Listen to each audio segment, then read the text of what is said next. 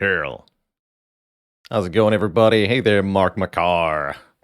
I saw Merle's up to now 26 wins on Watcher. That's pretty cool. Girl. That's right. What I said. How's it going, everybody? Welcome to some Monster Train.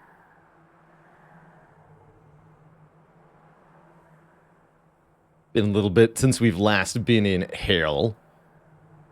But I'm hoping we can get a couple new clan combination wins done today. Good day, Schmammerin. Sushi Smoker with the 11 months and the Prime sub.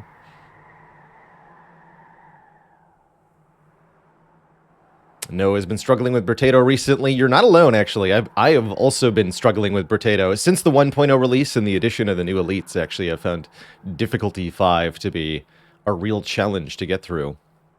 Gotta do some more Brotato and hone my strats before I feel like I know what I'm talking about with that game.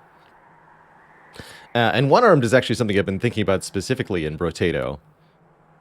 I have found that my most effective one-armed wins slash the best ones I've seen have been pivots, where you start with a weapon that deals with the early game reasonably well. Sometimes that's Ghost Axe to take advantage of the double damage scaling, but it can be SMG or shotgun, and then picking up something more powerful or unique later on. High-tier shuriken can work really well.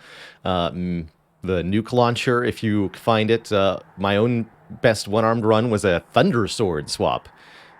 It appeared randomly in the shop, a Thunder Sword 3, and I just grabbed it, and it worked out really well. Slingshot can go pretty well also. Some advice specifically for one-armed is that any item that you can find that does secondary damage, like all the luck-based items, or Cyberball, Little Elephant, or the Alien Eyes, anything that you can find to assist in damage output to small enemies will really help clear out the big masses so that you can focus your one powerful weapon on hitting the big enemies. Do I watch others play Brotato at all? Yeah, I've been lurking in some Tato streams. I saw the other day, maybe it was yesterday, Jorbs got 6 nuke launchers on a Artificer run, and that was insane. So I was really glad to be tuned in for that absurdity. And just trying to figure out what kind of strategies work well on some of the various characters. Yeah, 6 nuke launchers and 250% additional explosion radius. So the explosions hit the entire screen. It was really insane. I've seen a lot of Brotato runs, and I've played about 200 hours of Brotato now myself, and I've never seen anything like that before. Yeah, also, the streak is cool, too. I continue to hold that win streaks in Brotato specifically are just... I don't know, it seems like a meaningless... maybe I'm just not believing that the game is skill-based enough yet, but maybe I gotta watch some more. I think we will see some pretty insane win streaks, actually, as people get better in figuring out the little, like, secret tech. Like, what kind of weird movement pattern to use to just completely negate certain waves, for example. And the fact that so many of the waves are set in stone is going to be one of Brotato's big weaknesses here, actually. I'd like to see a bit more random variation in what each wave offers, but I think every game should take roguelite elements and consider them to make them more replayable. Not everyone agrees.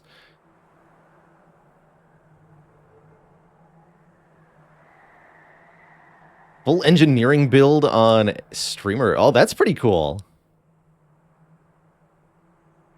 I feel like I've got a pretty good idea of how to do Streamer. I'll have to show it off again soon on stream, a Streamer run. I've not tried full engineering. Yeah, Lucky is literally luck-based. Just the variation in the shops alone, like a good Brotato run gets very, very silly. and then a run that doesn't get offered something special. Kind of in the same way that, again, this game is inspired by Binding of Isaac, and in a very similar way, right? If you get nothing in Binding of Isaac, your run just kind of putzes along miserably for as long as you can keep going if you're a really good player, which is a really long time. But you're just hoping for something silly to land in your hands eventually to break the run open, and that's the same with Brotato ultimately.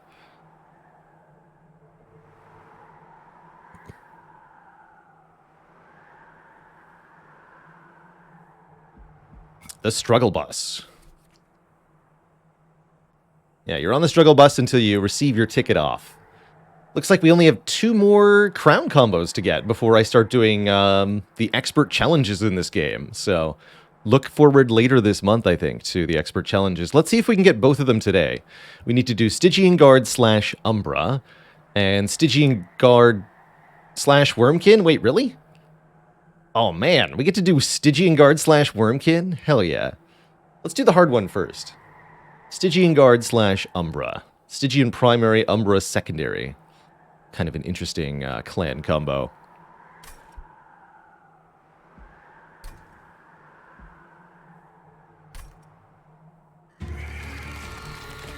So the Stygian Guard are essentially the spell clan. They're the clan that's all about using and abusing the spells of Monster Train. I'm feeling like playing Tethys here.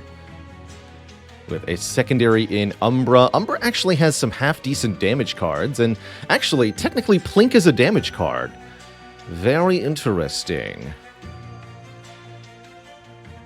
I see some potential here. Yeah, let's start with Plink. Plink does only 1 damage, but it does it twice, which means any spell power modification to Plink will be doubled. And has the added benefit of generating morsels to scale your units if you kill anything with it. We finished Tunic? Not yet. We're going to be continuing to play Tunic on Saturdays until we finish it. Put it in the Saturday slot.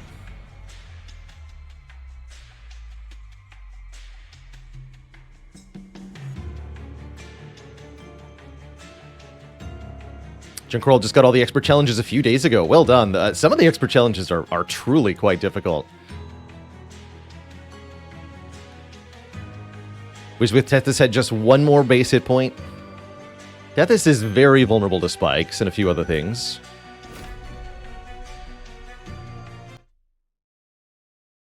Hey, well done, Noxfrags. Congrats on the first heart kill. Ooh, we got Crypt Builders.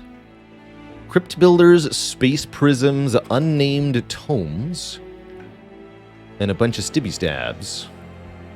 Frozen Lances.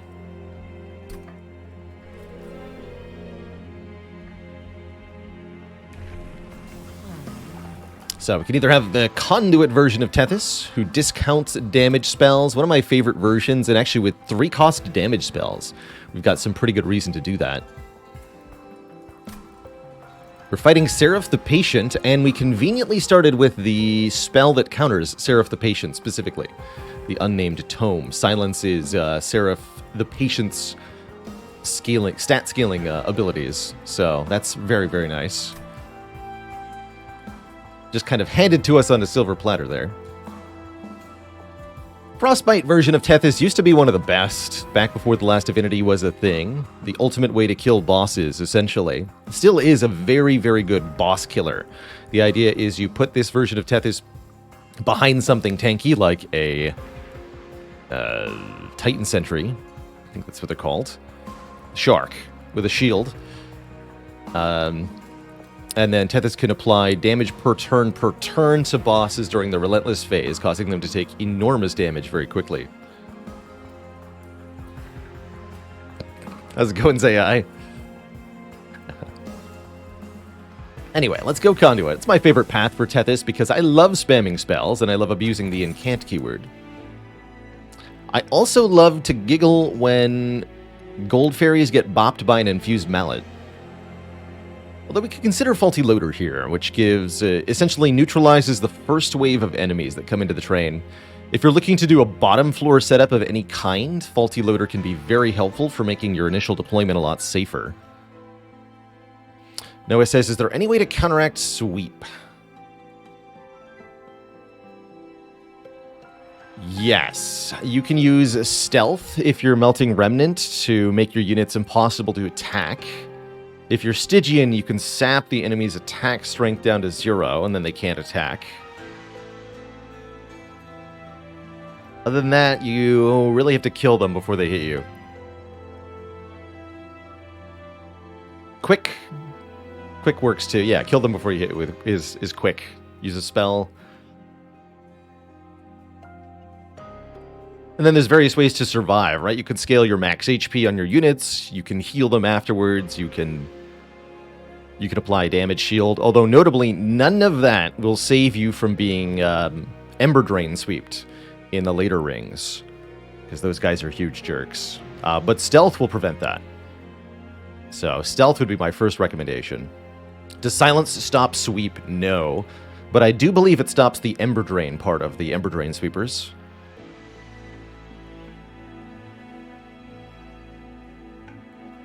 But it won't stop them from killing Tethys. Oh, and of course dazed. Dazed to stop sweep. They can't attack you if they're dazed. So for Stygian, you can daze them. Which means you've got answers on several clans here, right? If you're Remnant, you have Stealth. If you're Stygian, you have Dazed. And Wormkin also have Dazed.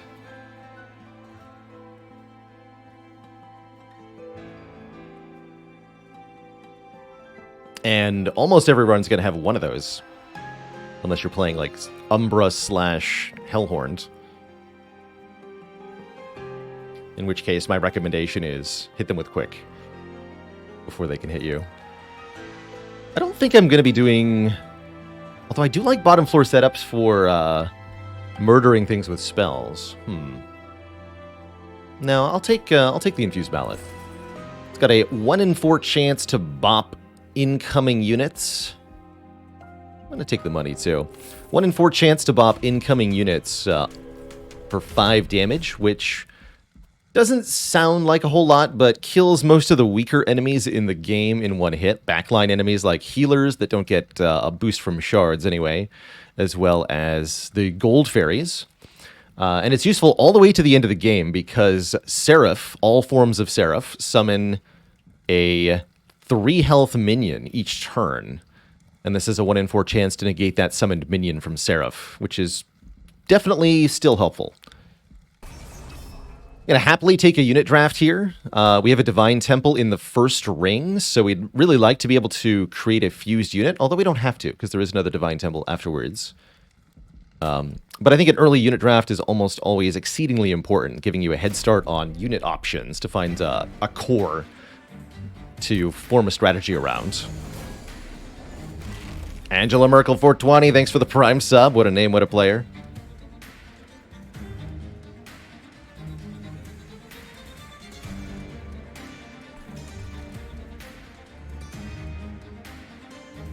Well, now I definitely want to go on the bottom, right? Because then we can just play the offering, the Crypt Builder, and donkify.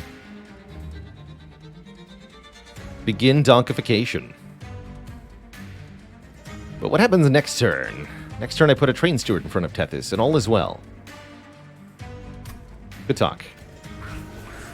Prepare to be bonked. To death.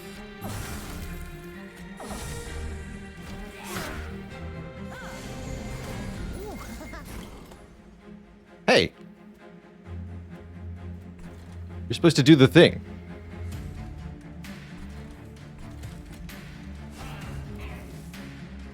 Alright, more armor on this wave than we can deal with. We can plink the front enemy here, but ultimately we really can't get a whole lot actually done. What I can do is kill this collector, gain the 50 gold. We can even do it with plink so that I can generate a morsel here. Just a rubble morsel, but still something useful. That would prevent me from playing the third Train Steward on this floor if I wanted to utilize it. And I do want to utilize it because I want to be able to hard cast the Crypt Builder when we draw it. So let's do that. We could also throw the morsel in front to block one hit, although I don't think that would be a very good use of it.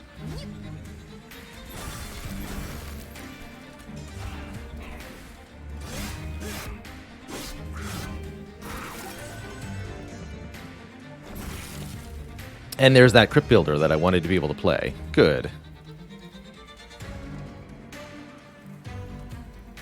That means we can drop the second train steward here. They'll take the armor off of the discipled foot soldier. Although it might actually be better to put this on the bottom for the incoming boss. That's probably correct. Although we have one more train steward, we're not actually guaranteed to draw them.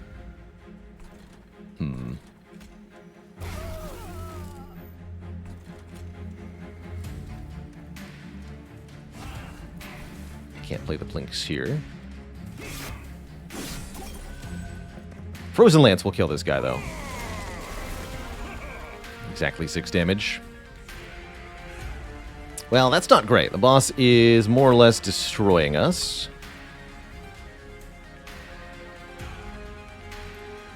Tethys is not a good boss killer, unfortunately, not with this version. We need to use spells to defeat the boss, so that means we need to get those Crypt Builders back and hit the boss with them, or we're not going to do very well here. We are going to do this.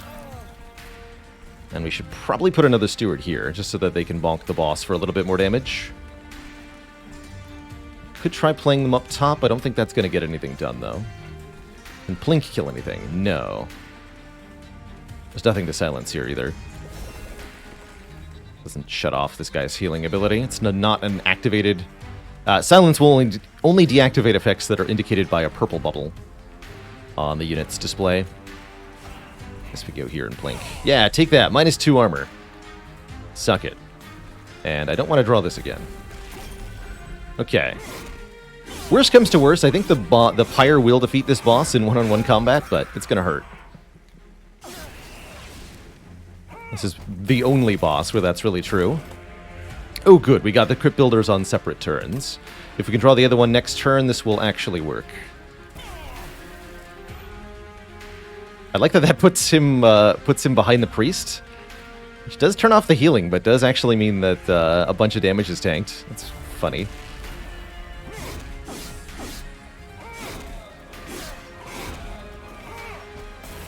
A blur.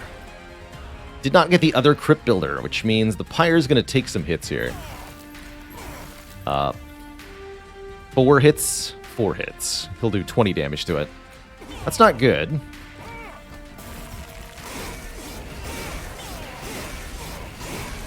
I think drawing the Crypt Builder would have saved us 15 of that health. That's okay. We can take a third Crypt Builder, or we can take an Offering token, which can potentially allow us to play the other 2 Crypt Builders for free. They have the Offering keyword, meaning if discarded, they're instead played. Really cool effect. This is actually how I think Sneaky Strike should work in Slay the Spire, is that you get to play it for free by discarding it. I don't know why that's not a thing in that game. Helical Crystallis is also pretty good, very high base damage, and the discount from Tethys is really meaningful here. Let's take a token, though.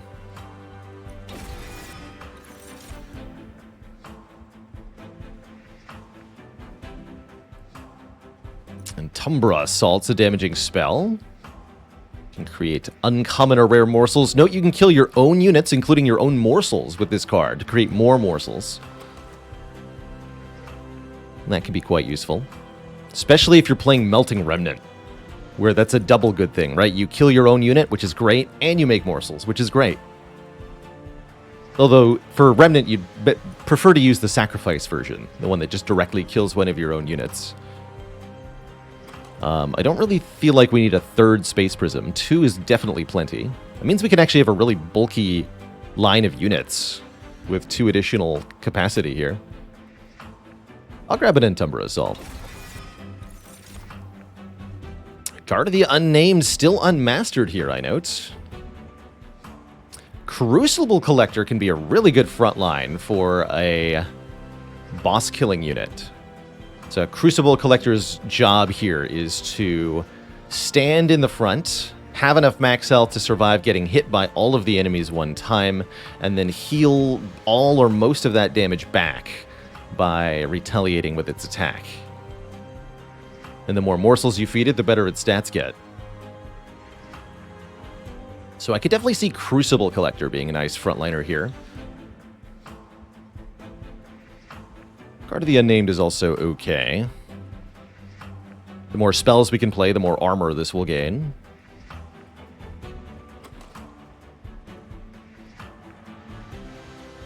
And generally, anytime you're going discount Tethys, you want to play a lot of spells, which makes Guard pretty good here. I think we'll, since it's unmastered, I think we should prefer Guard over Collector here. Let's take a Guard of the Unnamed. Don't really like the Isu-Silo fight very much. I find the use case pretty low on that thing. Gorge is related to morsels, right? That's right. Gorge activates whenever a morsel is eaten. One of the first things I always do in my Monster Train run, I look at rings 2 and 3 here. You're looking for a Merchant of Steel early. If there's no Merchant of Steel on ring 3, like there is here, then you must, well, maybe not must, but you really ought to go to the Merchant of Steel first here on ring 2. Plenty of Merchants of Magic later in the run, but getting a unit with upgrades early is pretty essential to winning boss combats. As you just saw, without any tanky units, the boss of the combat, boss of the ring, rather, will absolutely destroy all of our units, including Tethys.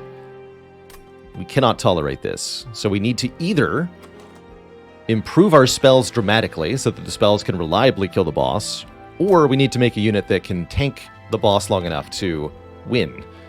Ideally both. But we can't get a lot of card removes, which is required to make the spells reliable. Not yet, anyway. So let's start here with the Merchant of Steel. My recommended order, look at the Merchant of Steel, observe the upgrades available.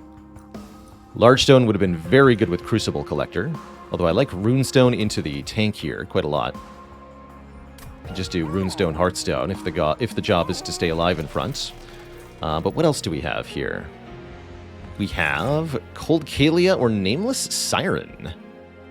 Gain Rage on Incant. Oh, but what if...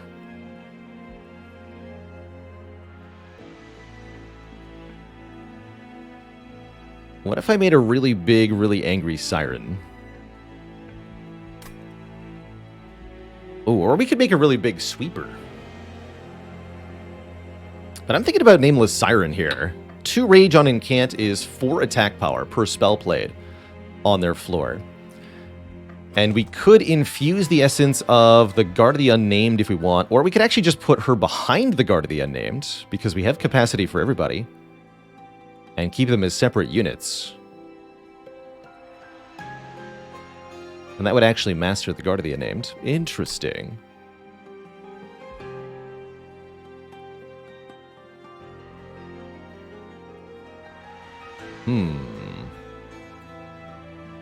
I like it.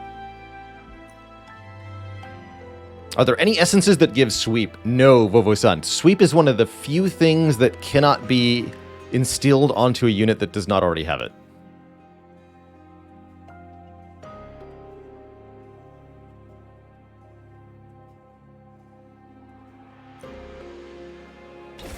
Alright, let's take the Siren. I don't think I'm going to merge them together. Maybe that means we put the Large Stone on one of them.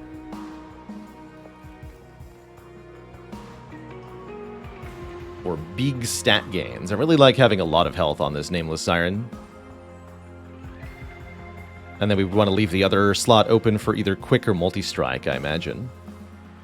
The other option is to use maybe both of these and then pay for a reroll without buying the Large Stone. No Tethys, though. No Incant synergy without Tethys. I'm thinking the Space Prisms. Actually, let's check something real quick. Do we have Intrinsic here? No, but we do have the Murder Stones. Oh my goodness. Oh, these spells are going to get so powerful. Good. Very good. But yeah, we have not one, but 2 Space Prisms. So I think we can probably afford a Large Stone here if we want it.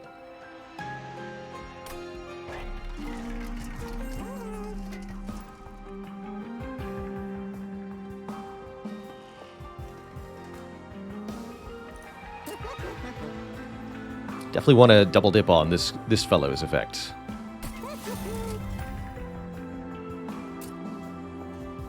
Of course, every unit of capacity we take up means less morsels we can theoretically feed to our own units, which is a little iffy.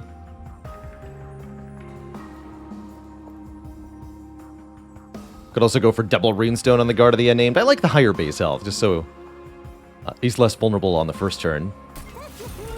So and the question is, do we large stone or do we reroll here? I think Nameless Siren does need a survivability up of some kind. 10 HP is not enough. I think I'm just going to take the efficiency of using this upgrade now. Let's do it. We've got room. Let's do it. Of course, if we don't draw the Space Prism on turn 1 or turn 2, we could have a bit of an issue. But that, as they say, is a problem for future Baylor. Do I make 260 piercing Crypt Builder here? That's my question. That's a really good spell to make copies of later, huh? Let's do it. Let's double dip on the 1 Crypt Builder here. The Super Crypt Builder. And for now, I'm going to keep my units separate. We might pick up other units later to infuse. But I'm thinking we might just duplicate this card. How's it going, Wet Lotus? Bit more well-rested today. Only a bit, though. Definitely not at 100%. Feeling like 65? That's what I got in me, 65%.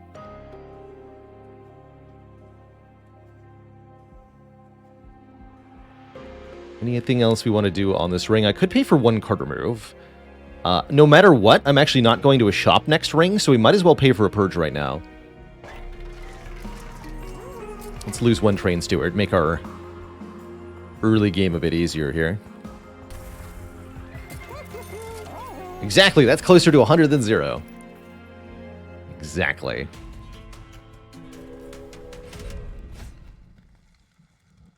Mark of Invasion adds additional enemy units in the early turns. These enemies have 1 health, which means they could actually just be plink bait. We're dealing with spikers. I'll take the challenge. Choo-choo.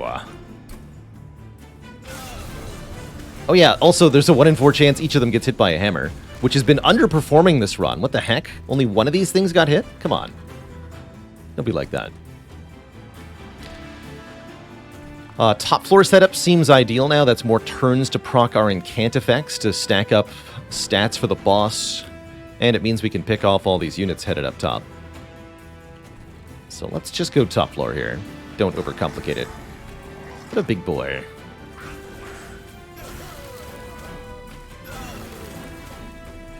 And you should simply... Let's see, you can do 5 damage? You can do 5 damage before you die.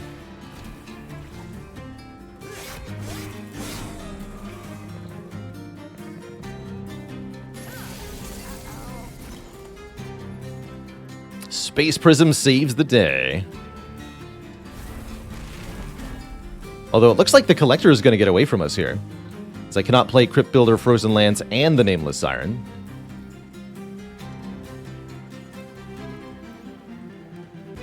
So we only get 4 kills here.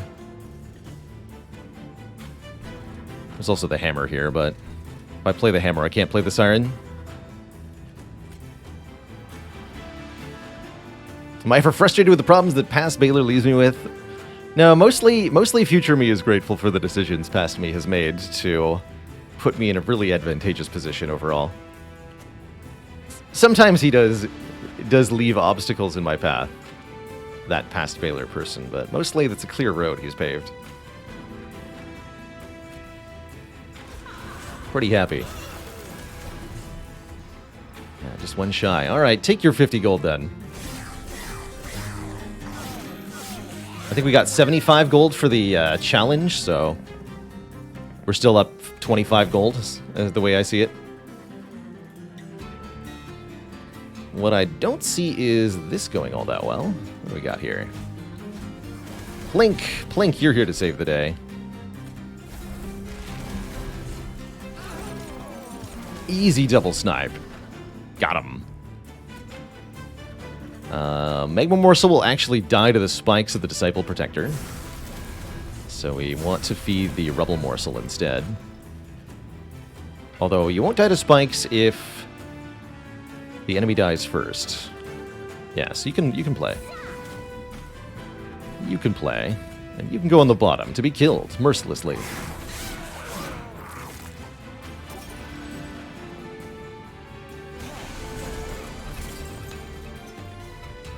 the Plinks.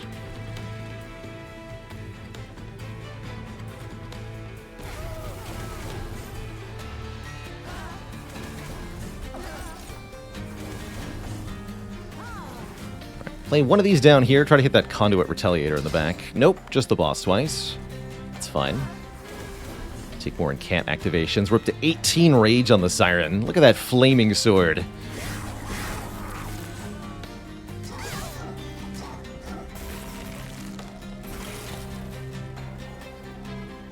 Might as well play this up top for the Incant. There's no reason to play it here. There we go. Lifesteal, sure. I'll play this up top as well, again, for Incant activations.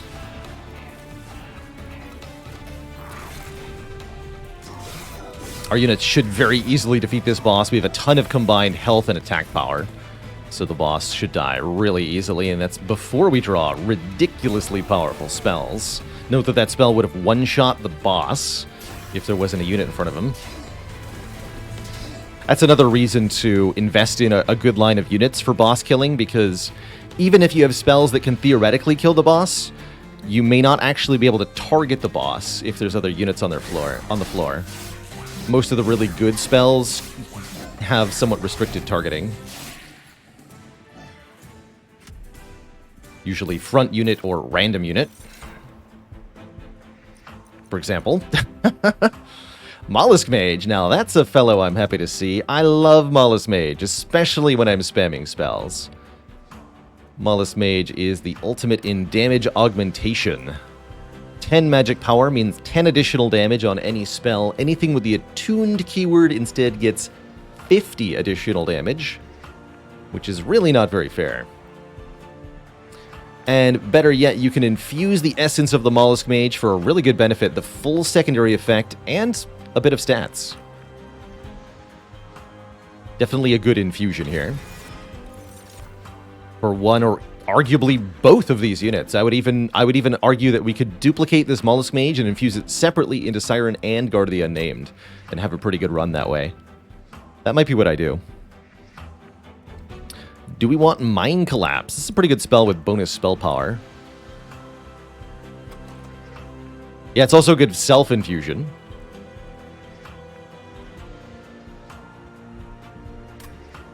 I think I can look for better spells.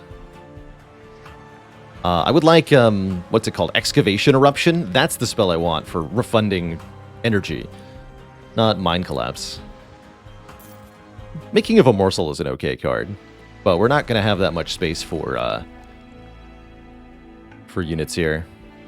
That said, Artifact and 20 Pyre Health is pretty good. We would like to look at as many artifacts as possible in order to maximize our chance of finding the Bounding Seal. No, I haven't played that particular game, Watsiwoo.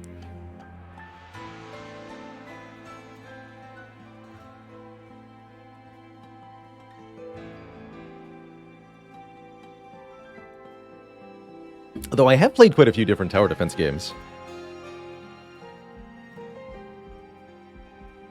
I'm trying to figure out when we're going to next go to a Merchant of Steel. Probably never, from the looks of it. Maybe this one. Although I bet we can get by without multi-strike on the Siren or any other upgrades on the Siren for a very long time. So, looking at here, what's the next Hellvent opportunity? A long ways away. But we don't necessarily need to dupe anything. I do love the idea of duping this Crypt Builder. But I also love the idea of getting more artifacts, and I really like the idea of getting a bit more Pyre Health. Dang. Tough choices. This is our only Divine Temple for a while, so duping a unit is not really going to happen. We're going to infuse this Mollusk Mage into probably the Guard over the Siren. And that's going to be our core strat for a while.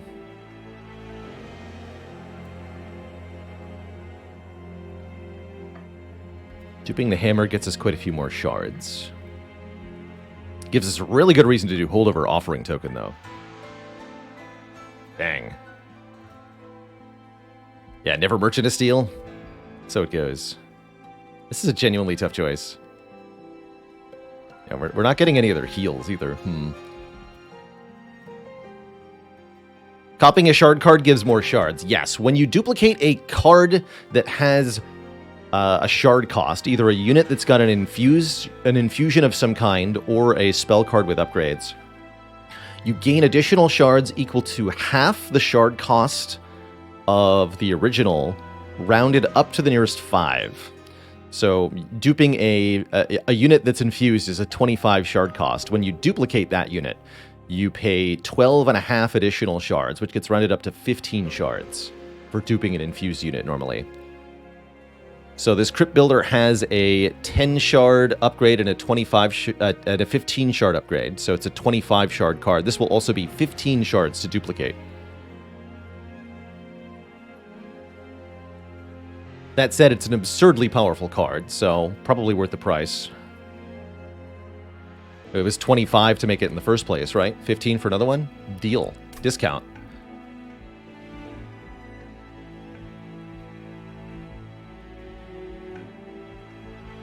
So we can dupe it right before Fell.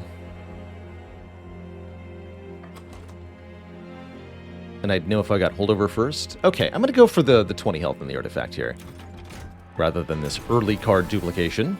I don't want to spike our shards that much. We're already going quite high on shards. If we infuse a unit here, we'll be at 60 as it is. We don't need to go to 75, although we could probably handle it. Oh, Vapor Funnel. Punish things for slipping by. That's pretty good. More Cuddlebeard. We're not doing Frostbite, so let's take the Vapor Funnel. This makes the Pyre a little bit weaker, but essentially gives Quick to the Pyre. Oh, man. Why duplicate it when I can just recreate it? All right. Sure. Let's make another one.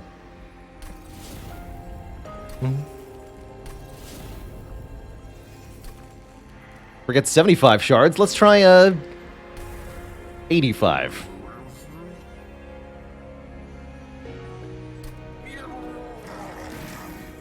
That is plus 25 instead of plus 15. That's right. That's right. It is. It is. But we also... we got more nodes out of it, essentially.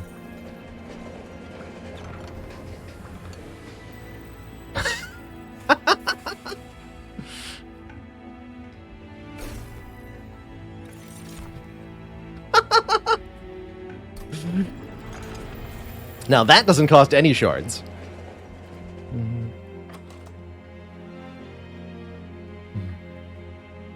Amazing.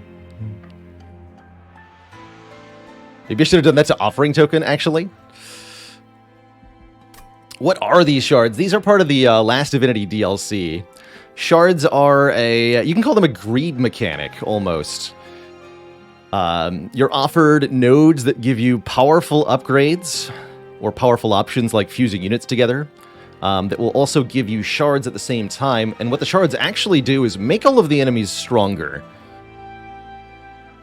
With no upper limit. You can go above 100 shards, you can go to 500 shards, and then they will be 500 shards stronger, and holy crap, that's terrifying when they are. Now let's bop some nerds.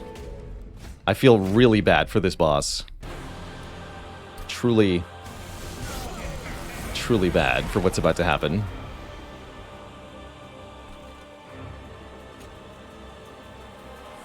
Well, maybe not that bad.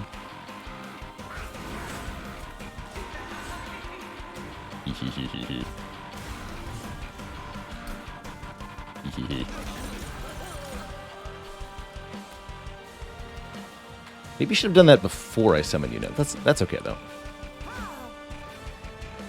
Your bombs have 9 health. So Daedalus definitely has more health than usual.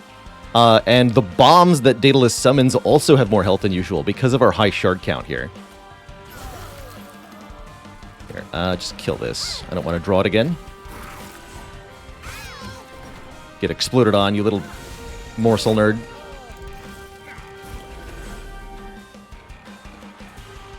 Ah, bummer. Didn't draw the capacity we needed here. And the Crypt Builder has to hit the bomb, so we cannot hit Daedalus with this Crypt Builder this turn. Can't plink the bomb because we don't have the space for the Guard of the Unnamed, as we did not draw our Space Prism, which we're actually a lot less likely to draw now that we have 7 Crypt Builders with 2 upgrades.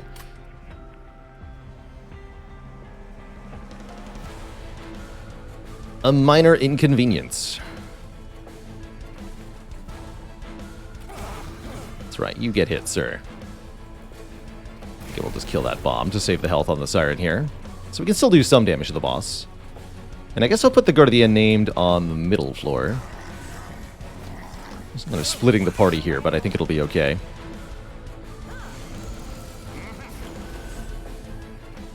Look at them all. So again, we can't actually cast these that easily until Tethys gets a further discount, which will happen at the end of this battle. That's okay. Never split the party. Except when it's extremely profitable.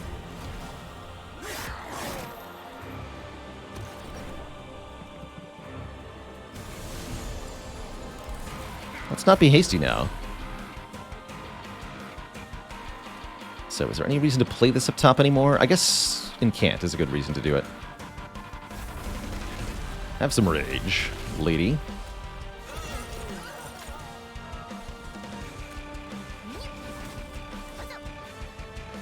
And we can play both spells there. We cannot play a spell here now because we played Blink on the bottom. Maybe wanted to kill one of these Forged Disciples. Maybe. I think we're okay, though. It's always more Crypt Builders where that came from. Poor Guard of the Unnamed. Getting dunked on.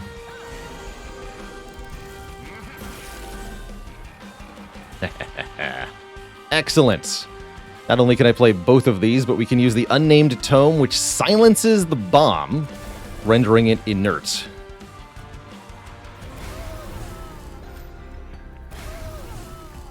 Get dunked on.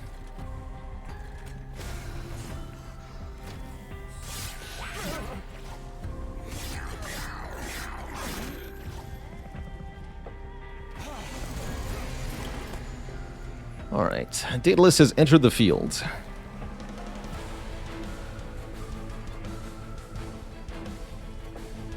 So you've got damage shields. Had damage shields. Perfect. Have a friend.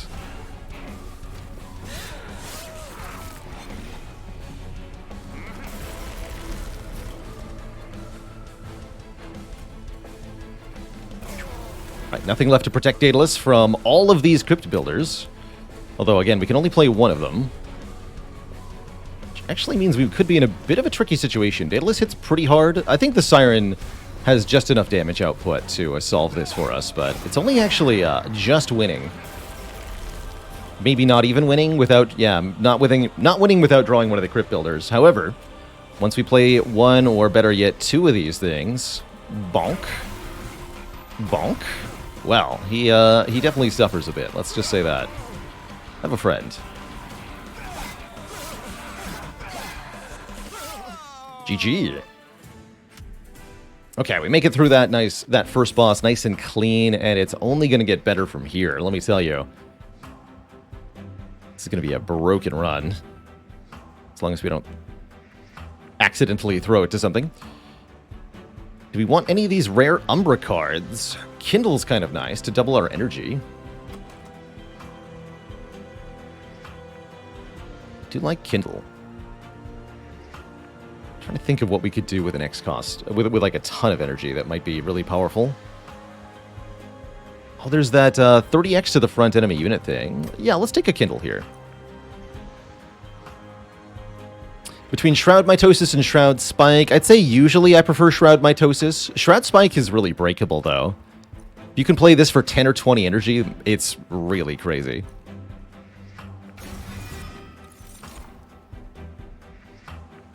Morsel Master, Icy Silophyte, and a Nameless Siren, huh? don't think we want any of these as an additional unit. Again, our shard count is high enough as it is.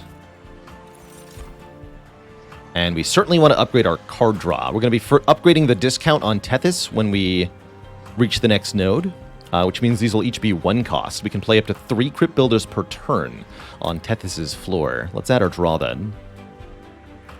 And then when we reach ring 7, we can make all of the Crypt Builders effectively free on Tethys' floor. Chad has also correctly noted that we want card removals in order to make the deck more refined. Visiting unstable vortexes, preferentially, is definitely going to be where it's at.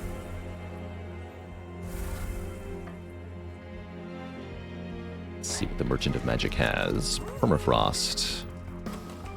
Is there anything we'd like to make permafrost? Maybe Offering Token, but I'd rather have it be Holdover.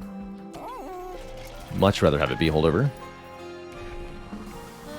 -2. How's it going, Great Salty? And let's see what this Umbra unit is. Probably skipping these. Definitely. Definitely skipping these. But hey, 10 more gold. That's good. I will also go to 100 shards here, take a choice of 3 artifacts. Again, we're looking to dig as deep into the relic pool as possible to try to find Founding Seal, specifically. But there's a few other good ones, like Lost Luggage. Draw 10 on turn 1. Dramatically improves our odds of getting Space Prism early. I think that's alone worth it. There's also Kinstone Totem, giving us 1 energy whenever a card is discarded. That could be really good if we get Holdover on the Offering Token. Stiff Tacos with the Prime sub. Hello and welcome. Thank you. Let's take Lost Luggage. Draw 10 on turn 1 is heckin' good in this game. Pretty hard to get your hands on card draw as a general rule. 2 times X+1, that's +2 Ember on the turn we play Kindle. Definitely going to add 20 magic power consumed to one of these Plinks, since the Crypt Builders are all maxed out. Do I want to upgrade any of these with an energy discount? I'm not sure. The only real reason to do so would be able to afford to play them not on Tethys' floor, and I don't think that's really that important. Let's just upgrade the Kindle and then pay for a reroll here. Looking for a Holdover specifically. There it is. Holdover Offering Token. Let's go. It's going to be some good stuff. Let's make another Consume Plink. And do I want to Emberstone anything else? I don't think we need double Emberstone on Kindle. We just keep the remaining gold here.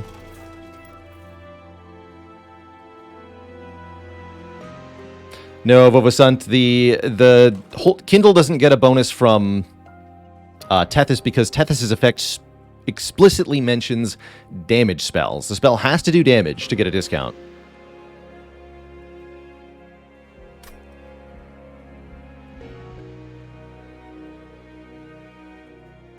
Let's just go to the next ring here. 100 shards, ring 4. That is really very spooky, usually. Usually. This is free with Vapor Funnel, by the way.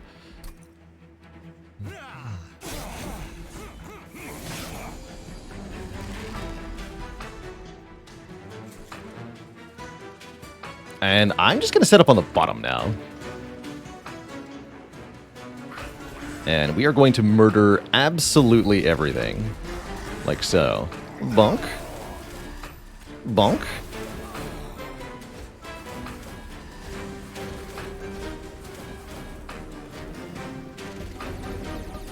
Boop.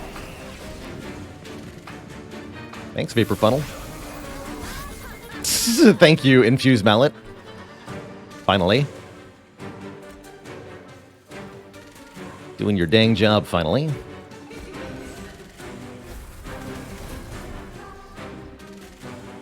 $310 damage to the front enemy unit. Oh.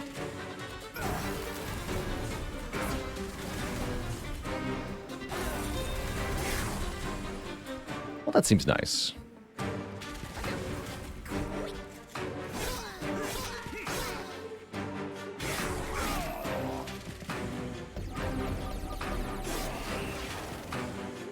Is this game harder than Slay the Spire? I like to call it mechanically more complex than Slay the Spire, but easier decision-making wise than Spire.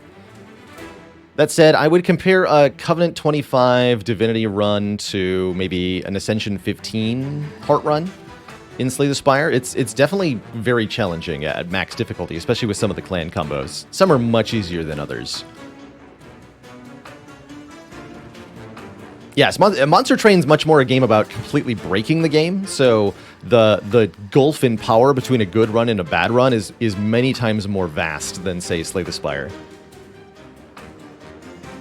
A good run in Monster Train makes Dead Branch Corruption look like child's play. It's pretty insane.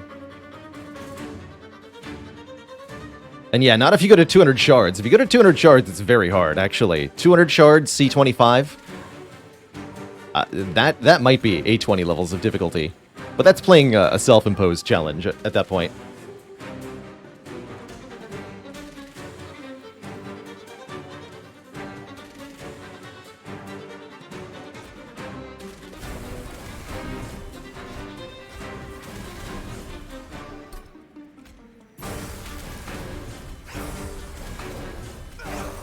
Hey, good job, Blink.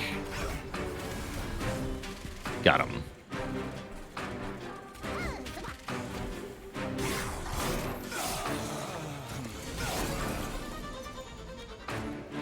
So one of the best things about this holdover offering token is the fact that we get to activate each incant again every turn. Bonk.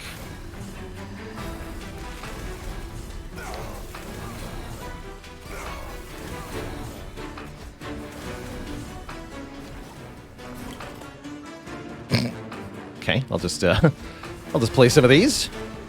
Don't mind if I do, actually.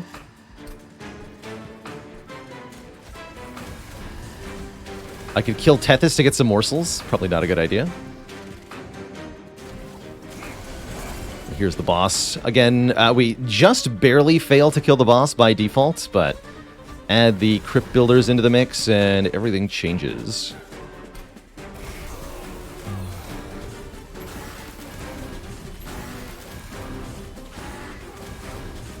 Wow, 5 spikes on this boss, thanks to the high shard count.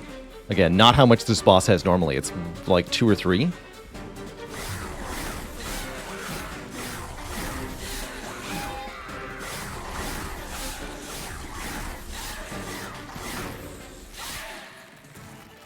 Blapped. And we're rich. Good. Another offering card. This does AoE damage as well as Frostbite. I think this is an excellent addition because of the holdover offering token. It's also a 3-cost damage spell, so it gets discounted. Siren Song can be nice. Lets us daze enemies with the Vapor Funnel. They end up with Dazed 4. Although I don't understand how any enemy is going to survive long enough to get to the top floor at this point, so seems questionable. Could allow us to set up top floor against Divinity, although I also don't really know why I would care to do that. Actually, no, I could see some reasons for it.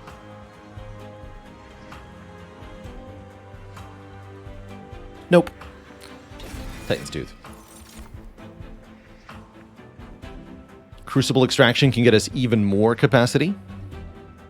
The Pyrebound keyword means you can only play that card on the top floor or the Pyre Room itself, which you are allowed to play spells in, although it's very rare that you are actually able to target anything in the Pyre Room.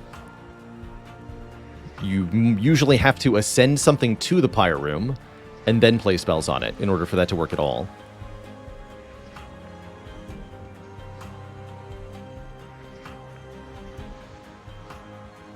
Prism Retrieval is no good here. I'll skip all these. Alright, we're continuing to go to the Merchant of Magic, mostly because we're hunting these unstable vortexes.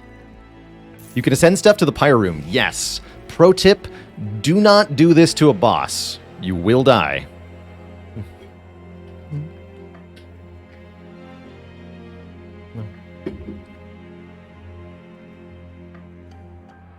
Yeah, speaking from experience. Speaking from experience, do not play Tiresome Climb on the boss on the top floor trying to daze it. You will be sad.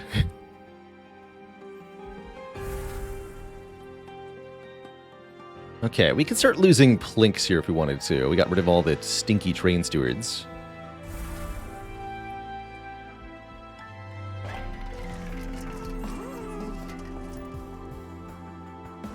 Hey, glad to hear it, Glim DP. This is a game that, for me, took a little while to warm up to.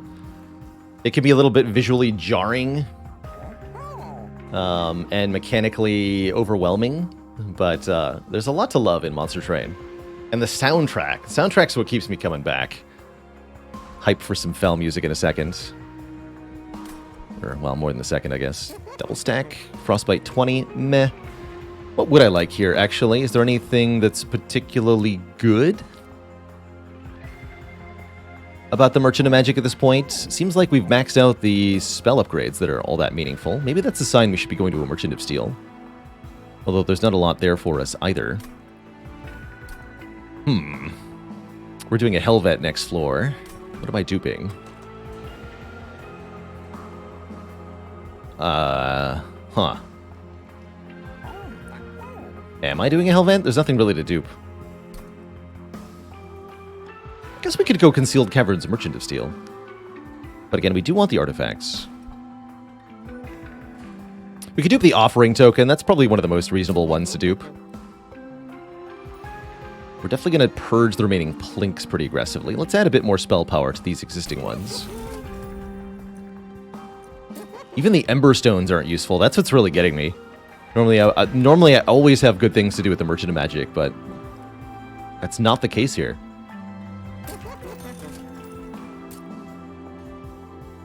Could remove Consume from one of these? I don't think I want to do that either.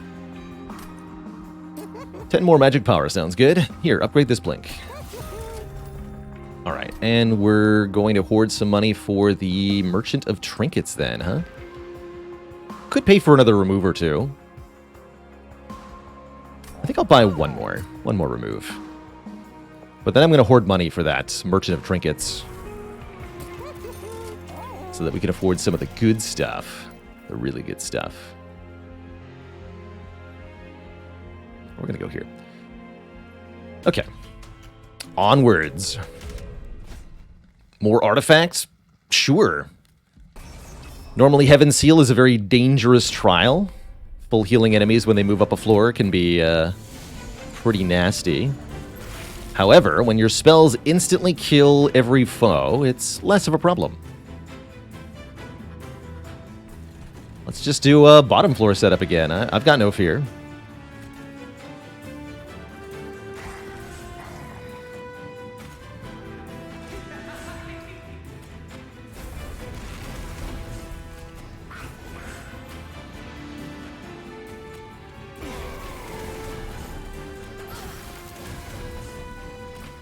Probably should have, well, I guess we could have plinked, but we wouldn't have had anywhere to put the morsel, so whatever.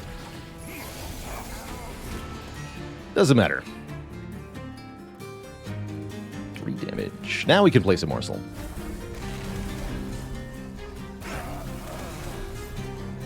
Did.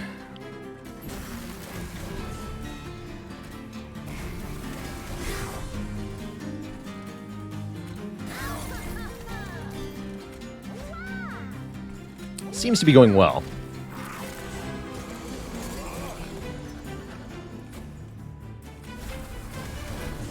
Boop. Bop. Blur.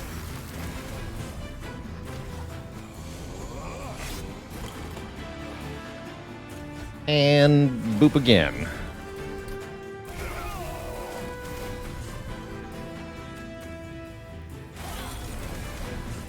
Yeah, this is going pretty well. Just don't redraw these.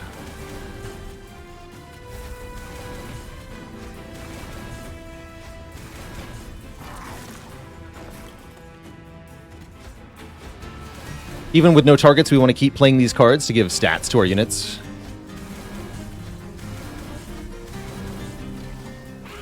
Caw! Normally this boss exceedingly fearsome. Certainly the case here. Look at this. 7 times 7, 49 damage per combat round. And very little wasted overkill damage allows this boss to tear through even tanky, powerful units like this with no trouble at all. But what the boss can't do is survive 900 damage to the face, so get wrecked.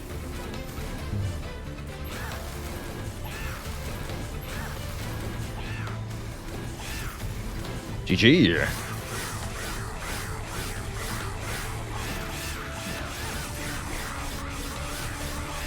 The more shards you have, the more multi-attack this boss gets, so it can even go higher than this with more shards than 100. Improved Firebox. 7 Ember on turn 1 to go with our 10 cards. That's got some utility to it. Finally, another half-decent spell here. Ice Storm definitely slaps pretty hard. I would not mind an Ice Storm. Mad Goji with 21 months. The traitor number. It feels like it should be prime, but isn't. Because 7 is weird. Guardian Stone's actually not terrible either. As we could then apply armor to the whole floor on Incant. And we can fuse that immediately, too, actually. With our Nameless Siren. You know what? That's kind of cool. Sure. Let's take Guardian Stone. Is an Ice Storm just a better Plink? It's pretty good. Add 30 spell power to Ice Storm and it hits like a truck. I don't think I care for any of these.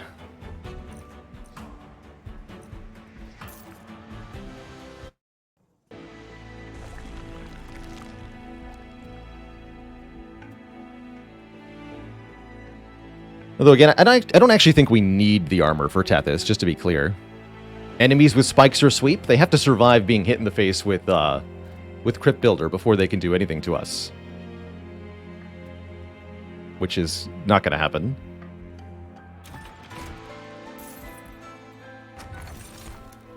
Oh my goodness. Okay, well now I have something to do with the Merchant of Magic. Because we have a free upgrade slot on all of these Crypt Builders.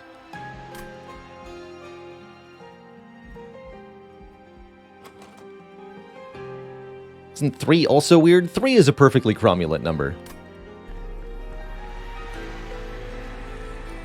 There's Intrinsic. Could put Intrinsic on the offering token.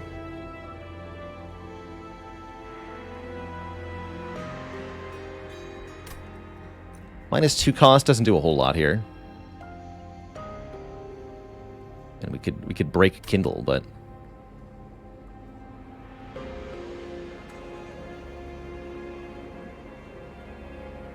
and do we want both of the offering tokens to be intrinsic? Good intrinsic Space Prism, that could help avoid problem here.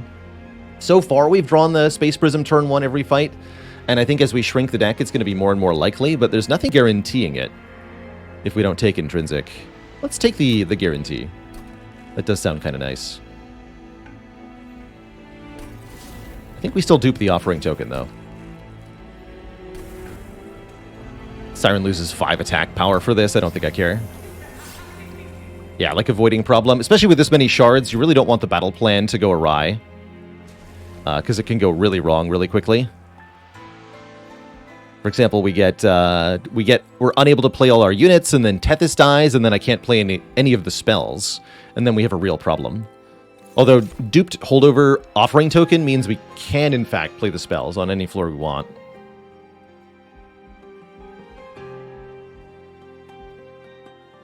We missed it in one fight, but that was before we got the lost luggage. We were only drawing 5 on turn 1. Now we're drawing 10 on turn 1. Big difference in our odds. Randomosity, thanks for 43 months. It's a prime time for you.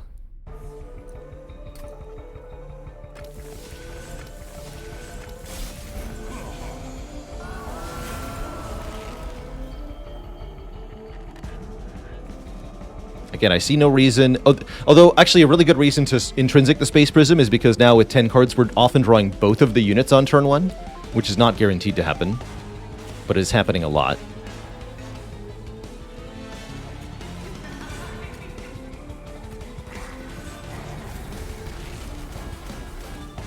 Definitely going to need to speed up animations a bit now that we have this many incant activations going on.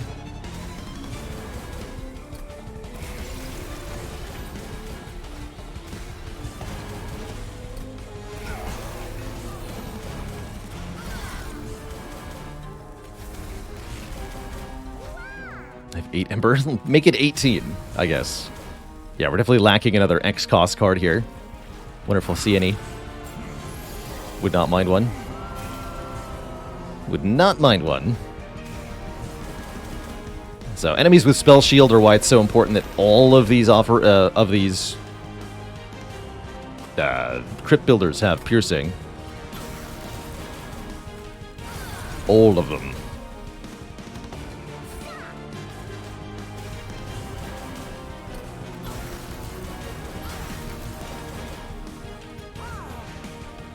Get her.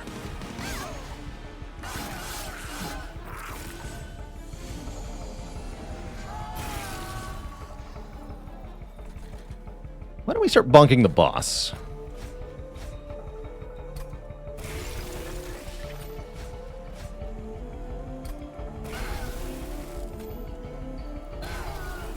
Take that.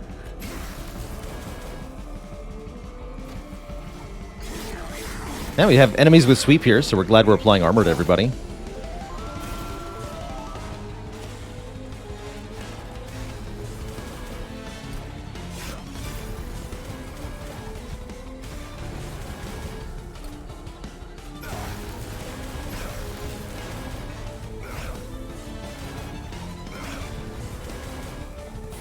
Wow, you live on 1 hit point, sir. Well done. I could play the unnamed tome here, I guess. Let's do that.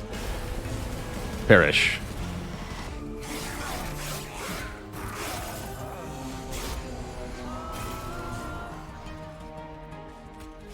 Alright, time to hit Fell for some more damage. Good.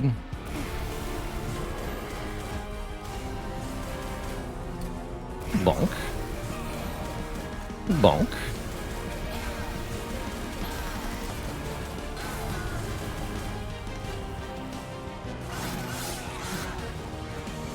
Sign of a good spell power build, in my opinion, if you don't need to fight the boss in Relentless because you've already killed them with the spells.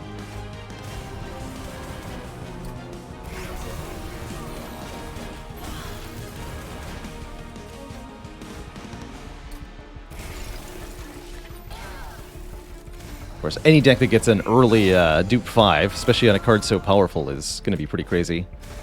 There we go. Technically, this is not the Relentless phase yet, but Fell is dead nonetheless. GG.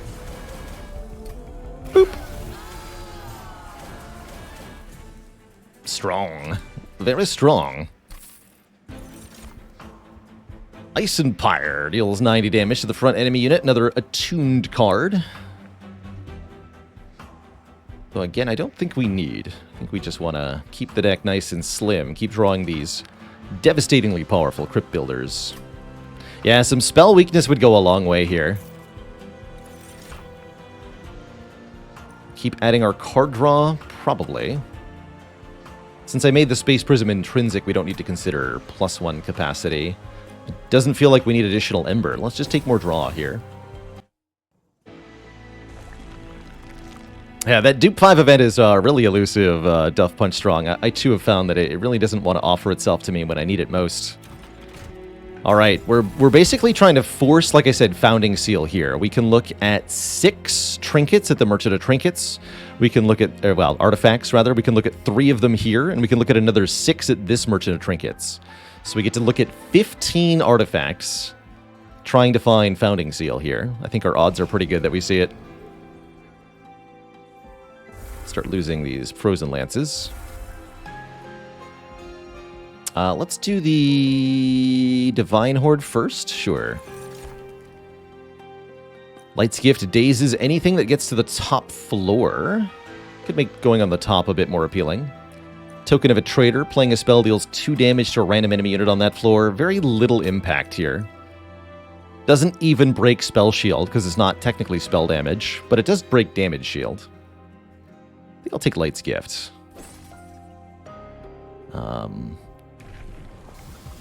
Do we add Sweep Spell Weakness to Tethys? That would be very good for boss killing specifically. Especially the Last Divinity. Especially the Last Divinity. I don't need the -3 cost, because we can Offering Token the Crypt Builders and hardcast a few. Sure, let's go Crosspath here. The handheld totem. Summon a second unit to gain 3 Ember. No, we reroll here. These aren't the ones we're looking for. Chance to apply Dazed on the bottom. So we can apply Dazed on the Pyre Room, on the top floor, and on the bottom. Ultimately, none of these are what we're looking for, I don't think. So, probably just save the cash, so we can buy better stuff for the next trinket. The last divinity only clears damaging status effects, Andy the Brave, which means only Frostbite and Reap get purged.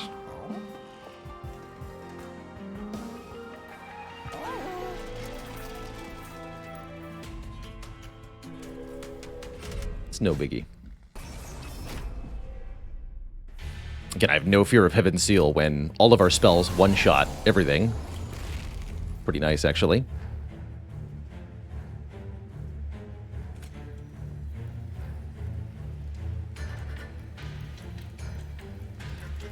Still gonna go bottom floor here. It's gonna result in a higher score, if nothing else.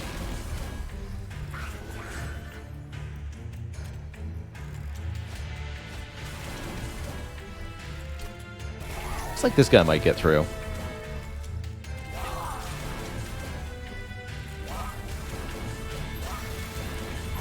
Yeah, just barely.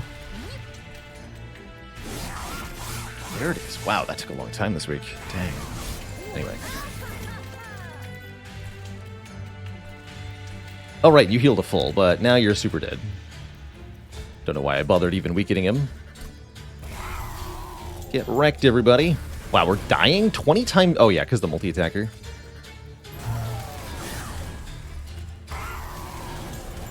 Bonk.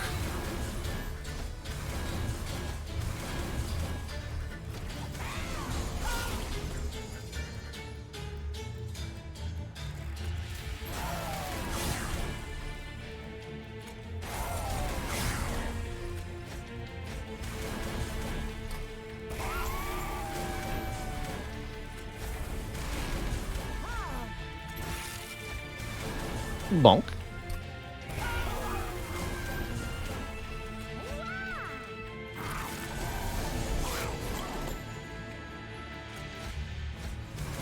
So beautiful.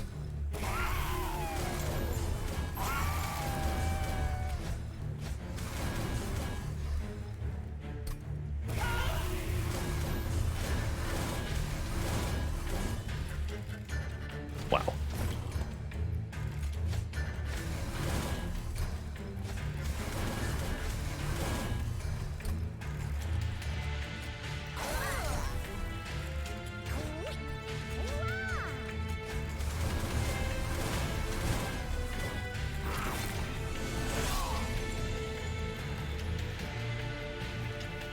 Alright, this fellow is, once again, not losing just to our units on their own merit. And again, partially because he's so heckin' powerful here.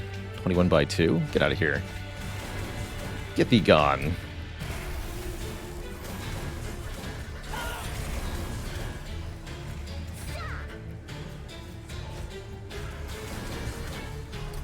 Oh, we should silence this boss as they gain power when they are damaged, and you can turn that off to trivialize this enemy. There we go.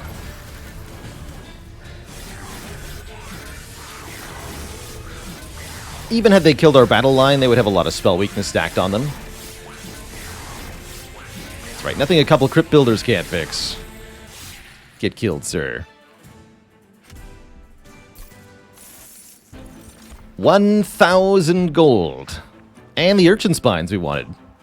Welcome. Blazing bolts, you're late. Would have taken you earlier. Now it's a little bit late to get this upgraded to the max. Grovel can make damage shield, which is kind of nice. So can void binding. Although I think I'll probably just skip everything.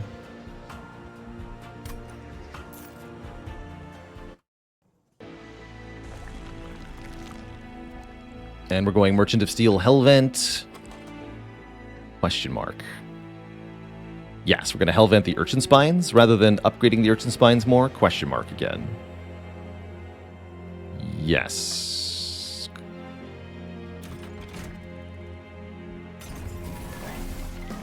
Yes, indeed. So we just want multi-striker quick. Quick'll do. Now the Siren strikes first. What do you have? Extra upgrade slot on units. Interesting. Yeah, is the Merchant of Magic better here? I was considering that it might be. But I really wanted to... I don't think I care that much about the extra stats on the units. I really wanted to max out the Siren and get another card dupe here. Ultimately, I don't think it matters that much. More room in the middle floor. Interesting. Trader's Quill is a little helpful. We have a few consume spells. This would be a little bit of added damage. Sure. So, going over the shards one last time here. Pact shards are acquired at the same time as powerful boons. They're part as the Last Divinity DLC. So, for example, here we can gain 100 gold as the upside, with the downside of being gain 10 shards. Shards make all the enemies in the game stronger, especially bosses, with the exact effects being relatively complicated. But ultimately, you face enemies that are bigger with a lot more health and substantially more damage output. Bosses gain more stats, more raw combat stats, sometimes more multi-strike, and more stacks of their special effect. For example, the stealth boss gets more stealth the more shards you have. Any tips for Monster Train viewers who have no clue what's happening, says King of the Frogfish. My first tip would be watch my Monster Train Explained run, where I talk about all the basics and the core mechanics of Monster Train. So if you don't know what the game is doing, then I should have had a pretty thorough explanation there for you to watch. Gribble Robot says, pretty sure the DLC came out since the last time you played Monster Train. I think that's likely, and I highly recommend the DLC. I think it is on sale right now on the Steam sale going on till the 13th this month, if I remember the date correctly. So now is the time to pick up this game or pick up the DLC for cheap. It's a fantastic game, and I think with the DLC specifically, very replayable, in part because of a fantastically done final battle that you face if you have more than 100 shards. That's the other aspect of the shard mechanic. You must get to 100 shards to face a new final boss, very similar to getting the 3 keys in Slay the Spire. And just like Slay the Spire, it's a similarly dramatic escalation of difficulty, and it tests your game in a lot of ways. There are indeed other sites where you can pick up keys for this time of year for pretty cheap. Some of them are keys obtained through legit means, some are less so I'd advise a bit of caution if you're going on key reseller sites of various kinds. Sites similar to G2A. That was I don't know if that one's even active that much anymore, but used to sell keys that had been, for example, stolen, purchased by online means, and then had the payments refunded, but the keys are still valid. Some shady shenanigans goes on there. And you can get working keys for very cheap through these sites, but you can also get screwed out or indirectly contribute to cheating the developers out of some hard-earned money.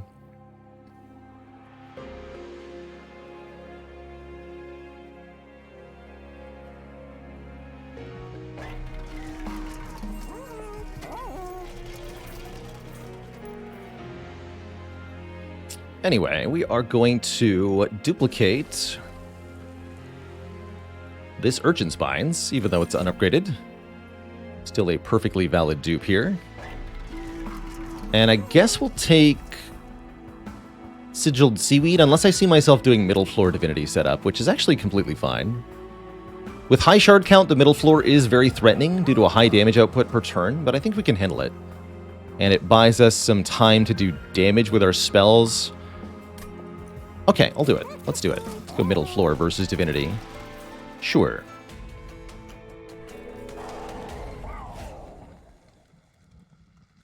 $60% off on GOG. GOG I can highly recommend as a store. If something's on a deep discount there, it's a great place to get it. You can get it DRM free, usually, through GOG. Assuming they're still holding to that policy.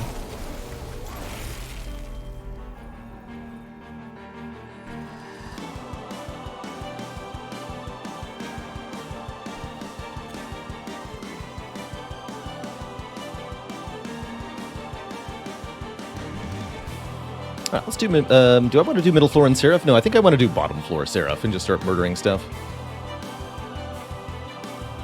We can hopefully kill one or both with Plink and then start hammering Seraph with the spell weakness Crypt Builders immediately. Sounds good to me. Alright, this is Seraph the Patient, though. Oh boy. We definitely want to silence him ASAP here.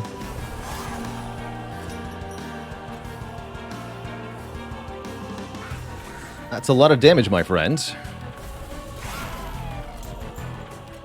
But guess what? So do I. Bonk. Bonk. Take 1,000 damage. Okay, he'll be back next turn to this bottom floor. Again, very threatening units initially, but nothing we can't handle with quick. Trample plus melee weakness allows Seraph to hit us for a truly inordinate amount of damage all at once here. So we have to deal with Seraph very quickly, or we're going to get destroyed.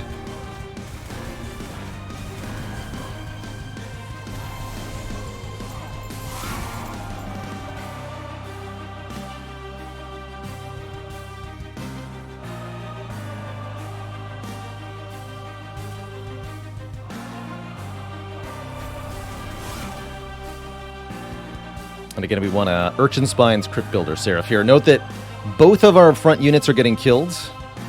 The front unit takes triple combat damage, so Seraph is dealing 36 times 3, which is going to...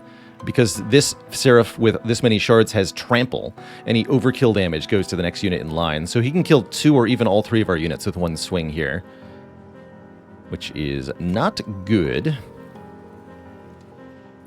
But that is where we're at.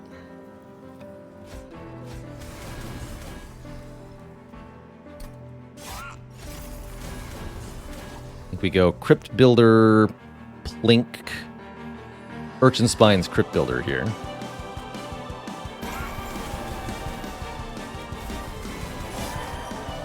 Fair enough. Bonk. Okay, the Guard of the Unnamed managed to get enough armor to tank the full 108 damage, so Guard gets to live for now on 3 HP. And we go back to murdering Seraph up here.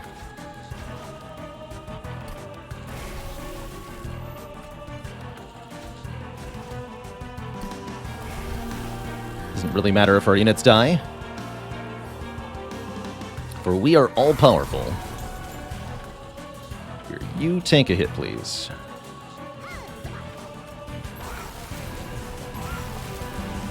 Just play this up top. Alright, Seraph is almost dead. There's a lot more waves coming, and our units are starting to get overwhelmed, which is a little worrying. But I think we can end the fight by just killing Seraph before it's a problem. Yeah, I'd say this hand can probably achieve that. What do you think, Twitch chat? Oh, that didn't kill you, though. Oh, because we lost our bonus spell power. Oh, no.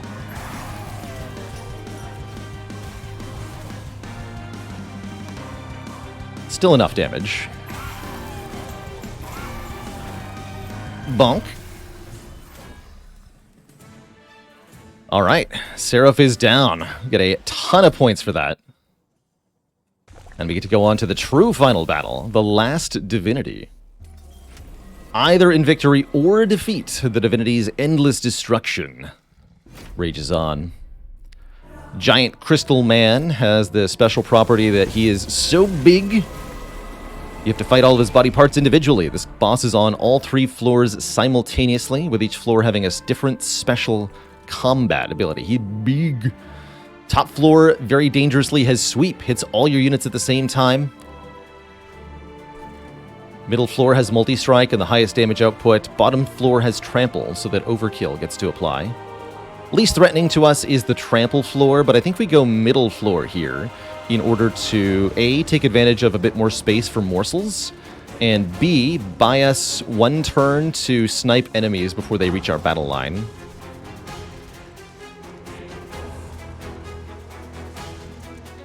What's my quickest boss kill? We've done turn 1 divinity kills. I think we've done that once or twice. We also, one time, killed the divinity entirely with our pyre, which is still my favorite win against divinity.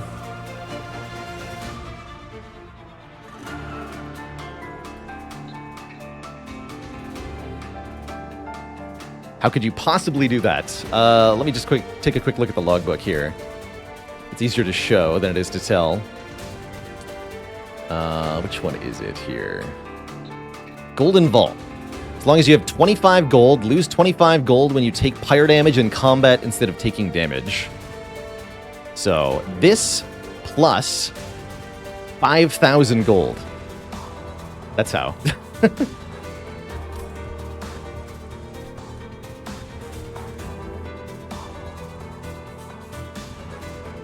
As for how you get 5,000 gold, well, that's a slightly longer story.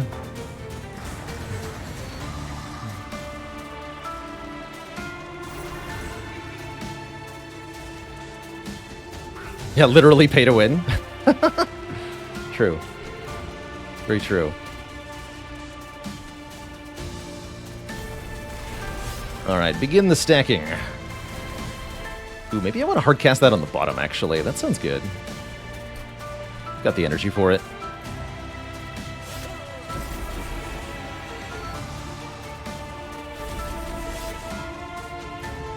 Cool. That thins them out a bit.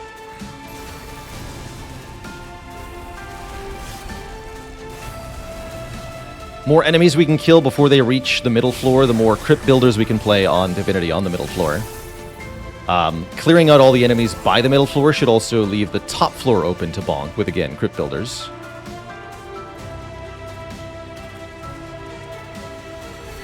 These enemies get bonus attack power, but we get more armor, so I think it works in our favor here.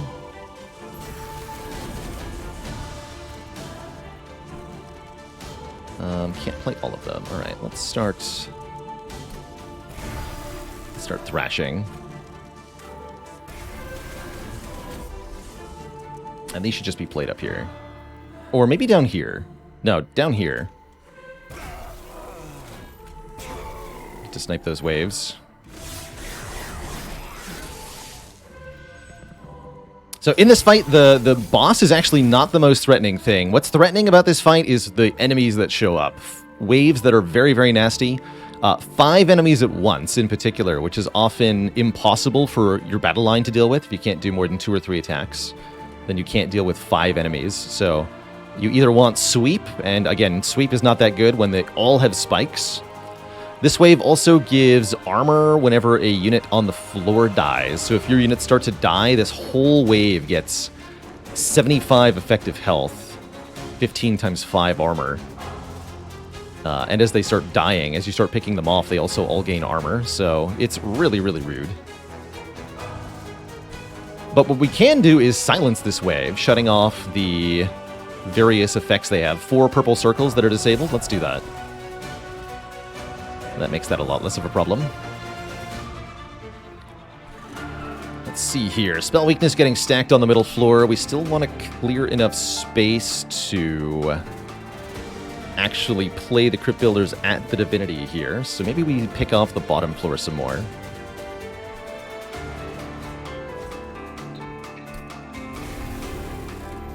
Although we're losing the incants if I do this. He said spell shield. Basically everything in this fight has spell shield too, so you really need piercing on your spells if you want them to do anything.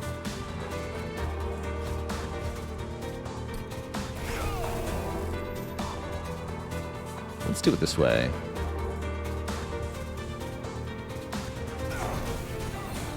And you know what? Keep stacking the spell weakness. When we do eventually land a spell on this floor, I want it to really hurt.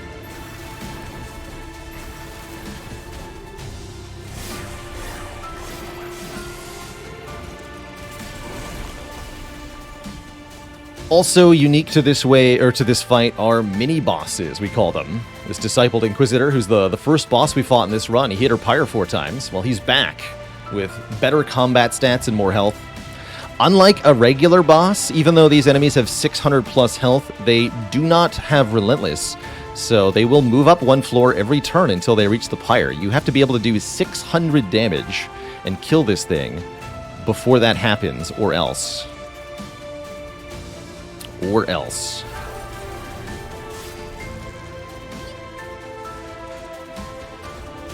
Alright, here's our Crypt Builder. Let's do it.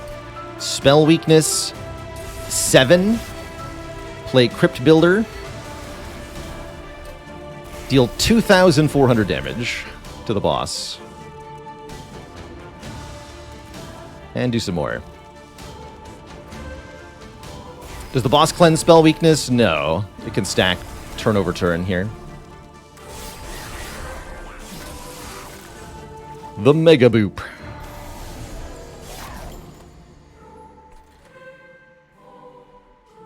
This won't be enough with the Frozen Lances, huh? We more or less have to use a Crypt Builder here. And then a Crypt Builder on the Inquisitor will be just fine. Yeah, it's not quite enough, right? Not with the 20 armor.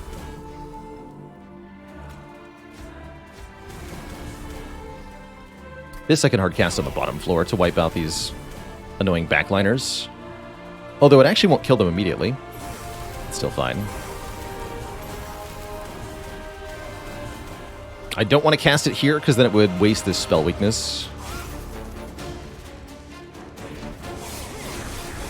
So notably, this mini-boss is not dead, although he does have 1 spell weakness.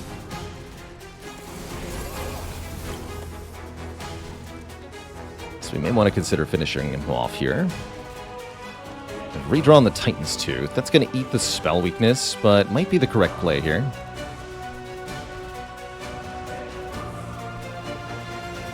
Don't think we can kill Divinity this turn, although we can get pretty close. We can get pretty close.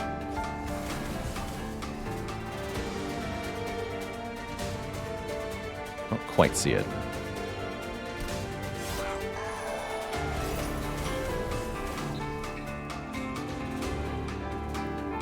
Do this for the free up top here. 1,000 damage to you, sir. I actually can't play all of the Crypt Builders. That's unusual.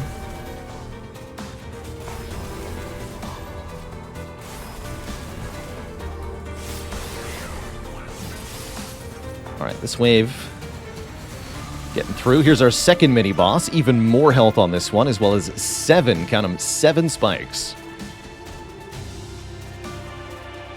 We're going to want to put an end to this pretty quick here, or else stuff is going to start to reach the pyre soon. Kind of struggling to kill everything. There are so many units in this game, in this wave. I'm just going to focus on what's in front of me here. Kill some stuff.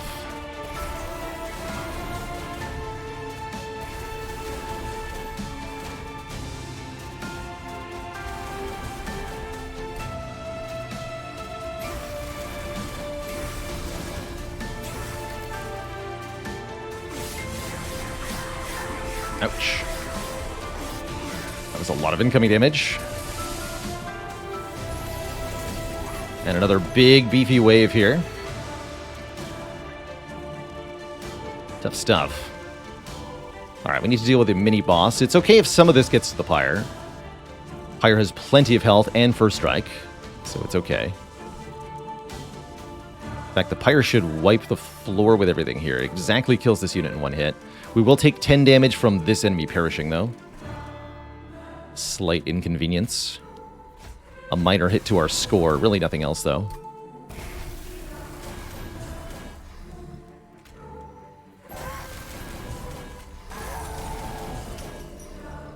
Might as well add morsels, might as well.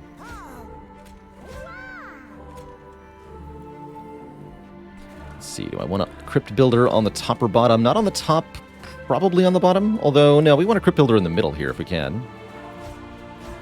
It doesn't look like we're going to.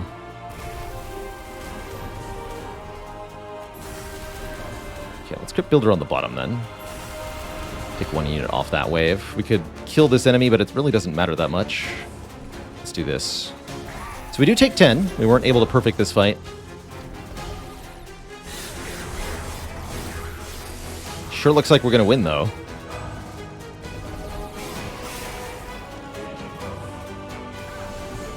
This is the final wave. These two Absolvers coming in. Again, unfortunately, Titan's Tooth does not actually kill them.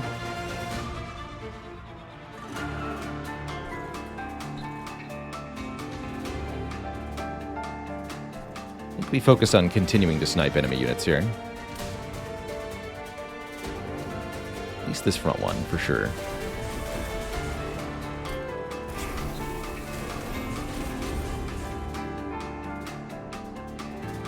It's pretty non-threatening, so maybe we start doing damage to top floor now.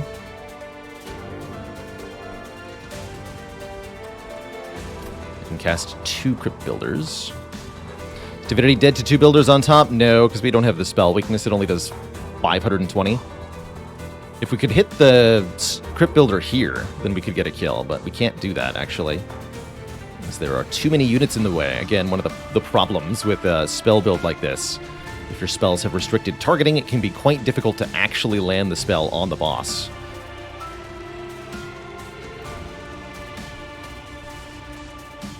But that's okay.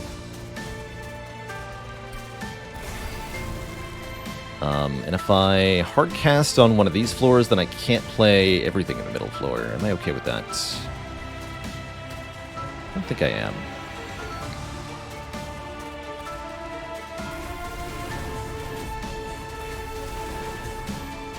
I'm gonna not play Titan's Tooth because I don't want to, again, waste the spell weakness like we did before. But I think we're okay. The boss now enters the Relentless phase here. So the boss will engage in combat until one side is wiped out. We are not winning. Uh-oh. Now, wait just a minute. What do you mean we're not winning?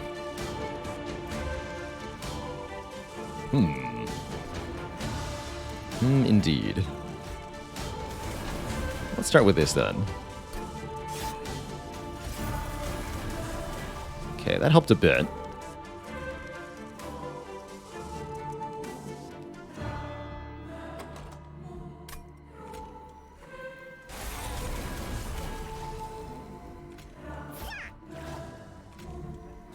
Damage shield helps a bit. Minus 589.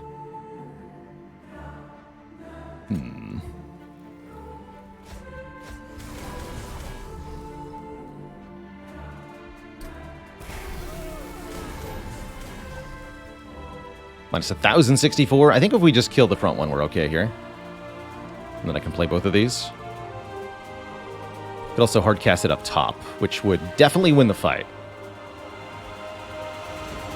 I think this is still fine, though. Yeah. GG. That's actually pretty close. But we get there in the end. You can see that actually if we'd taken a bit more pack shards, because we thought we were so strong that nothing could stop us, we actually would have lost in this fight. So I'm really glad we stopped exactly where we did. GG. GG.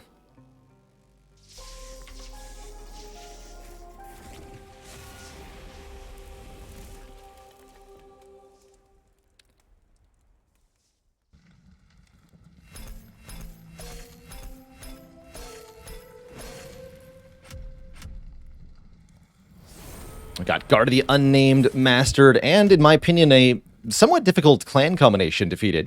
We did that almost entirely off the back of Stygian with very little of Umbra's help. But that's alright. GG.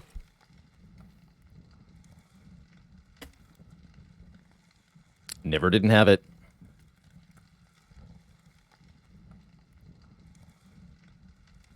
We might have been able to optimize that fight a little bit more by letting the Pyre kill some more of the chaff and just focusing on putting the spells on Divinity where we could. But I'm pretty happy with the route we took through that. Actually on a 6-win streak now. That's pretty exciting. So now we have to do... It was a... Wormkin primary, Stygian secondary, right? Let me just double check here. Yes, Wormkin primary, Stygian Guard secondary is the last combination that does not have at least one crown. So, let's do that. We're going to do Wormkin primary. And I'm feeling Echo Right today with Stygian secondary. Do I like Foregone Power or Frozen Lance? Foregone Powers are free, but they discard at random, which is kind of bad. Let's take Frozen Lance. The two different crowns are for the two different champs that you can play. So, for example, Wormkin Stygian, we can play this with the Spine Chief or with Echo Right. And to get both crowns, we have to do both of those. I'm going to leave you on the lovely music and the initial starting cards. Double Mollusk Mage is quite a start. Before we jump into this run, though, I am going to take my first break of the stream, Twitch chat. We've been live for about 2 hours now. I'm going to refill the legs, stretch the water. Be back in a couple of minutes. When I return, we go forth with the Wormkin and the Stygian. Be right back.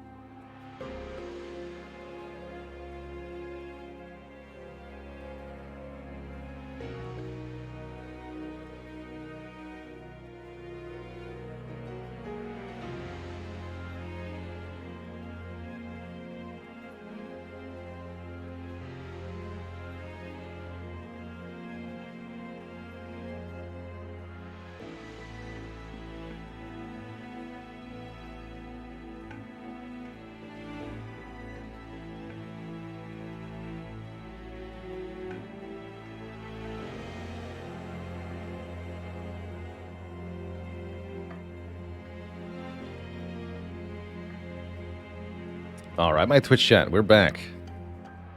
Thanks for hanging out without me. Cozy folks. Double Mollusk Mage. Very interesting.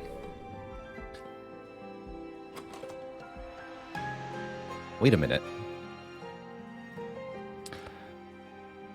What if we infused a Mollusk Mage into a Bogfly egg? And then when they hatch, each of the 2 flies would give 10 magic power. That's an interesting thought. Let's see, what kind of Echo Rite are we looking at? We can either have the Marsh Lord who summons eggs and can hatch eggs extra good, or the Shellsmith, which applies armor to all units on the floor whenever a spell is consumed. That's the etch keyword here. When a card is actually consumed, move to the consume pile. This will trigger. Veneer is real wood. Thanks so much for the Prime sub. Good afternoon to you. If you would infuse into an egg, the things that hatch get what's infused. That's correct, Stealth. Let's go Marsh Lord. It's my favorite version of Echo Rite. Egg creatures are cool. They don't work all that well usually, but this version of Echo Rite can run eggs really well. And why don't we start with 7 Ember turn 1? I don't really see us using Cuddlebeard that much. You cannot indeed infuse the eggs from Marsh Lord, although they get bonus stats, so that's kind of nice. You can't upgrade them either. But they still help quite a bit, especially if they have friends. Let's see. There is a later Merchant of Steel. So we could go Merchant of Magic, Forgotten Boons, Merchant of Steel. I do like that. That means getting no unit banners, though. I think I'd better take this initial 100 gold for 10 shards. So we have more options in these upcoming shops. We'll also take the trial for an additional 75 bucks. All we have to do is use our spells to plink off these spike-having units.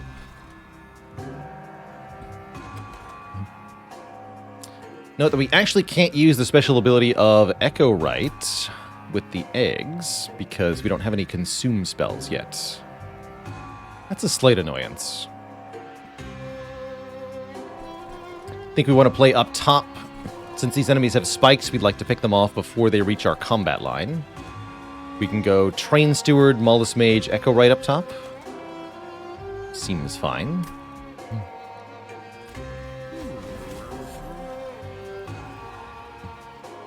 Now we gotta do the Steward first. And the egg puts us over capacity.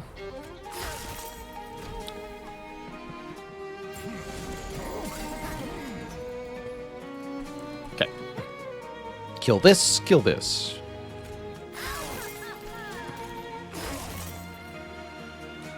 That means no progress towards our eggs this turn, that's fine. This enemy's probably going to reach the pyre and do some damage. Although we can Echo Transfer for some bonus damage. Actually, no, these do a lot of damage. Good. Very good. Let's just kill you entirely. So, at the end of the turn, the egg will consume 3 charged echoes to lose 3 stacks of shell here. Which could allow us to hatch the egg next turn, or we can use 2 of those echoes to infuse 15 additional damage onto one of our units. And actually, the egg would be the best recipient for that, too. If we could then go on to hatch the egg, the Bogflies would each inherit the plus 15 attack power. Let's do that. And we have several turns to play echoes before the boss arrives.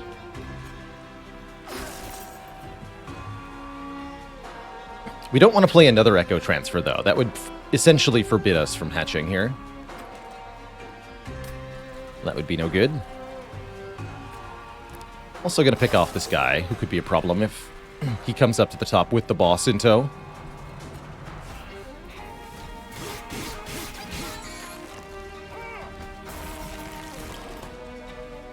So now you're starting to see, Stealth, how eggs could be powerful. The passing of stats and inheriting of properties is really what makes them have some oomph to them.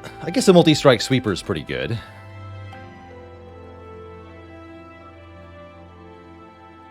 Especially with the echo transfers, actually, we can make this Cold Kalia do an enormous amount of damage. Okay, let's go with the sweeper here. Then we add multi-strike, and I think we reroll. Let's add health to one of these Mollusk Mages, for sure. And the hope is that we get quick. But I would also accept Large Stone, actually. Large Stone, multi-strike sweeper, very strong. If we see Endless, which is only 1 out of 3, then we'll probably not purchase it. 125 gold should be exactly enough to buy the second upgrade here. It is the Large Stone. Ooh, Runestone is here. We didn't take the shield guy, though, so heck. Why don't we just go Cold Kalia? That means there's no room for the Mollusk Mages. Although we could infuse one of the Mollusk Mages into Cold Kalia here. But a 16 by 2 multi-attacker with 55 base HP, that's already really good. So, I have no complaints here. I think the best thing about the Large Stone is the huge health up. That's really important to survive spikers.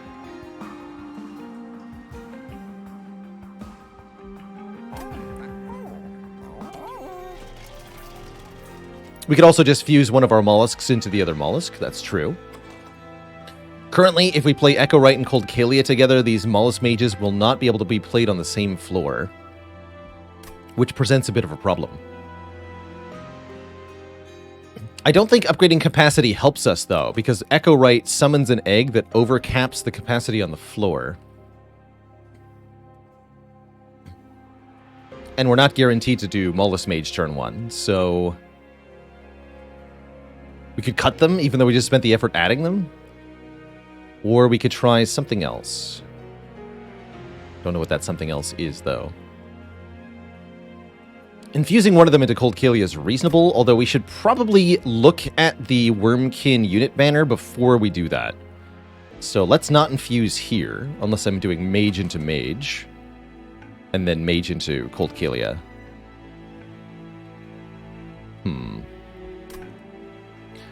We'd really better use that Mage into Mage, though, if we want it to work.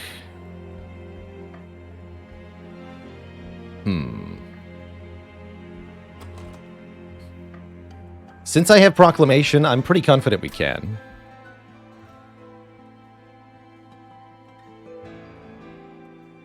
Could also maybe, if we're really lucky, we could turn the Cold Kalia into 1 capacity or something.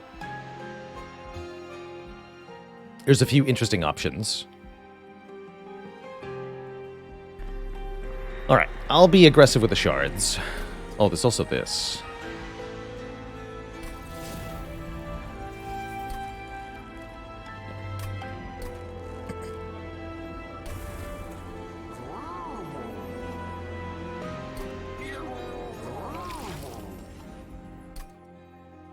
Good luck. Alright, let's grab another unit draft as well.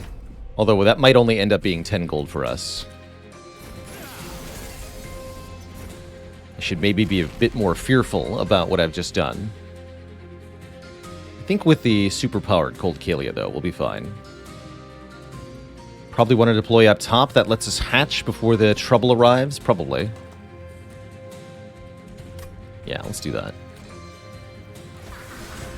So I have to play the Cold Kalia first. If we play Echo Rite, again, we get an egg, and then there's no room on the floor. So it's going to be Cold Kalia in front, Bog Chrysalis behind, Echo Rite in back, I suppose? I suppose. And let's start getting shards immediately.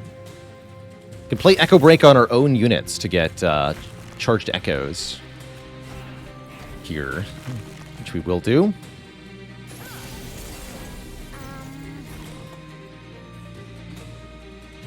Ooh, and we can just Echo Transfer the Cold Kalia if we want to here. 31 by 2. Slaps pretty well. Probably means taking a bit less Thorns damage as well.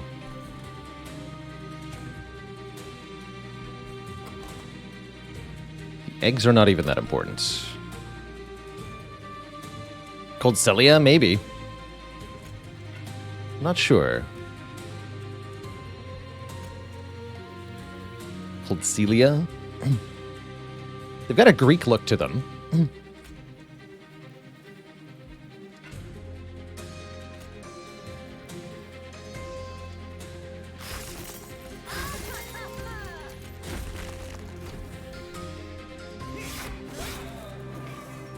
Definitely don't claim to be an expert in various world pronunciations.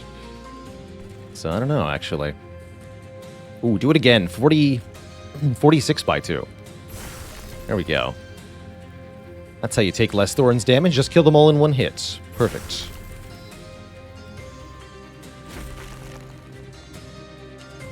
And here we can contribute to hatching.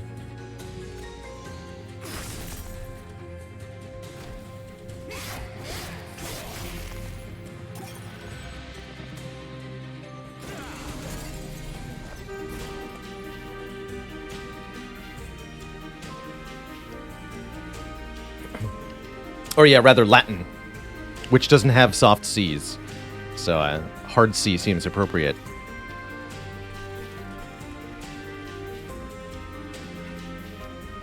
Oh, I can't play the Proclamation. Oh no. Because the egg is eating all of our charged echoes. That's fine, I guess. I accept.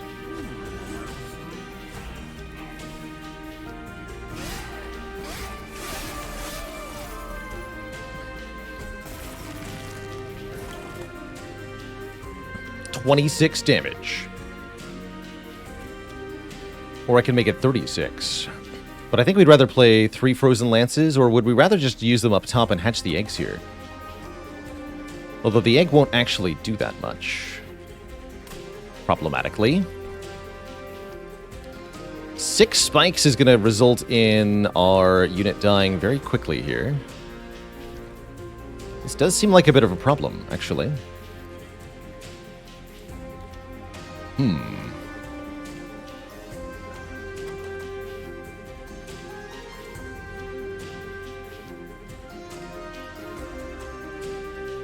No, I don't think we should play the spells up top. Hatching the egg does not seem helpful.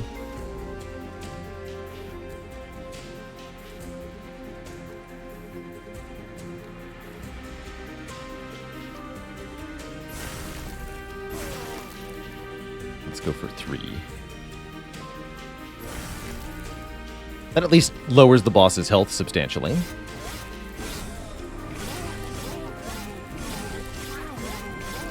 The spikes, though.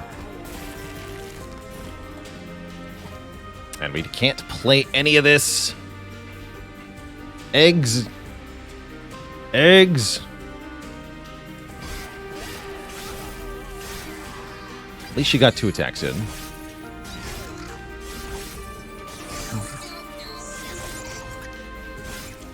So the boss does 9 by 3? Yeah. Ouch. Well, the good news is we're alive, and we get quite a few cards to look at here, including another Proclamation, or perhaps more importantly, the Bounding Echoes card here, which will infuse everything in our hand, so that we can actually get the charged echoes to work with in the first place. Feels like we can't afford this at the moment. So, let's take Bounding Echoes. And not a 4th Mollusk Mage. Let's take the infused Helical Crystallis instead, so we can actually use the spell power of the Mollusk Mages. I've made the mistake of too many Mollusk Mages, not enough spells before. I don't recommend it. So now we get offered an egg. I think it's a bit late. We take a second of our sweeper, or we can take Shard Soul Carver. Whenever you gain an echo on their floor, do 2 additional damage and gain armor 2. That's a pretty good infusion for a sweeper, but would require us to take even more capacity.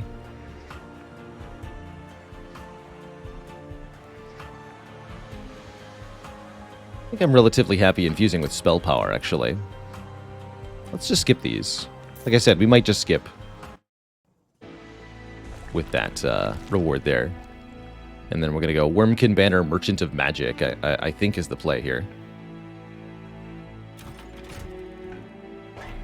What's the Merchant of Magic got? Holdover. Ooh. Holdover Piercing Proclamation could be a thing.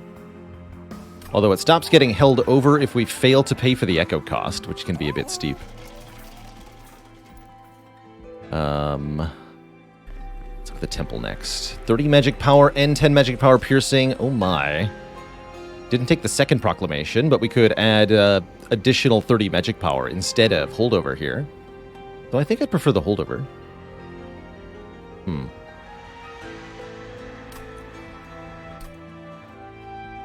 And what's this? 2 units we haven't mastered yet. The Kinhost Carapace and the First of Kin. This one gains big damage whenever a card is consumed. The Kinhost Carapace gains stats when you summon it based on the echoes you have. This is a good one for overstacking the floor. It gets bigger the more echoes you have, but you only need 1 capacity to play it in the first place. So you play it as the last capacity and then it becomes giant. Don't think we want either of these. Either. Although, actually, Etch plus 5 damage is quite good on the Sweeper. Although we're lacking the Consume cards at the moment to make it functional. Definitely need to get some more cards that say Consume. I think we're skipping here, just taking the spell power up. Although we should maybe go Concealed Caverns first here.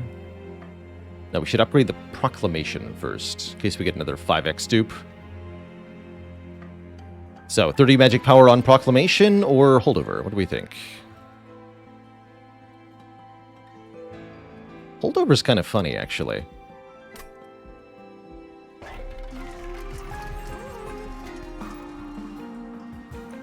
We'll also just do 10 magic power. Make it 150 piercing.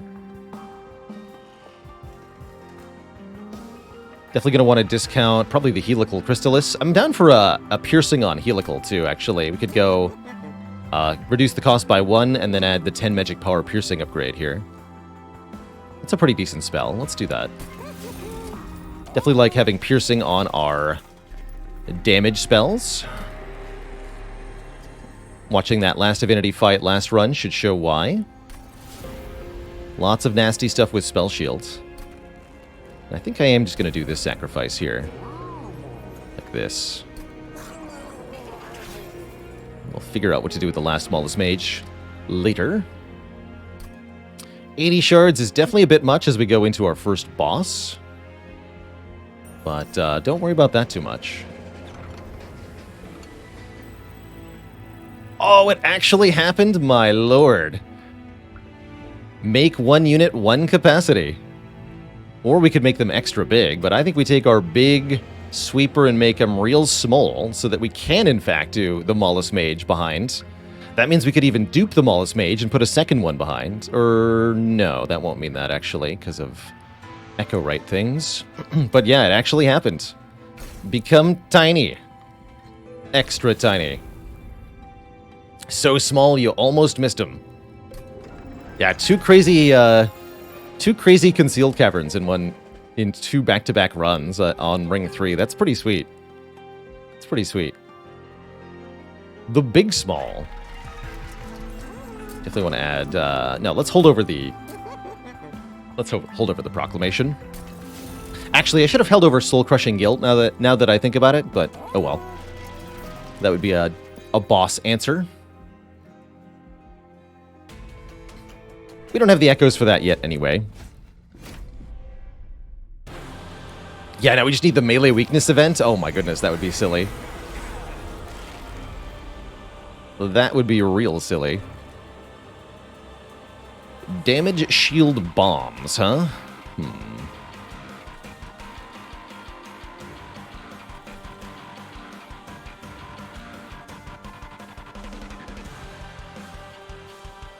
So I have to eat 10 damage to the face if I want to...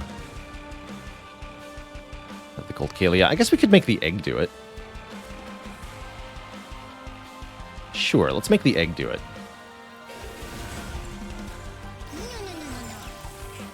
Put Echo right in front here.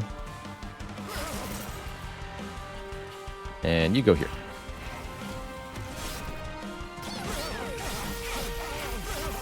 That Frostbite will eat away at Daedalus's damage shield, which is kind of nice.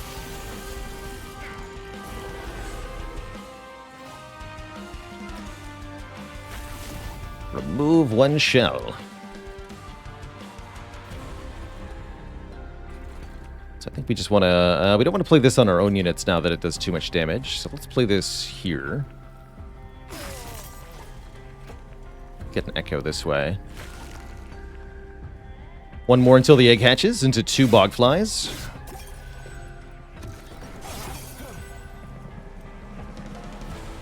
Does that unit have sweep? I think it does. Doesn't look like I can quite kill it either. Ultimately, the sweep's not too bad, though. Anything to do on this floor? Maybe pick off the archer? Consider it.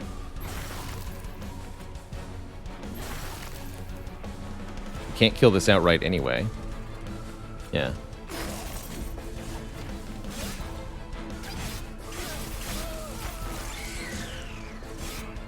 So, eggs heal to full when they hatch as well. Another useful property there. That's why putting the egg in front to tank wasn't too bad, as the Bogflies come in at a full 25 hit points.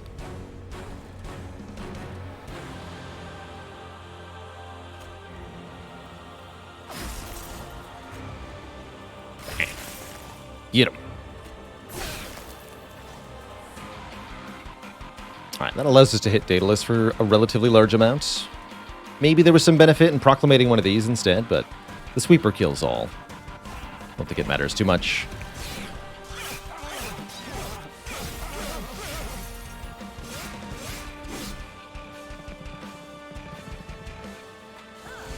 The Silophyte and Icy Silophyte is a recently made-up mythical creature.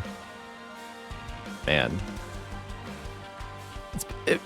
One of the most fascinating things to observe about the behavior of other humans is the creation of fake past mythology, like inventing religions or magic that... and claiming that this was like something in the past, but it's actually just a recent story about the past that never actually happened. A lot of the... a lot of the stories surrounding druids actually come from more modern times, with no evidence to support various rituals or beliefs in actual history.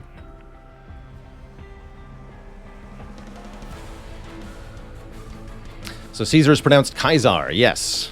Awe, hail to Kaisar. Highly recommend the game Fallout New Vegas. By the way, if you're a fan of post-apocalyptic games or well-designed RPGs, that is the best of the Fallout games, and there's some really cool stuff with Latin pronunciation mentioned there because of the Caesar's Legion faction.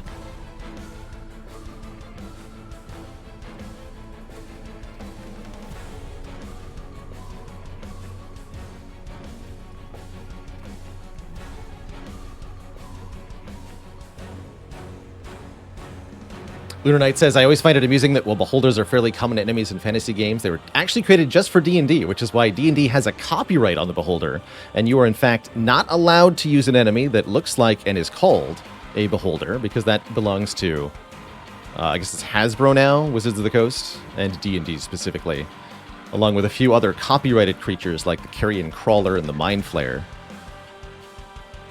Lots of modern inspirations based on these, but you can't call it like it is. Which is actually really funny to see D&D doing this, with the origins of D&D being mostly pillaging stuff from other works and mythologies and copyrights like hobbits and Baylors and many other things. But we've come full circle. What about the gelatinous cube? Oh, that's a good question. Basically everything you saw in the D&D movie, which I did watch recently and thoroughly enjoyed. D&D Honor Amongst Thieves. Surprisingly enjoyable. Definitely some overt inspirations from the Avengers, but mostly really well done. And I really appreciated seeing the Forgotten Realms setting brought to the big screen. Like, I grew up reading Forgotten Realms novels, and so to like actually see somebody playing a Red Wizard of Thay in a movie just kind of blew my child mind. Like, holy nostalgia.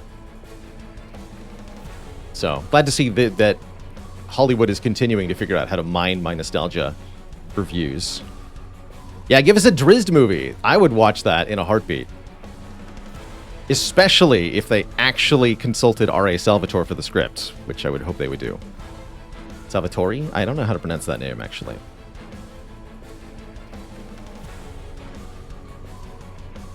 I think he would be open, too. He's done writing for a lot of video games. So, bring that to me, please. I would watch it. Several times. Even if it was bad, because, well, that's how it goes, right? So we actually don't have room for the Mollusk Mage because of the egg hatching, taking up 2 additional capacity. So even tiny cold Kalia, cold Cilia, even the tiny lady is not sufficiently good here. I guess we can only play Proclamation on this floor anyway, so that makes my choice easy. You technically live if I place you here. I'm okay with this. You can die.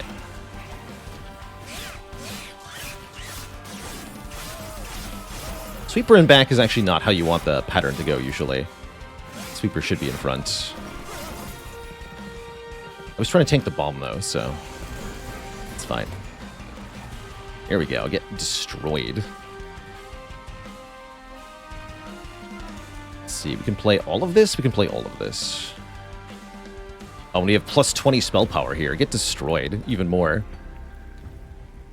So how do we want to do this? This up top. Wreck both of those fools. Play this. This, and hold over it. And ideally, we can do that again next turn somehow. Yes, we did get 2 infused cards, so we can kill the Disciple Protector and then do 200 damage to Daedalus. And then we can do that again on the top floor. Excellent. Excellent. Once again, the spell's really carrying us here. It's only going to be 150 on the top floor. It's still more than enough here to make sure that the sweeper wins. Already winning. Boom. Okay, pretty comfortable. 80 shard Daedalus is no joke, so quite happy to be victorious here. Zizzy says, the upshot of this discussion is that you can pronounce Cold Kalia any way you want to, because it's a made-up word in the first place, and there's no historical pronunciation to adhere to. Not that that's how language really works anyway. So, yeah. Even more than you can already pronounce any word how you want to. All words are made up. All pronunciation is by consensus. I think there is some amount of adhering to some kind of norm that we have to do in order to be able to communicate with each other, but within that, variation is allowed and, in fact, encouraged. It's essential, I think, that there be some variation in order for language to work at all.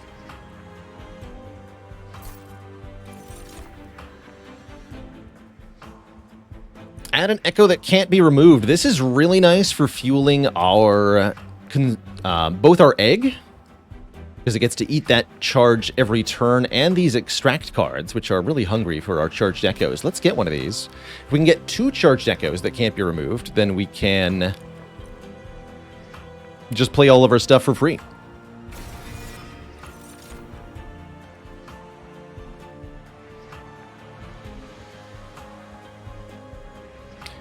Follow a norm. I mean, do you pronounce it data or data? I think everybody does data, right? That's how it's pronounced. Like you've completed a magic trick. Data! That's how you say it.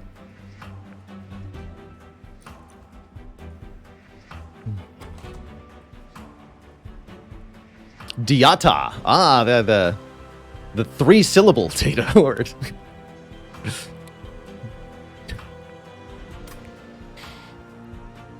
Diata, god of the hard drive. Make sure you sacrifice bits to Diata each morn, lest your hard drive go corrupt.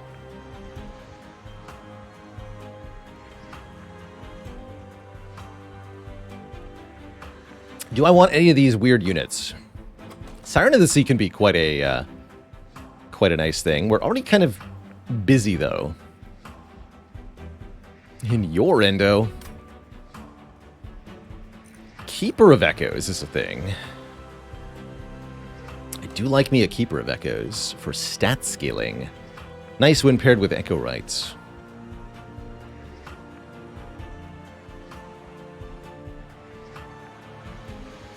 Are we cross-pathing our Echo Right? I guess that's one of the questions we got to ask.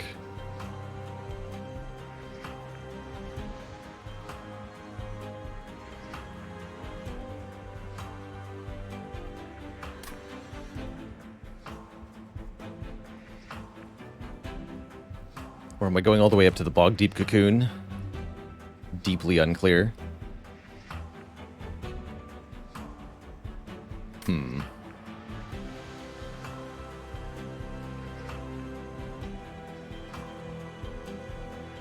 Could maybe do a multi-floor setup. I don't usually advise these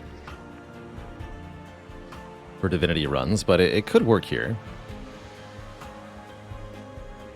I think we just want to try to get all our units on one floor. That's why we took the space down. Let's see. So the next egg up is 1 capacity before it hatches, right? I think that's true. All right, let's skip these. And I think we should take card draw first.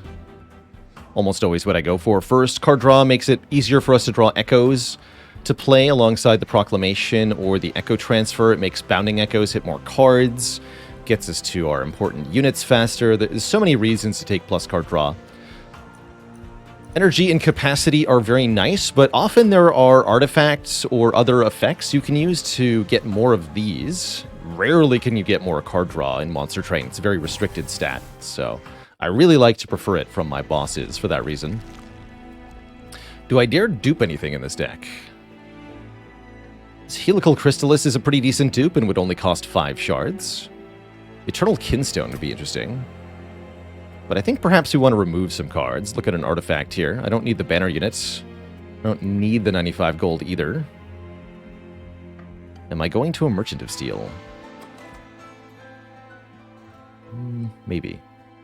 Dr. Noodles MD, thanks for 31 months. Poured root beer into a square glass, now you've just got beer. Tough. And Subtle Bloodshot, thanks for the $5 tip. Subtle Bloodshot says, hey Baylor, really got into your YouTube playthroughs and beat my first heart on Ascension 5 with your least played character, the Defect. So, thanks for the content. You're welcome. Thank you for the tip. Appreciate it.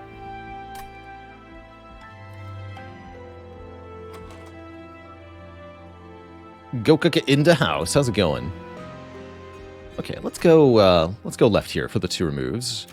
The heal and the artifact. All of those could be good. There's definitely a lot of artifacts we could find that would really help this deck, with the biggest one probably being the Carving Koriska, a Wormkin-specific...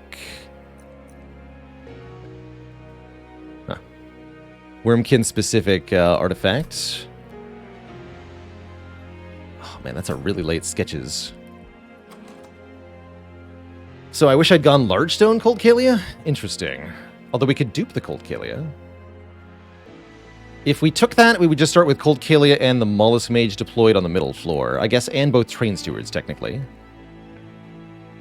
Sketches can be really good because you're able to start with a lot of units in play, which can be very strong. Although the fact that they're in random order can be a big problem. For example, if Cold Kalia is behind the Mollusk Mage, then the Mollusk Mage is going to get destroyed. So I don't think we want sketches. I guess Mine Horde is okay. 1 max extra echo on each floor, but currently we are not able to get that many echoes in the first place. We'll figure it out, I'm sure. So we could take Repeater, which returns a random consumed spell each turn. That's a really good cross path for Marsh Lord here, is that would allow us to, for example, return Bounding Echoes each turn. In fact, that's our only consumed card at the moment. That's pretty cool, actually. Let's do that. And then we'll probably go into Marshllord 2 later on. It's like free holdover? Yes, but even better than that. Because you get to use holdover on cards that wouldn't normally be allowed to be played multiple times. Which is extra good. Extra good. That said, can we beat this combat with 80 shards? I think adding multi-strike is asking a bit much of us. I probably shouldn't take this.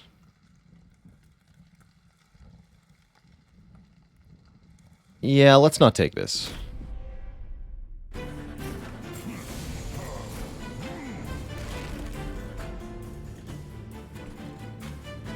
This fight could be really nasty with multi-striking enemies. And I find that random artifact is often one of the worst of the rewards.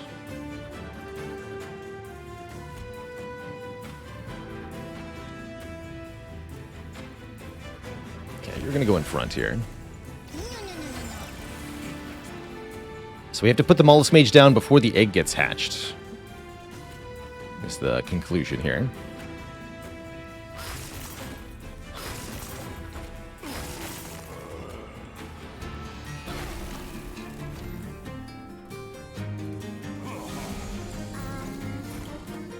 Convenient. Okay, Bounding Echoes is played. We can also provide the unremovable Echo. Although that's going to get stuff hatched pretty quick here. Let's then use the Echo Transfer on our Sweeper.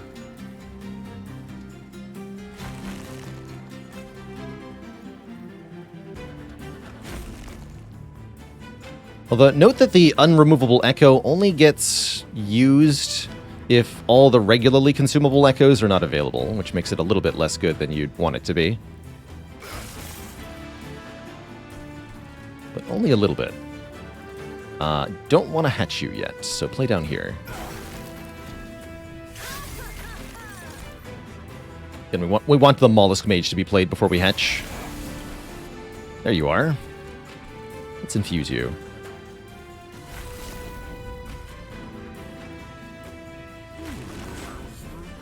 Good work. Should probably kill this fellow.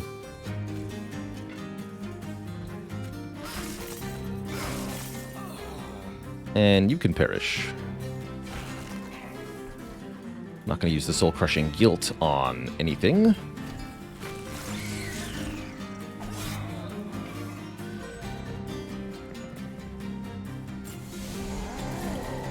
Note that Bounding Echoes will infuse any card, even Blights and Curses.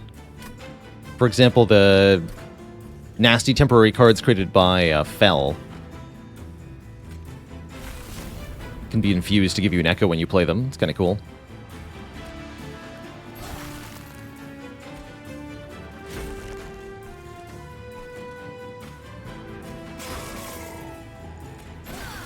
Just pick off things as they get to the top to conserve our hit points.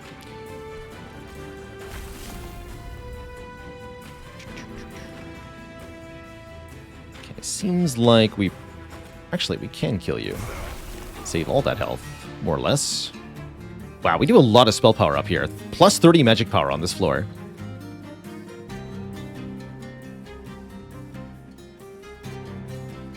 Pretty absurd.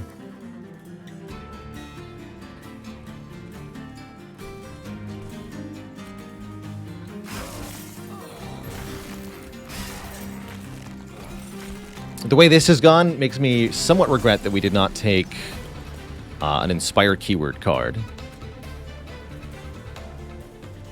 It's alright.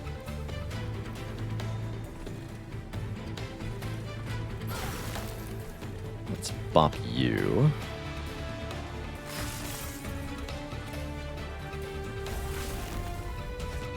Guess we might as well play this down here as well. Or maybe on the middle floor was better. Whatever. No longer any benefit from playing the Consume card on the top floor, and in fact, actually, once we've infused the whole deck, there's no longer any benefit at all to the Bounding Echoes, really, although it is one, since it's itself infused, it does contribute a little bit, I guess. Ooh, we can daze the boss. Let's do that. That also moves the boss to the back, which is very good as well, I suppose. And then further boost your power.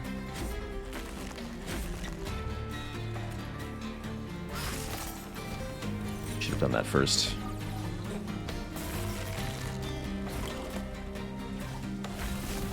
All good. We are very much the victors here. All these echoes. Get whipped. Yeah, I think we could have taken the multi-strike. I wasn't sure how that was going to play out. So I was a little bit cautious there. Revenge of the Damned seems pretty damned good here.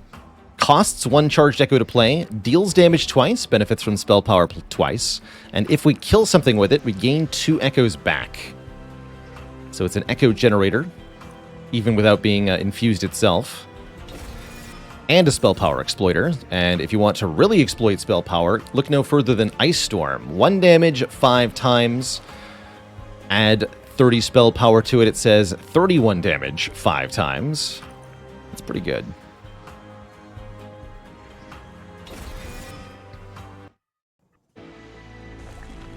Why is the multi-attacker in the front and not in the back? You want your sweeper to be in the front so they strike all the enemies and pick off anything with low health, since your units attack from front to back, and then your units with single target attacks don't end up wasting their damage on something the sweeper would have killed anyway.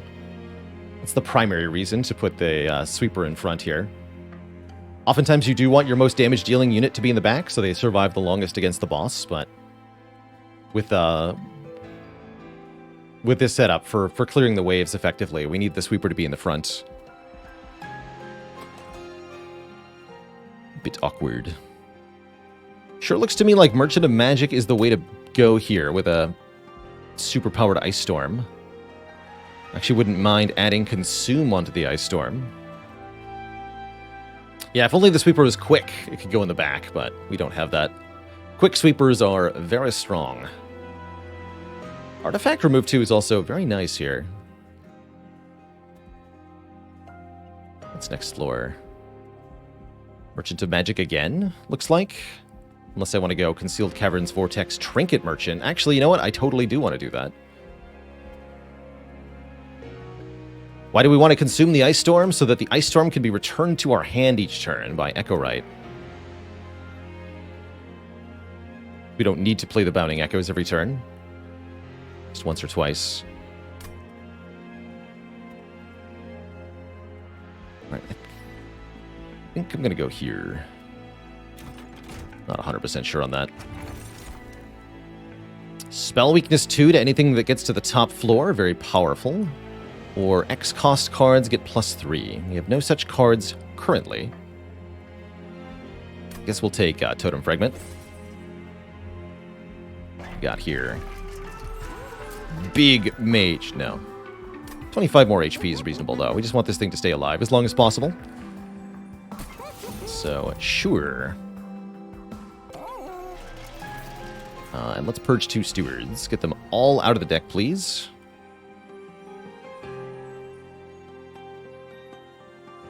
I think that's what we want to lose first. There's actually an argument for losing some of the bad spells first, but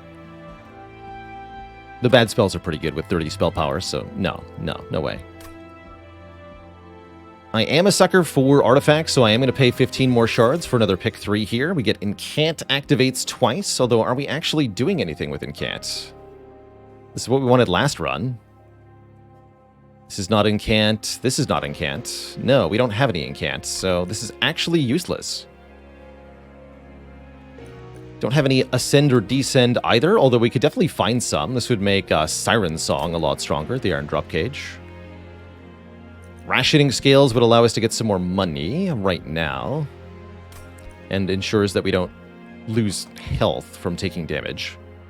It also means we can't use health as a resource later. I'll take the Drop Cage. When's our next Divine Temple? Next floor.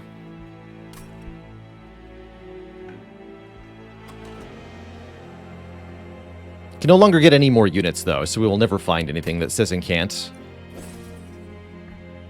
You can only get units up to ring 4. Beyond that, they will not appear anymore. Well, banner units, rather. You can still get some of the utility units, like totems. But not much. And if I want to go to that trinket merchant, we have to conserve our money here. Can't spend anything here. We might, if we don't get a money trial, we still might not have enough. Oh, good.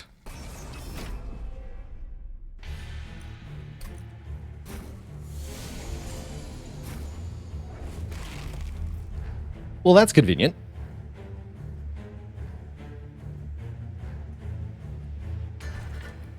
Cannot play the proclamation on turn 1 here. We'd really like to find base charge or something, so we start with more echoes. Guess we just do this.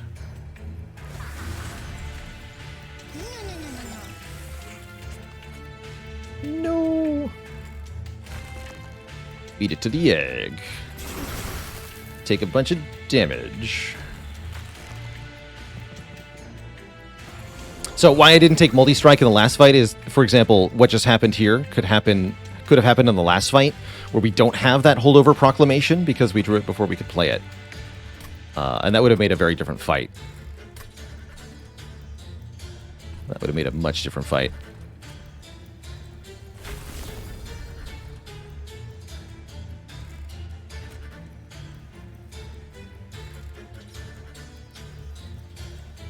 Give me 2 charged echoes, and then this should do 3 damage. Yes. Cool. Okay. Definitely have enough money for that trinket merchant. Good.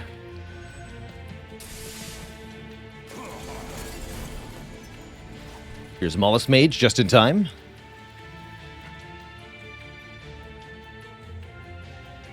Wow, 10 attack power sweep. That's dangerous. And then this guy is 12 attack power sweep. We have to watch out for that.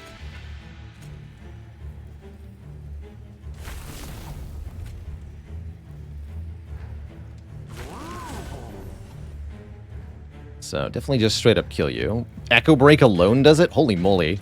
99 damage Echo Break. Pretty absurd. Let's pick this guy off so that we can hit the Master of Light. We need to kill that guy really soon. And this we can play here.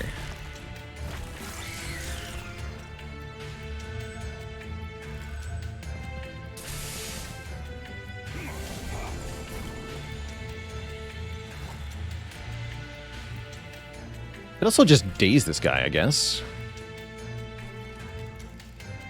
That seems like an easy way to do this. Just daze him, forehead. Easy. Wing.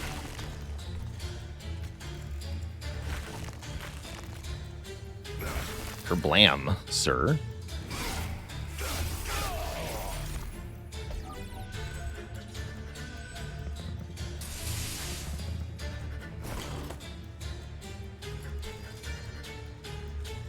Revenge of the Damned is a one-shot because it deals 35 damage twice times 3, so it's 105 damage twice. This card does 10 damage normally. What is this deck doing? It's adding and then multiplying. It's doing Brotato run scaling. It's good. It's good. We don't need any more echoes here. Let's make some more here. I'm gonna kill you. Since these are already both dead, there's no reason to play spells up top. Not when we could do this instead.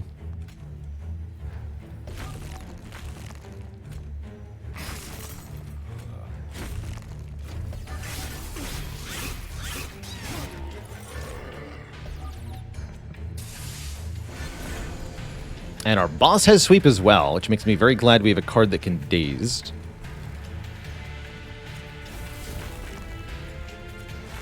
Had one there. Frozen Lance for 108. Easy. Guess I should have played one of those on the bottom, but it's very little damage. Here we go. Proclamation finally back. Welcome back, Proclamation.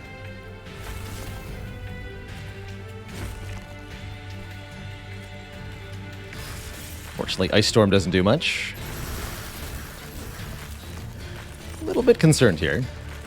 This boss will likely clean our clock. Oh, except wait. Proclamation cleans the boss's clock. Until it's completely spotless. GG. Get Raving, thanks for 33 months in the Prime sub. Another month, another round of appreciation. Thanks for keeping you entertained so many hours each week. You're heckin' welcome.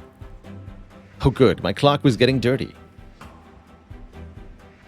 Power of Knowledge, very bad. We have very few cards that we put in the consume pile. If we want to start to consume like crazy, Total Recall is an option. Put 3 random spell cards from the discard pile into our hand and add consume to them. There's also Soul Siphon, which can immediately fill all 5 slots on a floor with Charged Echoes to give an immediate spike here. That's pretty good as well. Although it competes with the Bounding Echoes for card to return. You don't want to play this on a floor with your units. You want to play this on an empty floor, usually. Yes, I'll take one. Gifts for a Guard. Draw 3 spells, apply consume a magic power and 0 cost. Ooh, I like that. Sure. Let's start consuming stuff. Not just welcome, heckin' welcome. Jimmy Bog Slime. 3 magic power is okay. Tethys' Scales is pretty good. Chance to add spell weakness to each and every unit, including bosses. Although it's only a chance. Reasonably okay with that. Also very happy with just a reroll here. Let's do that. Notice Stone. When the card with Consume is played, all cards gain 1 magic power for the rest of the battle. Every time we play a card with Consume, you say? Okay, that seems pretty good. If we start scaling our Consumes. Sure. That seems great, actually. That's a winner. And let's look at the Temple next. -2 cost, 10 power, piercing. -2 cost on Gifts for a Guard is pretty tempting. More on that in a minute. Let's look at the Caverns first. Arcane Machine. We can build our own card here. Choosing one of 3 properties 3 times.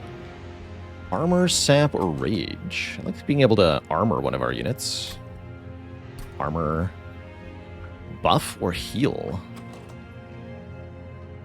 Armor and buff is really good on the sweeper. And we can push, pull, or descend. Probably want to do none of the above.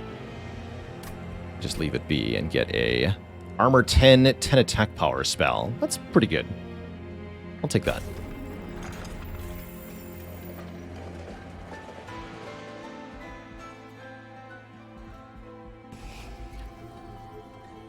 We're down to the good removes here. I'll start getting rid of Frozen Lances. These spells are very unreliable.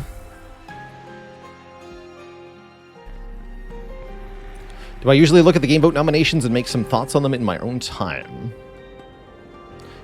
Generally not. No, I in some cases, not having an opinion on the game beforehand has been crucial to really enjoying it, as is the case with Tunic. So I've actually don't look at them too closely.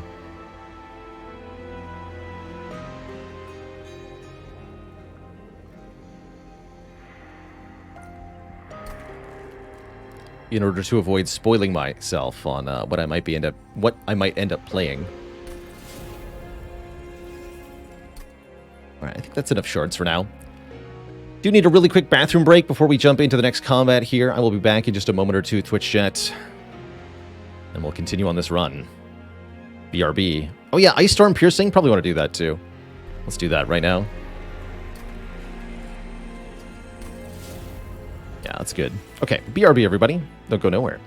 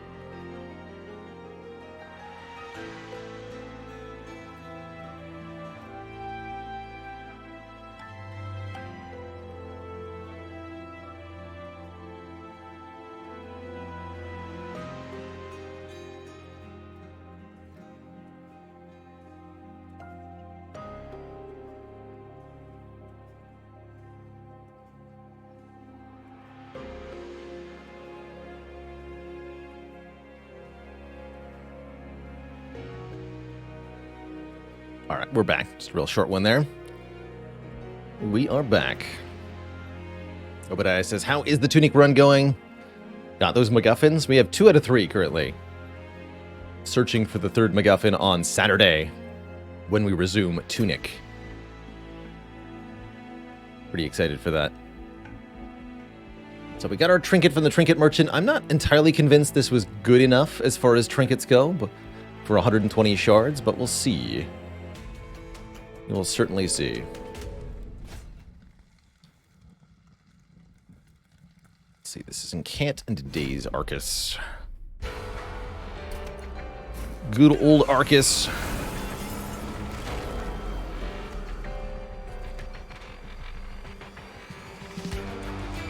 These dark shards penalize us for specific actions on specific floors. All in all, they're not too bad. And it's already a lot of egg feeding here. Though I should play Old Magic on our units.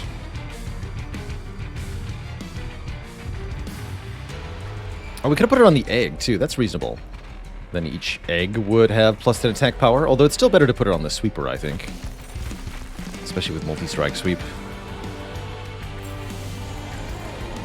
Could have dazed the egg there to delay the hatching. Looks like hatching will be delayed by forbidding us from playing spells on the top floor anyway, so whatever.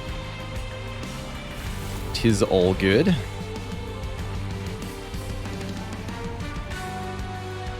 Not even Echo Transfer is going to get played up here. Bummer.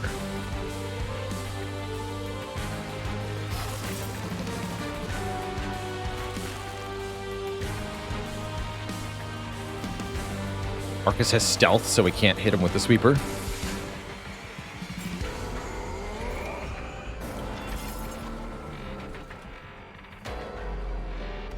But where's the Mollusk Mage? Where are they at?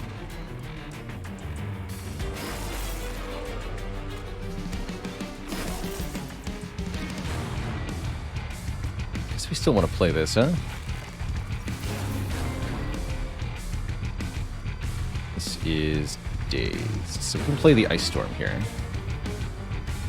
Might as well play this, in fact, another 1 spell power, although I should have done that on the bottom floor. Specifically on the bottom floor. I could play these for more spell power. It's all good. Let's just skip those for the moment. Arfie, hello and welcome. Thanks for the Prime sub. Long-time YouTube watcher, first-time Twitch viewer. Glad to hear it. Hello. We're looking at some Monster Train here. Another delightful deck-building rogue experience. Very different from Slay the Spire, but very enjoyable, too. Alright, we did the thing. Good for us. Hatch those eggs. And I'm okay with increasing the cost of 1 and only 1 of our spells in hand. Actually, we could even just play this and get rid of it. So the penalty for playing a spell is the other spells in your hand get more expensive. If you only have 1 spell for the Incant Dark Shard, there's no penalty.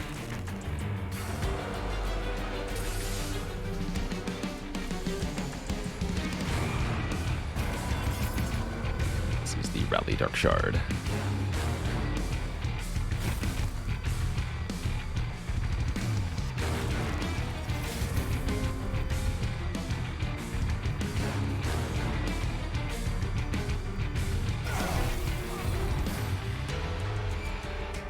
Wait, this Frozen Lance does 83 damage? Times 3. 249 damage Frozen Lance. Hello?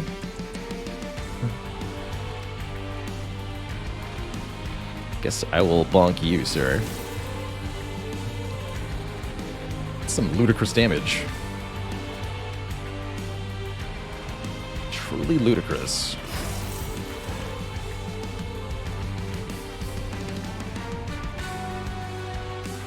And then you've got Spell Shield. Let's break some of it.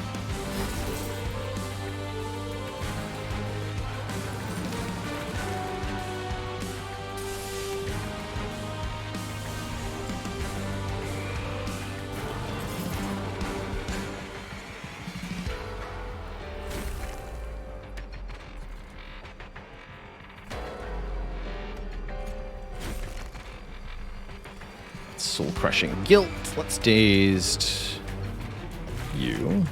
Kill you. Lay the spells on the other floors. Kill you. Buff this floor. Play this here. So again, no penalty.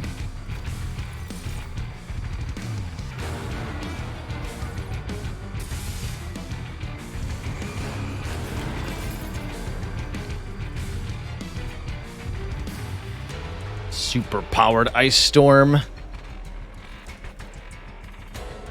This is Rally again. So we can play Ice Storm on the bottom, actually, and we might want to do that. Although it won't eat the shield off of Arcus here. Truly a bummer.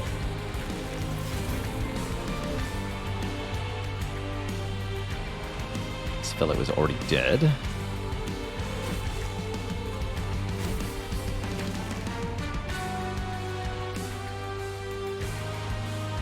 Damage twice.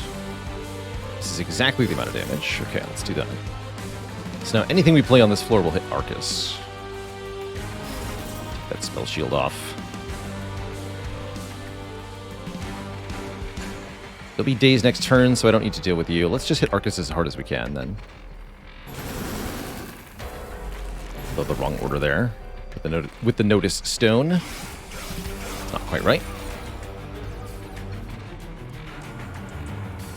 Spell power counts are absurd, though. I've never seen Frozen Lance do this much damage. Good Lord.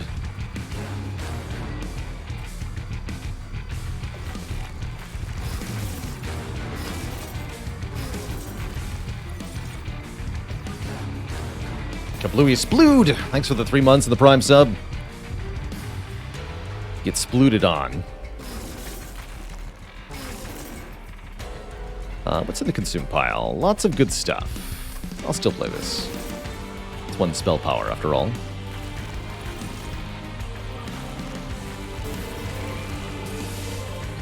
There's spell weakness 2. Ice Storm deals how much damage? 174 times 5. That's quite a lot. Actually, I think that Proclamation might have done even more. I didn't even see it in my hand. GG. There's that second Eternal Kinstone. Siren Song is Dazed 5. Or Deep Offering for good card draw. Ooh, they're all nice. I think with the Drop Cage, we should probably consider Siren Song. How's it going, Cardin Van? I think we'll do some Spire after this train run. Any plans for Monster Train content after completing the logbook? I don't have any plans, no. I think completing the logbook will be a lot of Monster Train content as it is. We still have at least 30 more Covenant 25 Divinity runs to do. And that's assuming I optimally master everything, which is very unlikely. Can you ascend to the Pyre? Yes. Not your own units, but enemies.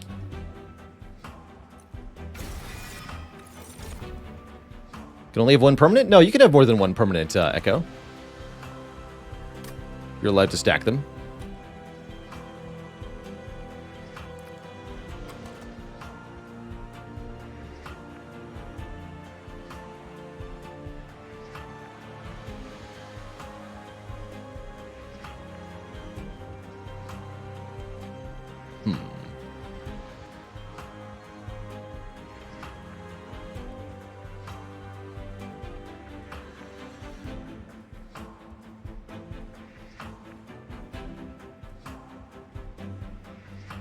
Mad Goji, where do the Stygian buy new spells? At the shopping mollusk.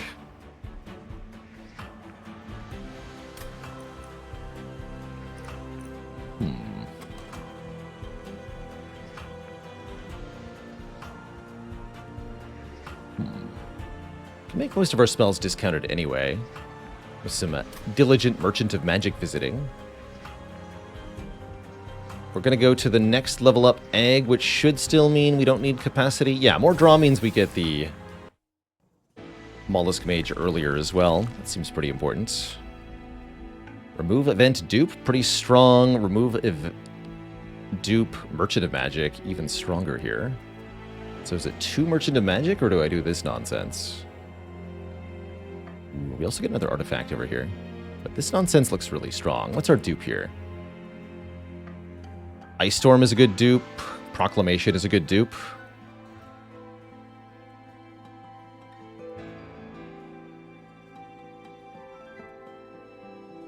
Ice Storm is a particularly good dupe. Sure, I'll go this way. Why not? Dunk the remaining Frozen Lances. These things are stinky. Very stinky. We take the second Marsh Lord upgrade, meaning we now summon, instead of 2 Bogflies, we summon 1 Kinhost Vessel Egg, which has shell 8, but we get -2 shell per consume card played.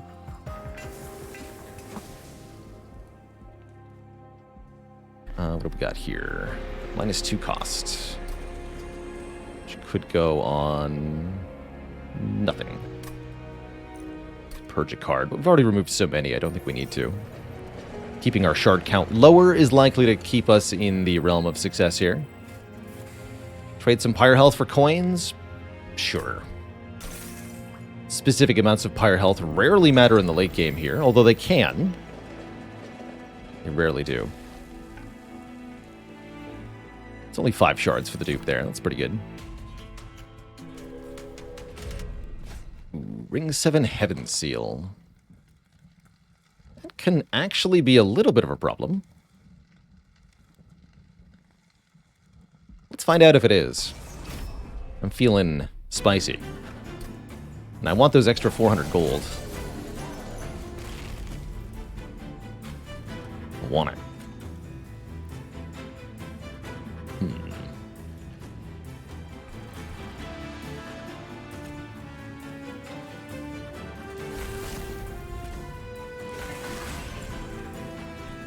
Whoa, whoa, whoa, whoa.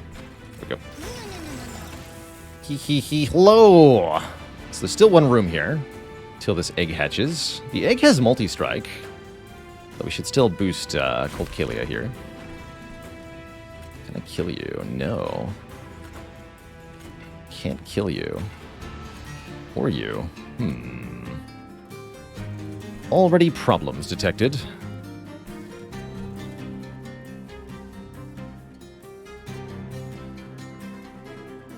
At least wear down the armor on this one. But this Helical Crystallis is wasted, as they heal it all back.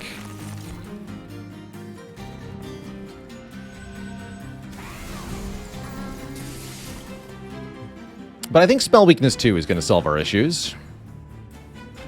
Seems pretty likely.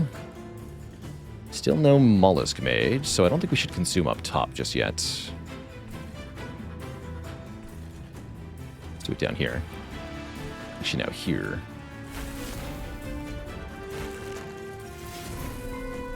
Okay, there's a Consume Ice Storm. That's going to be extra good. If we limit our Consume cards, we can return this to our hand every turn.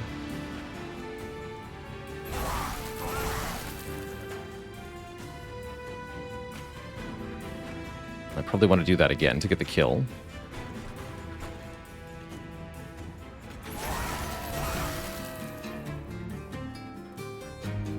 And the fewer other consumed cards we play, the better. Should get the Mollusk Mage next turn. Not going to play the Kinstone. What about Soul Crushing Guilt? Let's do this.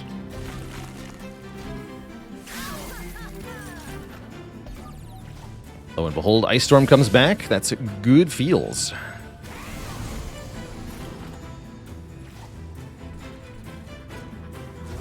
So it does 64 damage. Nintendo 64 damage. 5 times.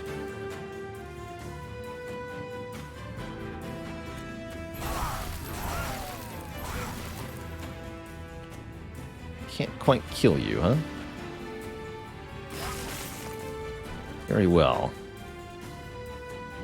You can descend to the pyre. We also now want to hatch our egg. We do, although I don't think I want to do it by Ember Draining our units. Fire hits for 40. 40 by 5. Yes, you die. Get wrecked, sir.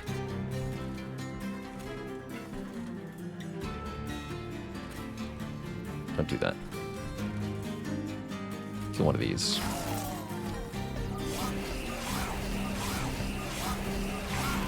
Get blapped, sir.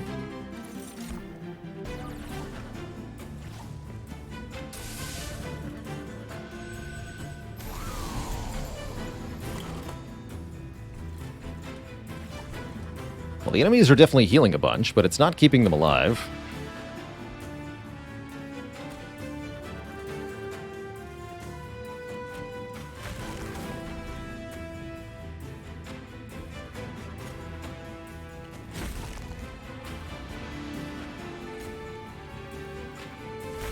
Guess we need that.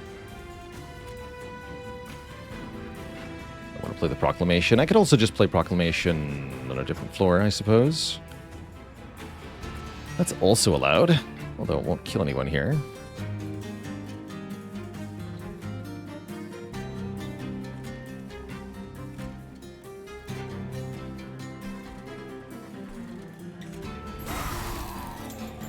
I guess do that.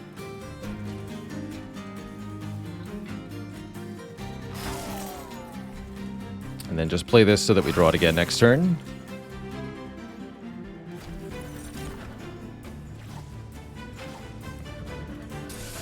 Is this game as hard as Spire? Not quite, but it's definitely challenging, especially at the highest Covenant rank. But not quite Slay the Spire level.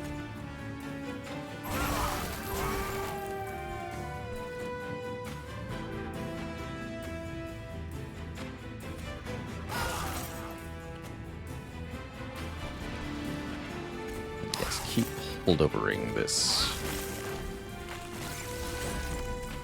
Some of the clan combinations in particular are very, very strong. This is one of my favorites, Stygian / Wormkin. And I think it's exceedingly breakable in a variety of ways. Let's see. Non-boss enemy. So we can plink the boss here. And how? Well, let's do this first. Alright, time to play some stuff, looks like. Feel all the echoes on that floor. Boost you.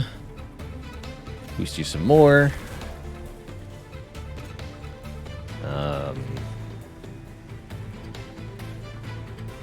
Do some damage down here.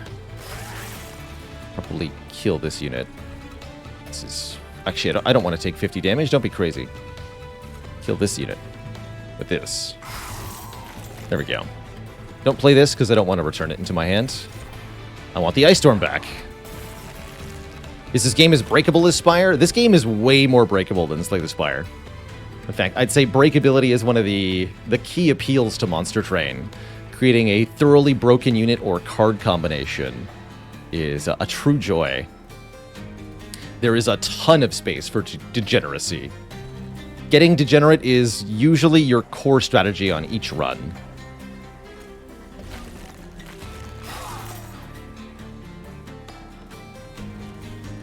Yeah, there's a lot of room for it. I'd say we're only moderately degenerate with this deck. We're merely doing 900 damage with our spells instead of 4,000, like we could be doing.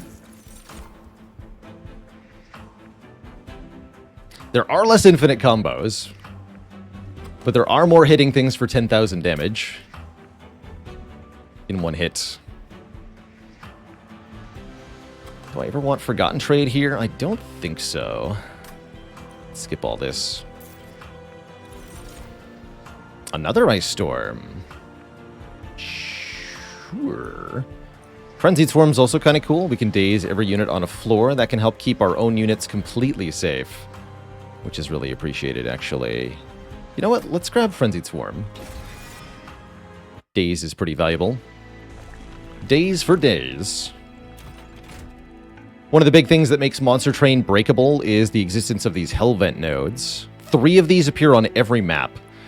So you can get up to 3 guaranteed card duplications on every run of Monster Train.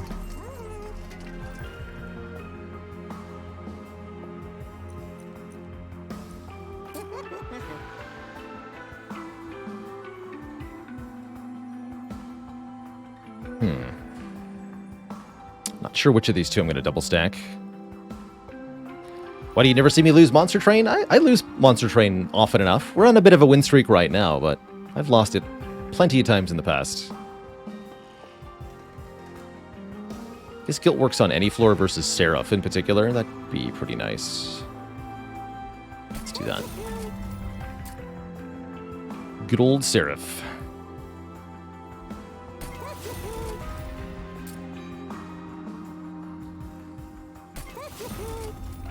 We should look at the Trinket Merchant before I spend more money here. There's Base Charge.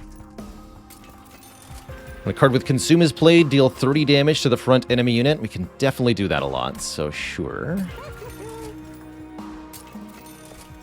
Spells get a 3rd upgrade slot. Is that helpful? Yes. Especially because of Proclamation. Is there 30 magic power in this temple?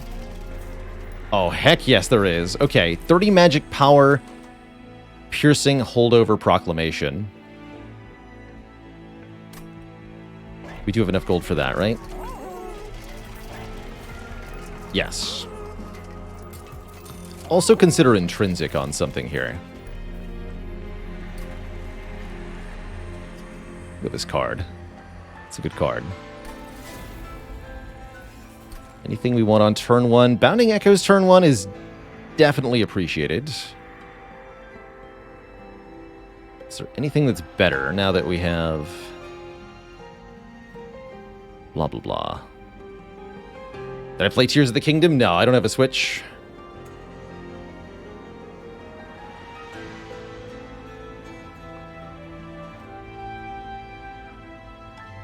The, Soul Siphon's also a valid option for Intrinsic. If you want to hatch our egg immediately, although I don't think we do. Shame I can't put this onto the Mollusk Mage.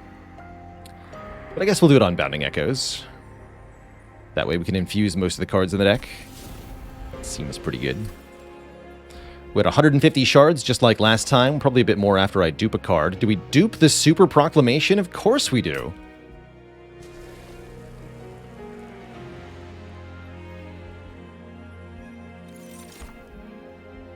Easy. And then dunk this and 1 Echo Break. Onwards. I feel pretty strong, although with 165 shards, we're going to need to be really strong to beat the bosses here. I see some ways it can work. Maybe top floor against Divinity. Feels pretty comfortable, actually. Made it farther than you expected. Excellent. Just you wait.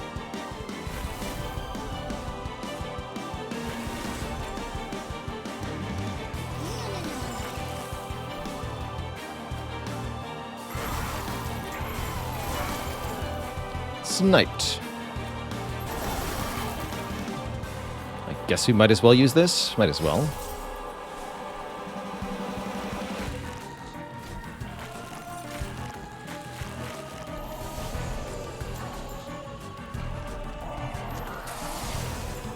Okay, here's the 2 proclamations. We want to infuse both of these. And now we can stop playing that when we draw it.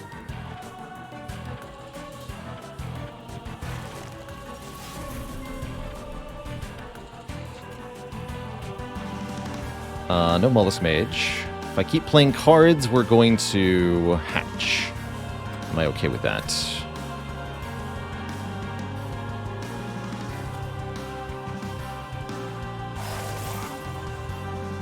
Can prevent the hatch, right? Yeah, let's do that. Stop playing cards there. Don't play this. Do play this? Do play this. We can also do that with the Echo Transfer, right? So we can do Echo Break here, Echo Transfer on Cold Killia. Prevent the hatch.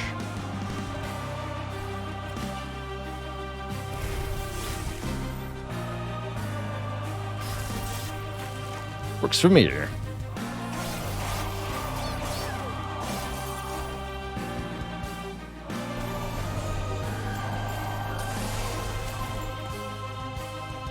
Come on, Mollusk Mage.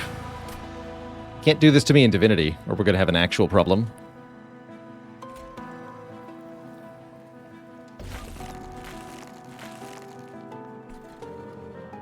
$270, huh? To play more cards that say consume.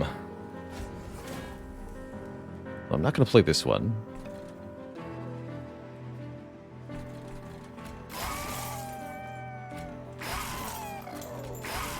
Do that.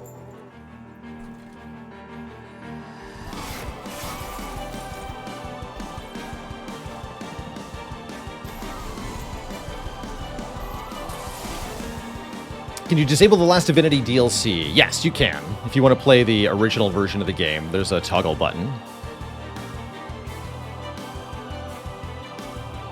So if you want to try the game without the Divinity DLC, which does add a bit of complexity. So if you'd prefer a bit more simplicity. Very reasonable, actually. Alright, Seraph does not have spell weakness. It's okay. Our big buddy is hatched. We can consume Dazed Seraph with this. Might as well. Give him 5 more Dazed. This does a ton of damage. And now these do, in fact, deal enough damage to kill. No, we're still 5 short, so we're going to play one of these other consume cards. Get 1 more magic power. I guess this one. Now we can play those.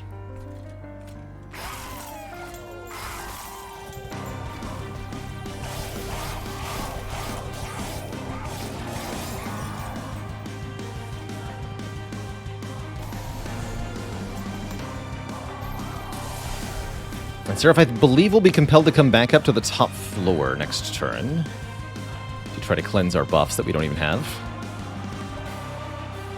So if we make sure there's no units that are going to be on the top, we can do a lot of damage to Seraph next turn. So that is the current plan. Do the big damage to the boss.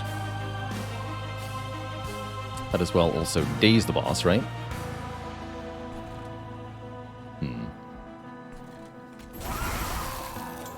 Seems like the stuff I can do is a little limited here. Guess we do this. And this. And this. Skip this. Alright, welcome to your doom, Mr. Seraph.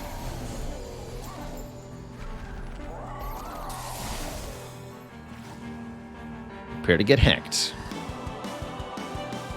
445 damage proclamations. Let's go.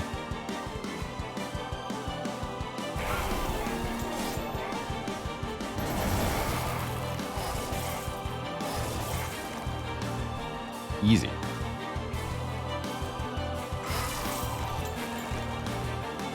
And have 1 more dazed. Oh, that's right, he purges his own debuffs, so we can't actually stack the dazed. Forgot about that. But we can get Siren Song back. I'll take it.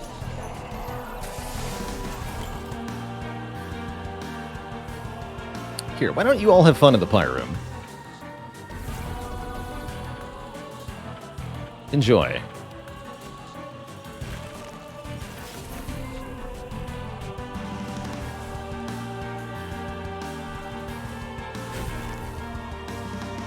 Keep consuming cards.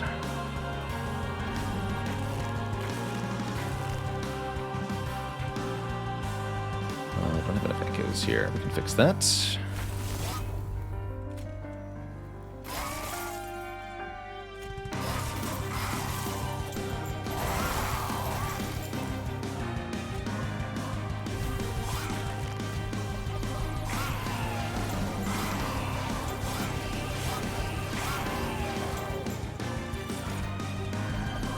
Beautiful.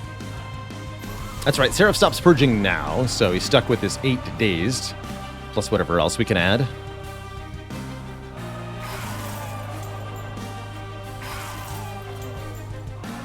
Poor guy.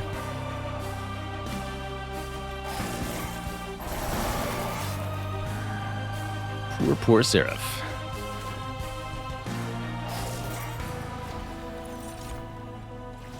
Wow, the luck to keep getting this Ice Storm back. It's pretty crazy.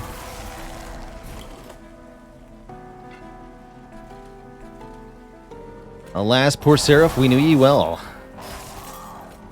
Get dunked on. We're on to the last divinity here. Now, I think our odds of winning are pretty high. The spells are absolutely blapping. And I'm betting on the top floor we can handle the boss essentially no problem here.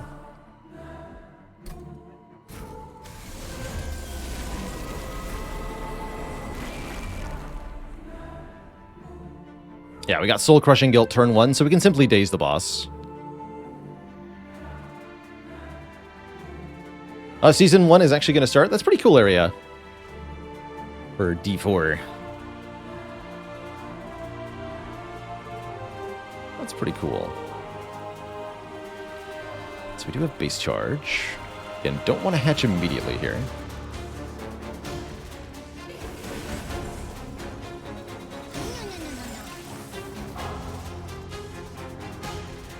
Feels empty with Mother and Child God. That's crazy, man. It's referring to the other divinities. There were 3. This one's the father.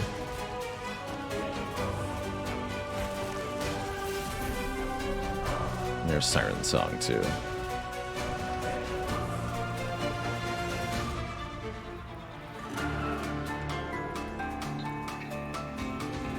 But we run the risk of too many echoes here. Don't want to play too much of this up top. Probably don't want to play Bounding Echoes then.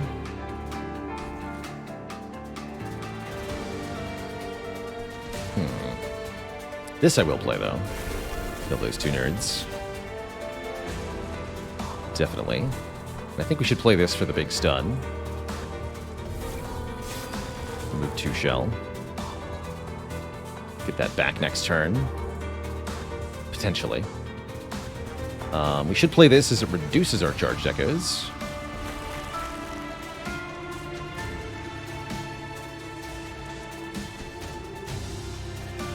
And I'll play this down here, I guess.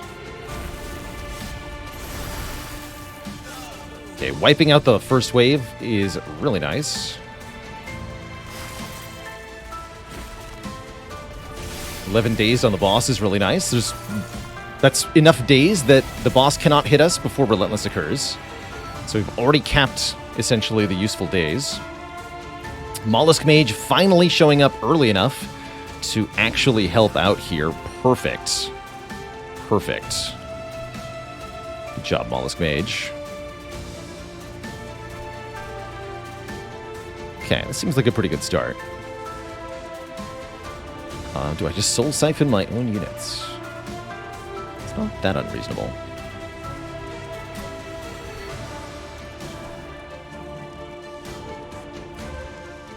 Probably want to blap down here with the Piercing Ice Storms. Although up top does way more damage.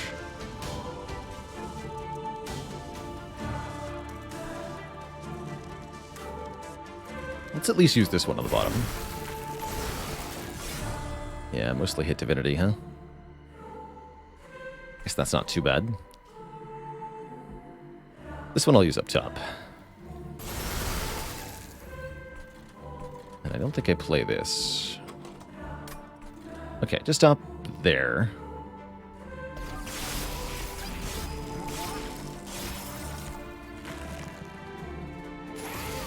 This wave is tough.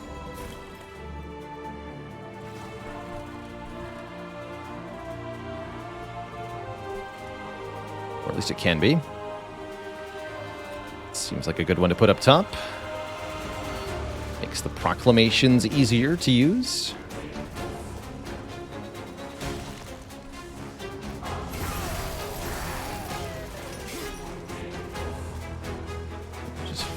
left.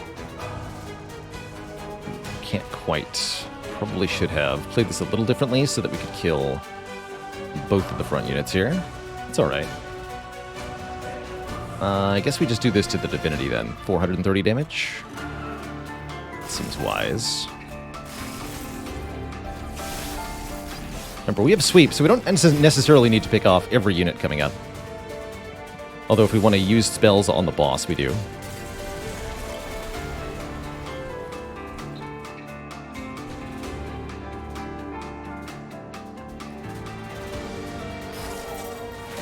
Definitely like to start chunking this wave, because it's a big problem otherwise. Maybe Ice Storm towards the bottom? Or Ice Storm up top is very reasonable too, a good way to deal damage. These Ice Storms are much more powerful up top.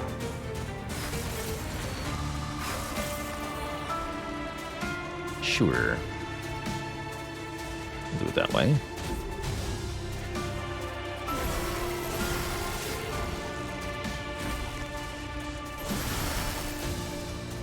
This does 1+7. I think I care. Okay, taking a good chunk out of Divinity's health already is a good start.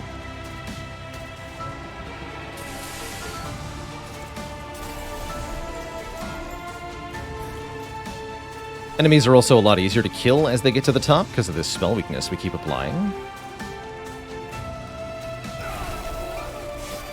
So more reason to just ignore them, actually.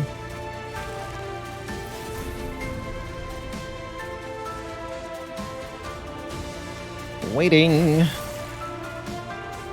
mean, not enough echoes. Nonsense. So yeah, see, you are allowed to have 2 permanent charged echoes. So now we can never deplete those.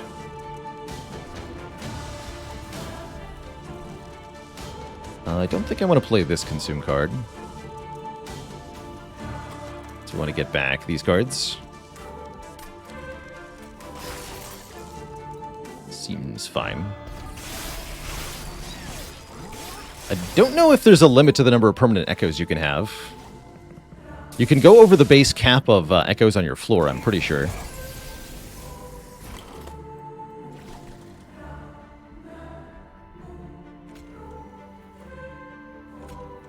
So Echo Break you. And then Proclamation your face. And you're dead. You talk.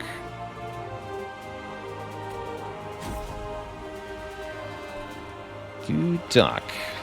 No echoes there, huh?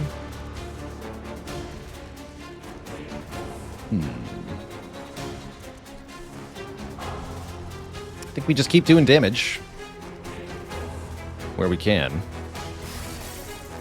We don't worry about it.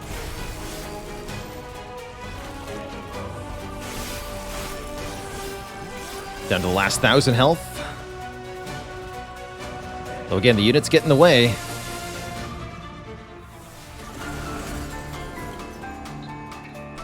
Here's Ice Storm, though. Piercing shenaniganry. Ought to be very effective. This Echo Break alone almost does enough damage? That's pretty absurd. Can also individually Proclamation, then use the Consume cards to kill the Shade Wings. Ice Storm hits the boss. That's fine.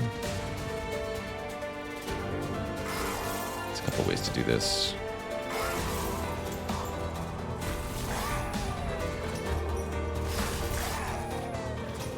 The Trader's Quill.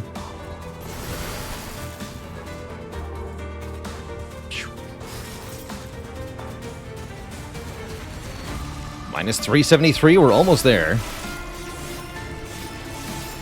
Just one more turn. We got Ice Storm back too, which is very lucky. So I think this boss is toast. Totally toast. Boom. Oh, I was hoping we'd get for a 5 for 5 there. That was great. Picking them off all one at a time. Get them.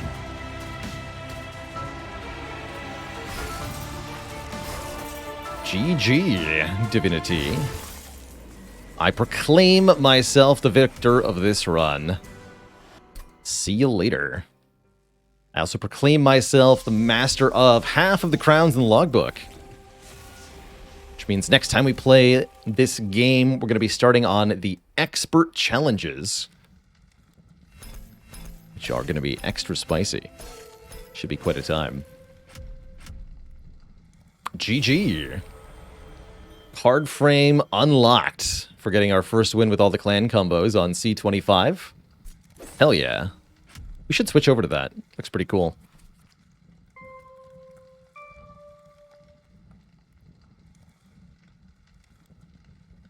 GG. Actually, wait, aren't those, here? Yeah, here. This will be our new mastered card frame. That delightful blue. Zizzy likes the expert challenge one. I think it is one of the glorious ones. This is definitely the next one to unlock. Complete all 25 expert challenges with divine victories. Definitely easier said than done, by the way. Which card do I expect will be the last one to master in Monster Train? Last time we played, it was Shadow Siege. Didn't we already do Shadow Siege, though? Yeah, we have all of Umbra mastered, so it won't be Shadow Siege. Let's take a look at the card. Oh, Glugsider. I think it'll be Glugsider. Freaking Glugsider, man. That's the rare unit of the Wormkin. This big boy. 200 HP. 4 capacity. You must have 4 charged echoes to play this card. Good luck. It's so hard to put in play. I recommend either Sketches of Salvation or an intrinsic... one of the card we just had. Heck. It's that Wormkin card.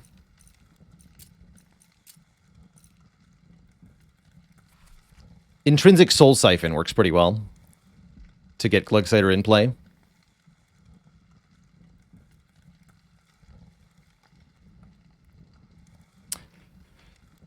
The expert challenges are definitely a mix. Some of them are fun to let you break the game in new ways. Some of them are an interesting challenge, and then some of them are just suffering. And I think for the ones that are suffering, you're expected to utilize a really strong clan combo. Would not recommend a random expert challenge, for example. That sounds like a miserable time. For most of them, I think we'll be picking our clan combinations to try to leverage the ups and downs of the expert challenge. That'd be the equivalent of an 8-cost card in Spire. No, the equivalent of an 8-cost card in Spire is this one.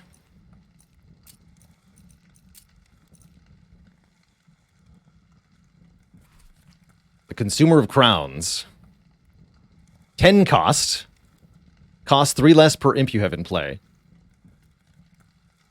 Here's your 8-cost Spire card. Or maybe the Umbra super unit. Shadow Siege. 6 cost. Does not get cheaper. 6 capacity. For 200 to 150 stat line. So big. But good luck putting it in play.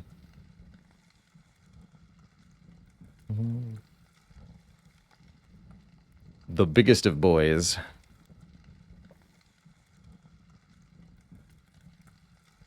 First construct made of discarded stone and a coordinated Entumbra effort. It's pretty cool. I actually don't remember what we did to master this thing on the current save file. What maidens in play? Alive. Alive on the field, Terrainco. So, not that easy to do. Although, works pretty well with the Shardtail Queen that summons an imp every turn. The Big Patata of Umbra. The Morsel Maid, also pretty juicy. Love these borders.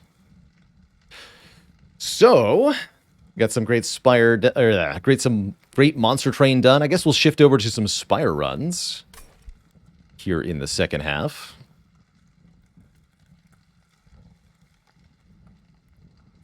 One of chat's favorite runs had 4 multi-striking Shadow Sieges with Sketches of Salvation, putting them all automatically in play. That's a great way to do it. That pretty much just beats everything on its own. You can end a turn over and over again, and 4 multi-strike Shadow Sieges will kill everything. It's pretty good. That's pretty good.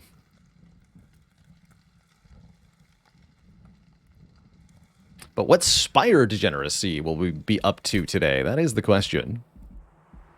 That is the question. Let me get a few things updated here. We still at 327 cards? I can't remember. I don't know what day it is or what we're doing. San Ross with 10 months, the metric year. Thank you.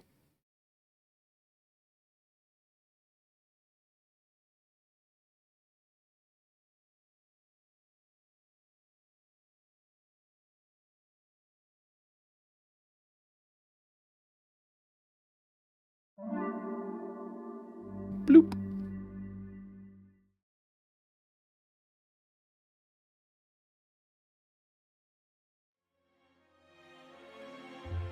A prime time to come back. Perfect timing, Failey. How's it going? 820 hearts. Okay.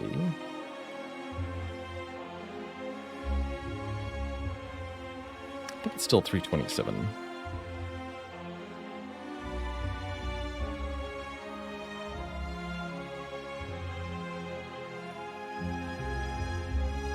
Going to take a quick break here as we switch games, as usual. Refill the legs, switch the water. Grab a quick snack to eat at the halfway point of my day here. So I'll be back in a couple of minutes, Twitch chat. Upon my return, we're going to be embarking upon a new journey in the Spire. Playing as, I suppose, the Defect. This poor Bite's silent run really bit it. Did not have the mental energy. We died to shapes. That was pretty funny, actually. We were doing really well. Then we just kind of fell flat. Don't think this deck had the tools needed to get through the late game, though, so I'm not too disappointed to see it go. Fun way to die. Can you get the Necronomicon event twice in a run? No. To win with 2 Necronomic Curses, we're going to have to get the one normally from Act 2, and then copy it with a Dolly's Mirror or Duplicator Shrine event. Pretty unlikely, but that's how we got Jax and Ritual Dagger and Ascender's Bane done, and Curse of the Bell, so it's not impossible. All right, Twitch chat, I'll be back in a few minutes upon my return. More Spire.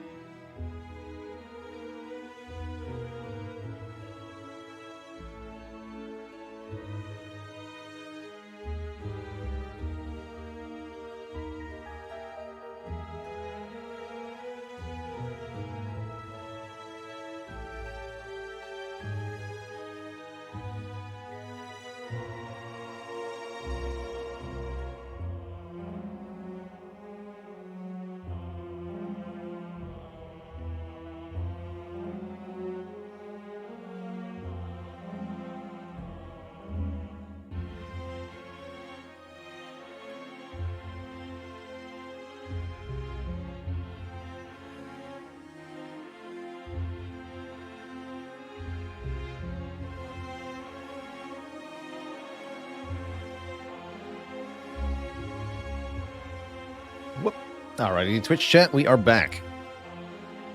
Thank you for hanging out without me. Let's go without that for a minute. So, Monster Train went really well.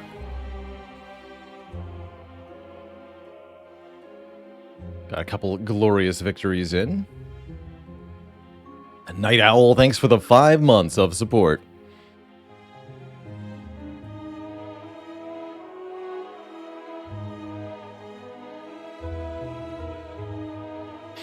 And a dad joke for Zagasu.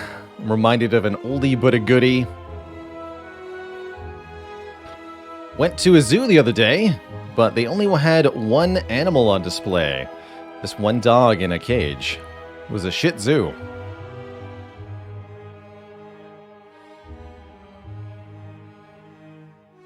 Did I update my category? I did not. Let's fix that.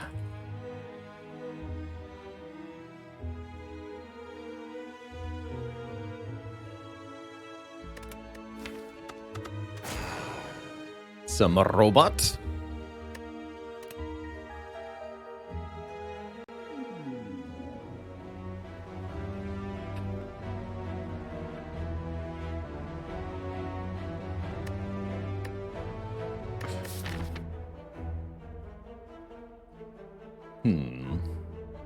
Act 1 as the robot. Always an interesting experience. Defect can be very strong or very weak in the early game. Kind of depends. As usual, we're still looking to master cards here in our Slay the Spire Mastery Challenge. That means finding cards we haven't yet won with, getting 2 or more copies of that card, and then winning the game. Have I ever done Slay the Streamer, asks Storm of the Seas. Have I ever? Would recommend looking in the credits of that mod, actually. Slay the Streamer was invented for this channel. So heck yes, we've done Slay the Streamer. We are the origin point of that mod.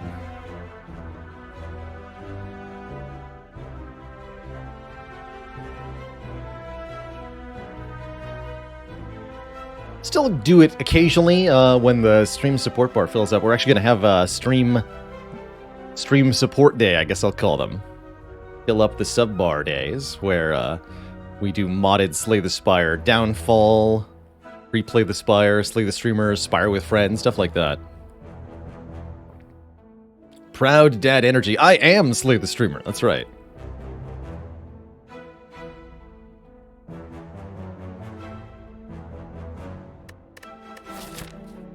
But yeah, ultimately, Slay the Streamer was my idea.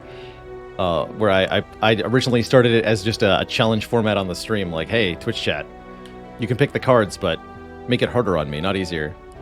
And the format was born, turned into a mod, thanks to Chronometrics. But the first Slay the Streamer runs were just me interacting with the chat.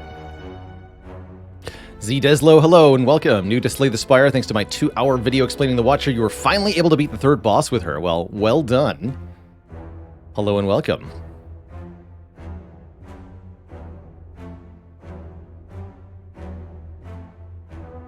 No shame in admitting that, Ripnator. A lot of my own jokes are remembered or pulled from other various sources, just random dad jokes people have told. It's the nature of jokes to be passed along in telling, so I'm glad you do.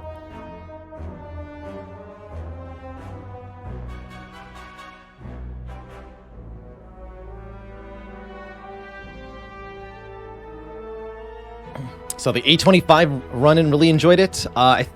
I want to say that one's called Ascension Plus.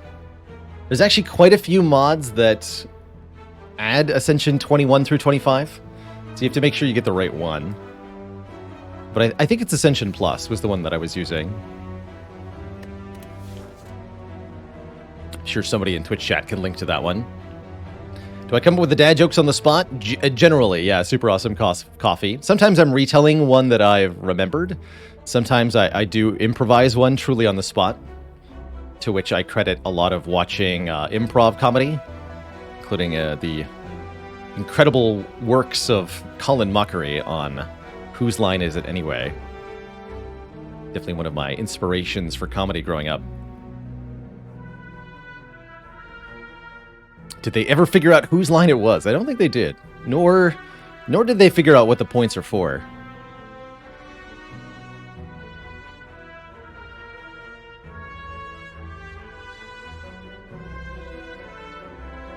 Have I seen his live shows? Yes, I have had the pleasure of seeing Colin and Ryan together live one time. If anybody knows the bit with all the mouse traps on the stage, I got to see that live.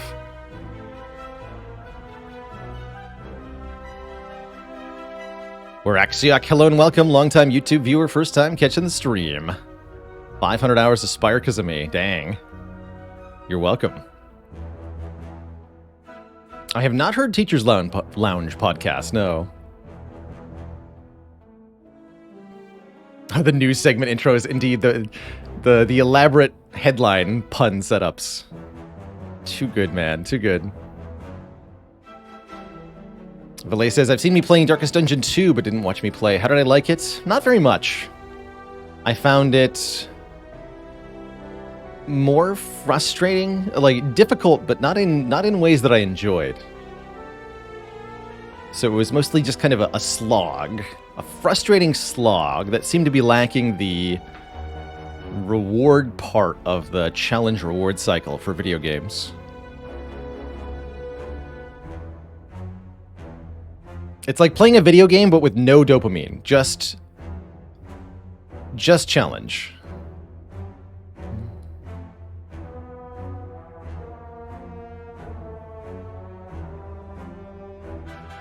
Slice and Dice is a good time. Do you recommend Slice and Dice? So it's like work. Yeah. Yeah.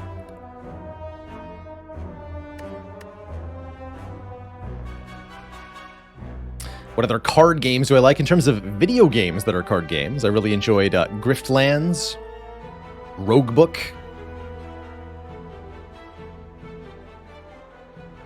Do I have any other deck builders I can think of? Wild Frost, really liked too. New protagonist, thanks for the Prime sub. Welcome to the Cozy Sub Club. How's it going, Private Snowball? Do I ever feel like playing Slay the Spire is work? It can. It can feel like it, yes.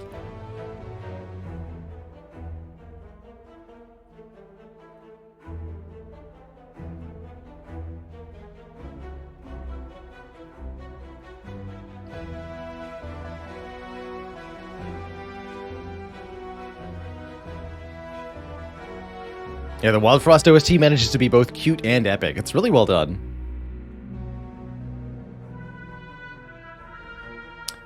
Wild Frost is going to get some post-release content, so I think it's going to get a little bit better. Looks like one of the updates just came out, actually, for Wild Frost. I think I'll wait a little bit more on Wild Frost until it gets maybe the bell system revamp. But I'm sure the first update has added some nice quality of life. How's it going, Greenies? Yes, this is the first Spire run of the day.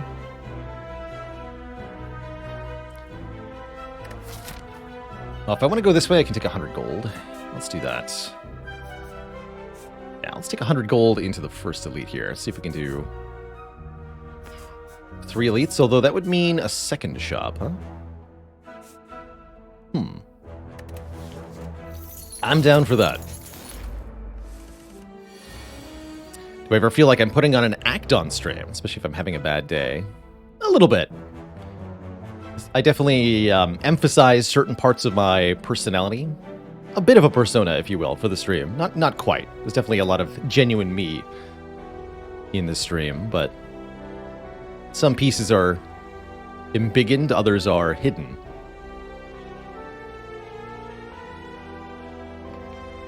If I'm having a bad day, often I'll either choose to not stream or to stream for less time, or just kind of stream a game that I am going to enjoy if I don't think I'm going to enjoy the game that I've kind of committed myself to playing.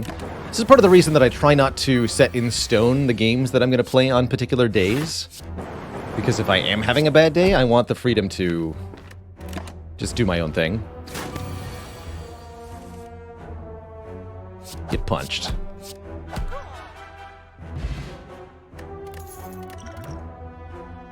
First card, Ball Lightning, always welcome. There's also always the believers in the Claw Law. Though I actually don't think that first pick Claw is the correct way to start a Claw deck. I think you'd want to start with first pick Hologram. Or something similar. But Ball Lightning delivers. It's immediate damage and an extra orb. More orbs, more damage, more blapping. It definitely helps us kill Hexaghost here.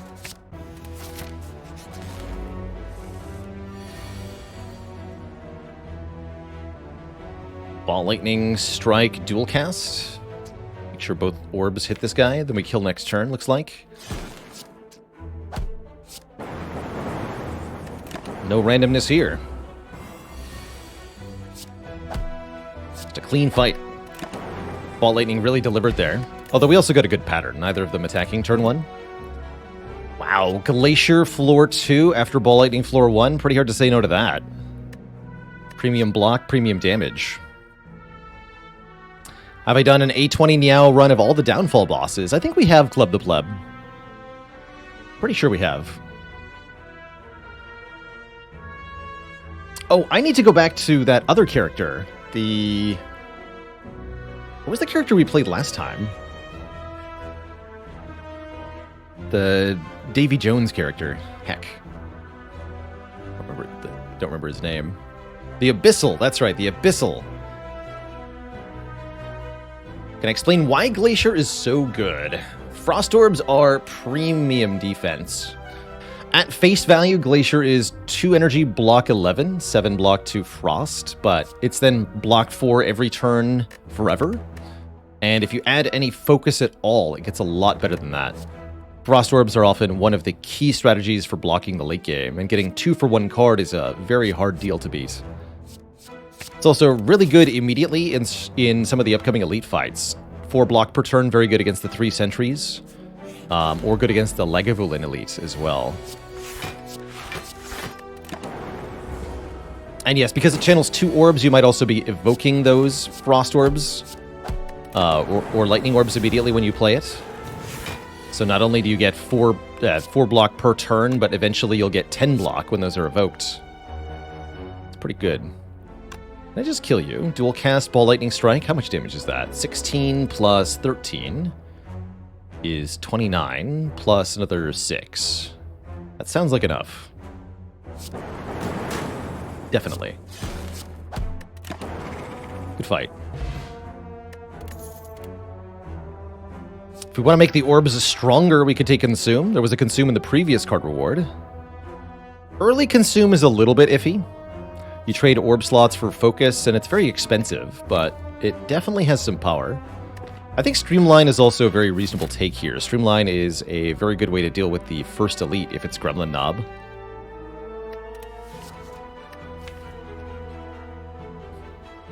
But the idea behind Consume is that it opens up a lot of options later in the run. We can find orb slots by any means. It becomes immensely strong. Can you go below 1 orb slot? Yes, you can go to 0 orb slots, and if you have 0 orb slots, attempting to channel an orb will result in nothing happening. No evoke, just nothing. So be careful with that. But we die to Knobber. I don't actually think we die to Gremlin Knob with if we take the Consume. Here's why. 1, we have an Ancient Potion to block the vulnerable. So Gremlin Knob will not do nearly as much damage. And we also have a shop to prepare for Gremlin Knob, too.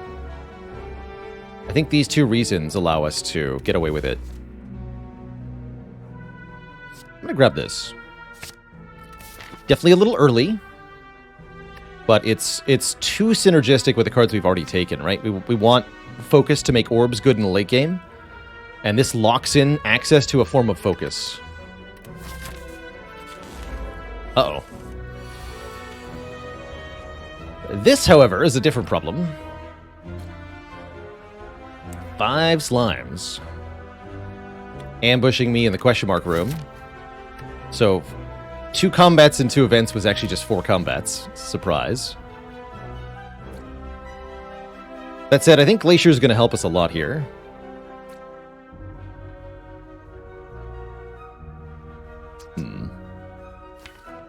Definitely going to be taking some damage here.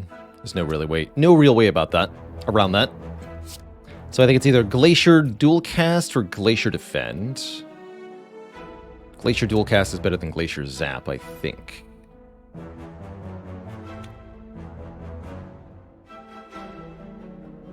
I think 10%, 10%, 5, 280. So 1 in 100 for this to happen.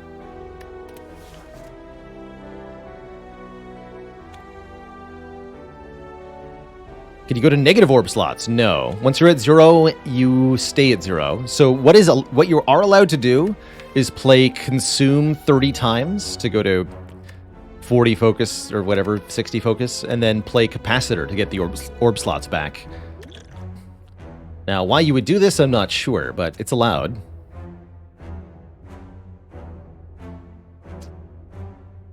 Ex Librisum, thanks for the 2 months. Loving all the content here and on YouTube. You're welcome. How much health does the last one have? Oh, it's only got 11. Let me shrink the face cam a bit. See that. Bloop. I'm so tiny now. Why am I so tiny? No, this ain't right. I'm too small. To be at least medium here. We'll go down like that a bit. That looks okay. All right, we'll hide there. Bacteru, thanks for the 11 months of support. He's small. If you had a Consume Infinite. I don't think I've ever had that.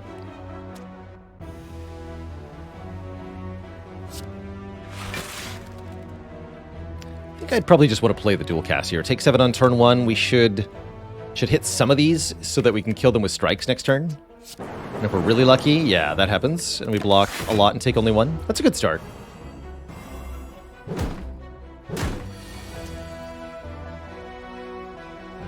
Of course, this turn is then mediocre. I guess we go defend, defend, ball lightning. Nobody weakened to pick off now. Which means we take 6 more.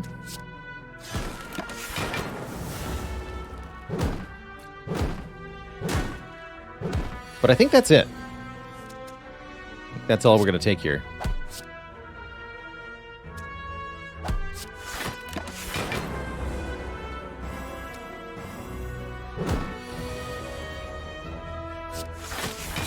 The Zip Zap.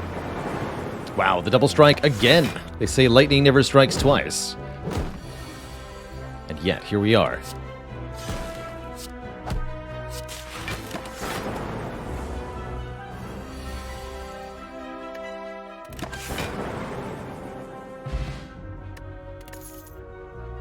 Another potion here, energy potion, and another consume. Hello?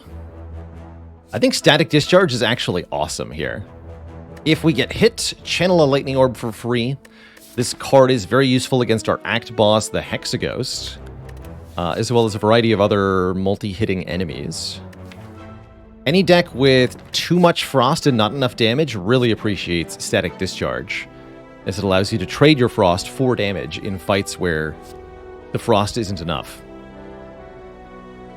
Dan of London with 19 months, thanks for the tier 1 sub. And Black Lava the Cat with the 4 months. Thank you, thank you.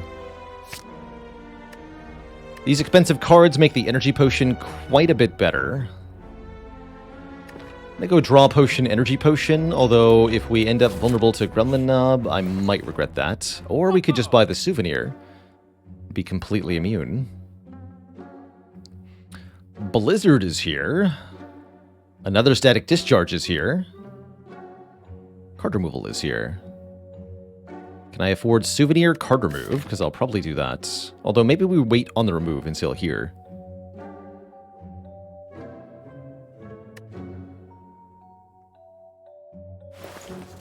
Souvenir definitely nice on Defect. There's a number of self-debuffing cards that this can block.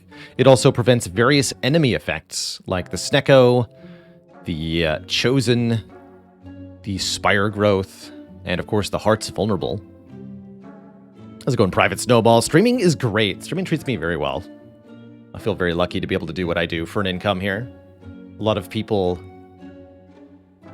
do what they need to do for work and then pursue their interests in the remaining time they have. I get to pursue my interests while working, which leaves a lot of time for really anything I want. And I feel very blessed for that.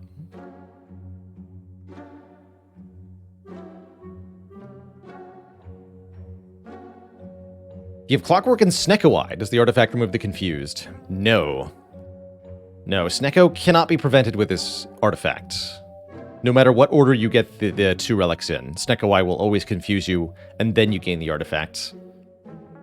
The only way to avoid the confusion from Snecko Eye is to purge it after the fact with the Orange Pellets relic.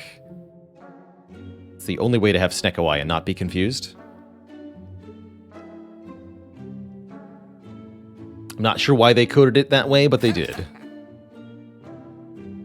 So yeah, I'm thinking we save our money here. I would like a chance to buy, if there's, let's say, Runic Capacitor in the next shop. I'd like to be able to afford it. We get money from 2 elites. They should drop 30 average each, bringing us to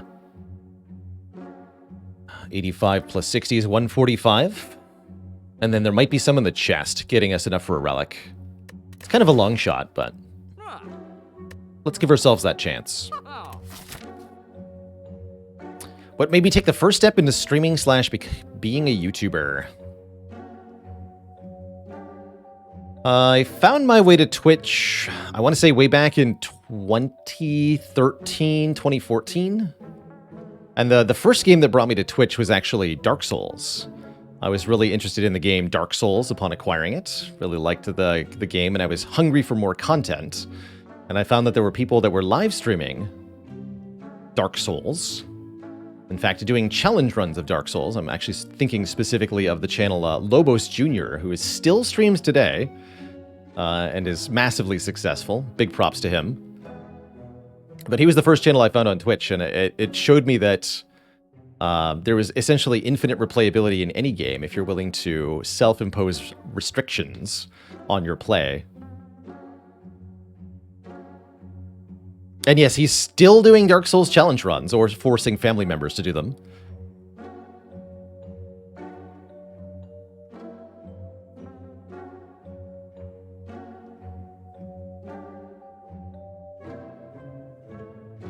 Did setting the rotating record for Spire really pump up the following? Definitely. Huge boost to the channel attention.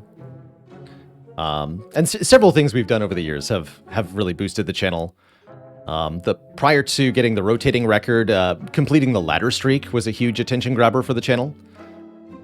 The first time we did that challenge. But I think that, as speaking of things like the ladder streak challenge, I think that the very heart of that is my original inspiration from watching Dark Souls challenge runs. The ladder streak is ultimately a Slay the Spire challenge run, and the core idea for that came from other games. Dark Souls.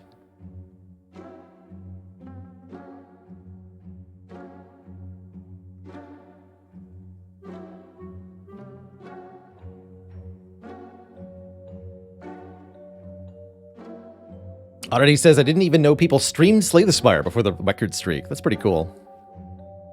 The ladder challenge was a self-imposed challenge we created for this channel. !ladder has a description of it. Essentially trying to win streak all 20 ascensions in Slay the Spire. Win on Ascension 1, then on Ascension 2, then on A3, etc. 20 wins with no losses was the original challenge. All against the heart, of course. And it took almost a year of trying to do that the first time. Since then, we've succeeded at the ladder challenge 5 separate times. And then went on to do 20 consecutive A20 wins, which is just way more difficult than the ladder is.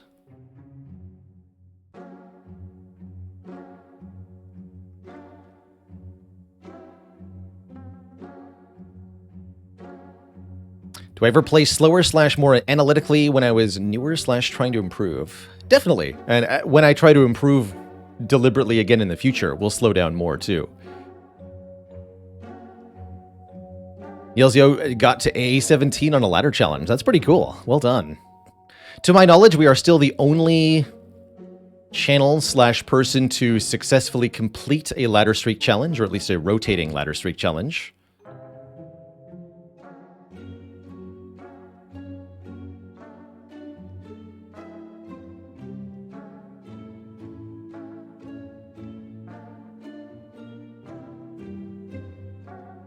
Any recommendations for Steam Summer Sale games? I can recommend Monster Train. We were playing some of that before Spire. Also heartily recommend Brotato. And Against the Storm. Cozy roguelite / settlement builder. That one. Okay, let's not to do.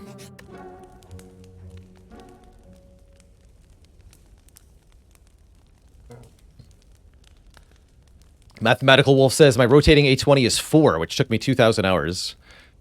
I want to say around 2,000 hours, I also had probably about 4 consecutive A20 heart wins. I think that's all I'd managed. So don't feel bad. You're on track. Bear in mind, you're now looking at almost 7,000 hours of Slay the Spire. So just casually triple that. You could do 20.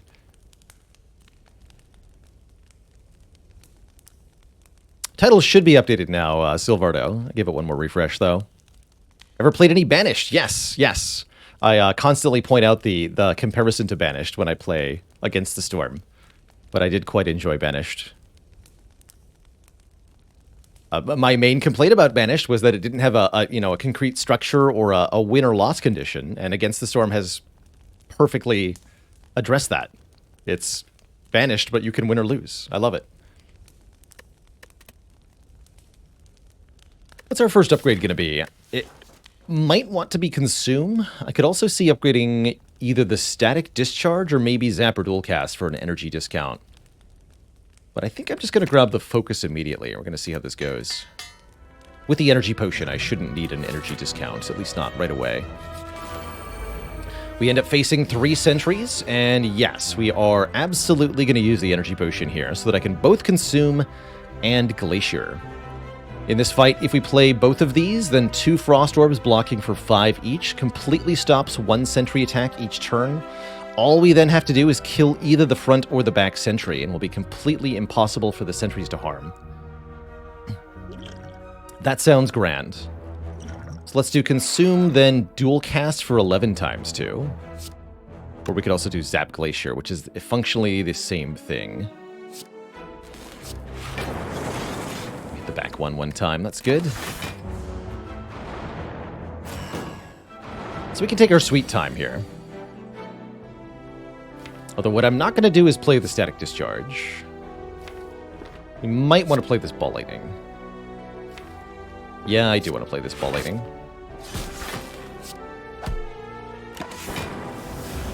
Kill this thing before it becomes a problem.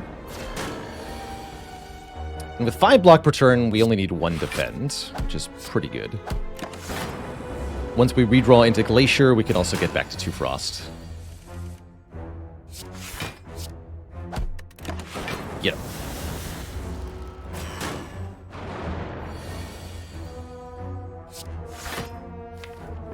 Not going to play this, because it might cause me to take more damage next turn.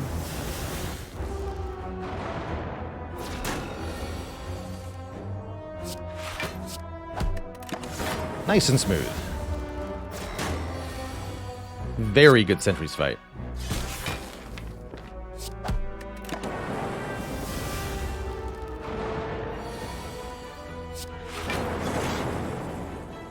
Very smooth. Get a Symbiotic Virus. We now start with 1 Dark Orb in play, and look at that. Normally, I would say early Capacitor is super not worth it. However, having just picked up Consume, it's a lot more interesting.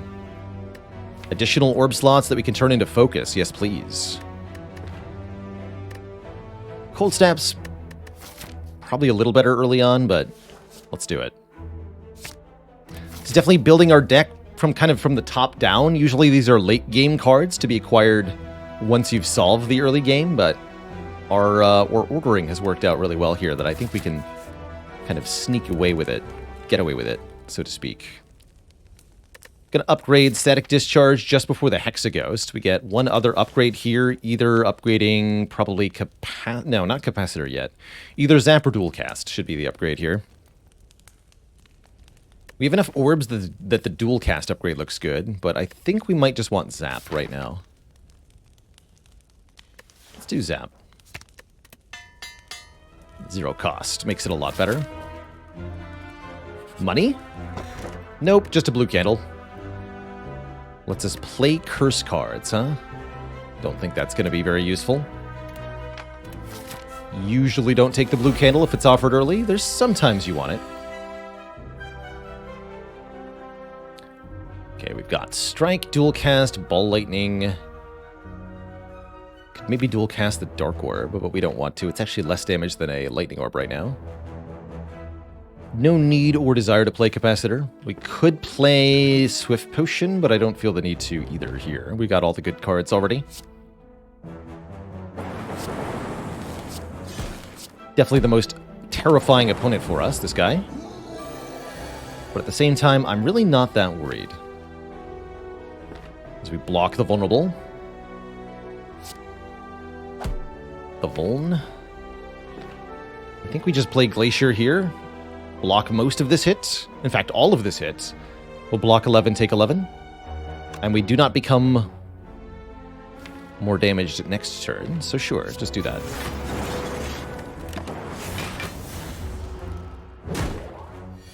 And now, if we do have to take a hit, it's only 19 minus 4, 15 damage. No problem. So let's go Strike. I think Static Discharge, Defend. Get a free Lightning Orb when we get hit. Block for a little bit more. Take 12. No, 13, sorry. Take 13. That's pretty good. I don't think we're going to need more health than this anyway. Sure.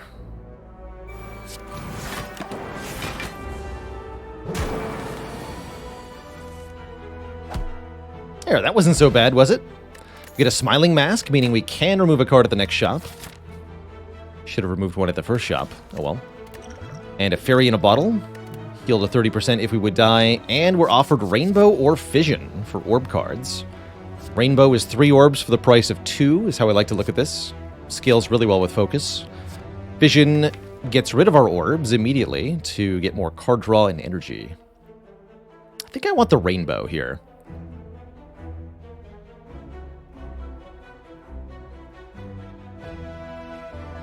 Fission's a bit odd with Consume, indeed.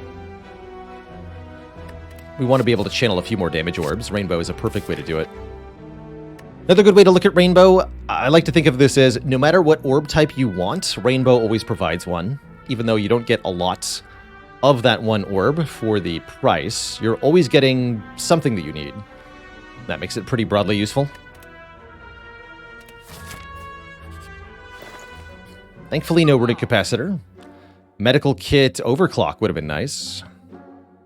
Dark Shackles is nice. Am I really 1 gold short of card remove Dark Shackles? I sure am. Dang.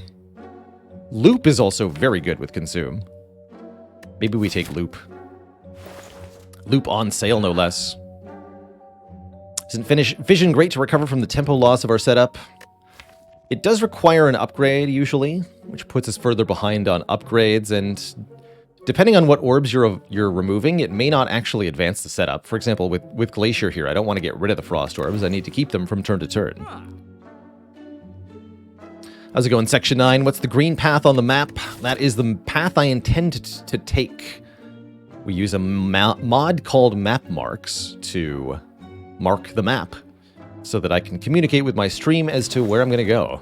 Yeah, I wish we could reasonably afford these. We're here to remove strikes, and we're here to buy loops. Not pick up cards that don't really help us.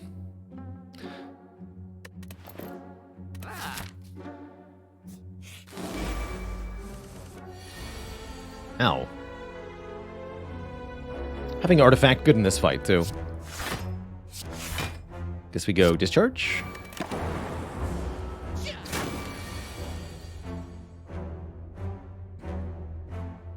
Discharge and Rainbow. Rainbow Defend blocks for the most this turn. Seems ideal. Can't quite KO. Not quite.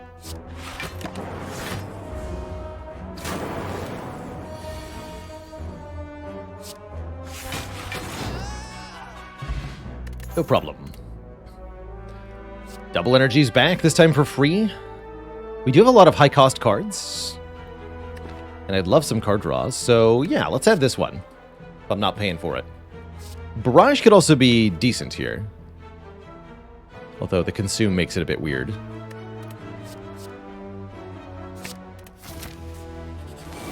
Sentries are back. This time it's personal.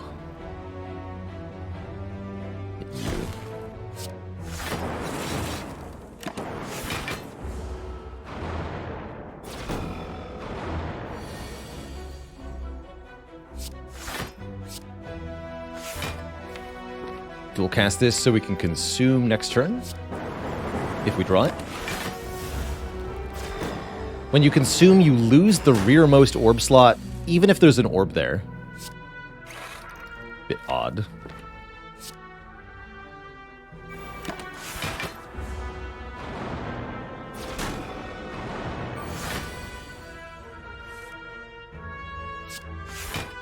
I'm gonna zap. But hold on, Lightning, Frost, and Dark. So Frost will still be in front, yes? Then we have a Dark Orb.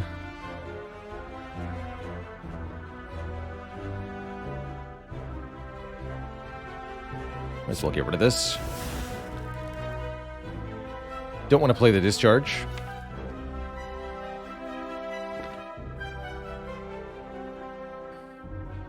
So we want to go Zap, then Rainbow? Yes.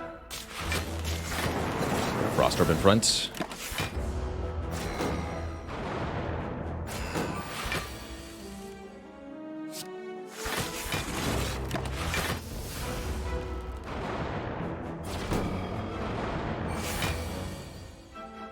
Okay, and now we're totally safe.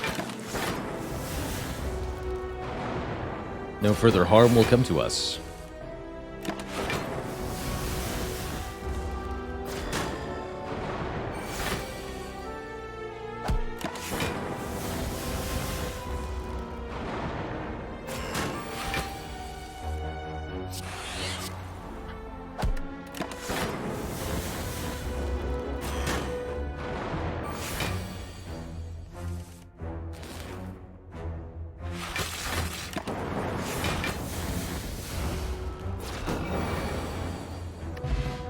Oh, an Orichalcum to add to this? I actually really like this as part of this deck specifically.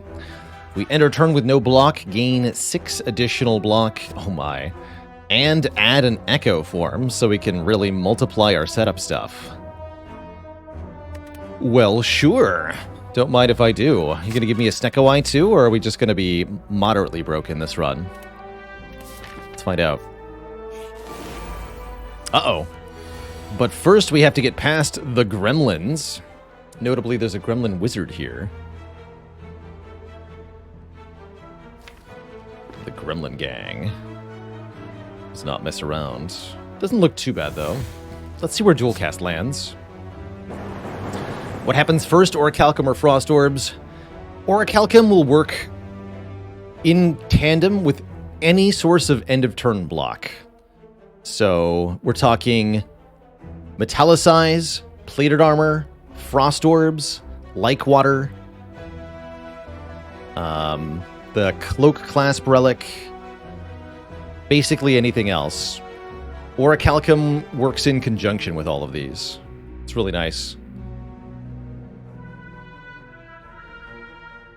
Even goes off before if you get Feel No Pain block from ethereal cards in your hand, like Ascender's Bane. It's really nice. Okay, I guess we kill the Fat Gremlin and then Ball Lightning the Wizard. That's pretty good. That's really good. This is shaping up to be a very easy fight. Yes, the Wizard's already dead. Good. So here, for example, with a Frost Orb in play, we end turn, we get 6 + 2 = 8 block. Loop, however, is at the start of your turn and turns off the Orichalcum with a Frost Orb.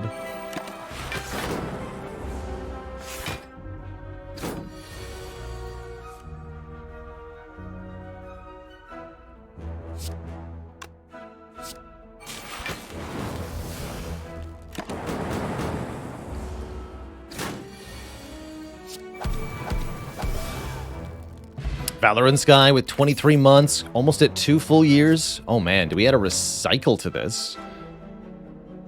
Allowing us to delete certain cards to gain more energy, or do we add a recursion?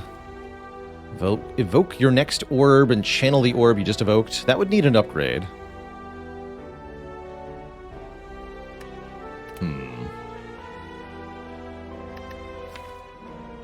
Really hoping for Snecko or Pyramid after the boss, that's for sure. We need some draw. Maybe we'll get a Heatsinks? Maybe. I think Skip is a very reasonable pick here. It's definitely where I'm leaning. I already want to upgrade Loop and Static Discharge and Capacitor. So, upgrading Recursion or Recycle, really not going to happen. I think we're going to skip.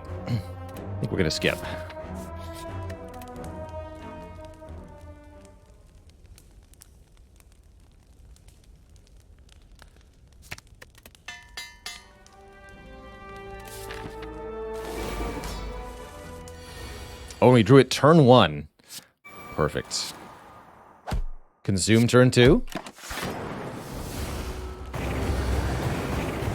Echo Form turn 2. I'll take it.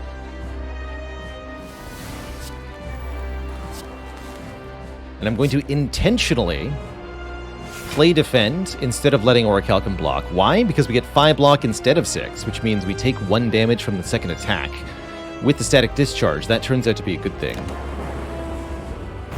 Get more Lightning Orbs this way. Ouch. Put my face, though. So we double loop Consume. Let Orichalcum block. Or I could again play Defend to do to take 1 damage. But I'm not going to do that.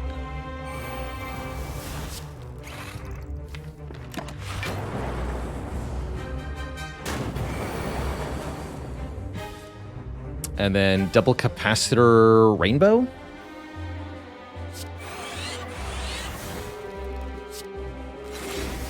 We block for 6 plus 5, take 1 damage again, get 2 more Lightning Orbs. And now the Zappination begins.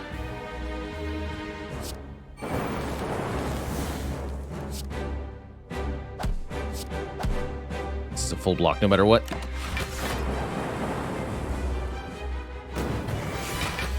Look at those orbs go. GG. The Zappening. Alright, well that was a pretty clean boss fight.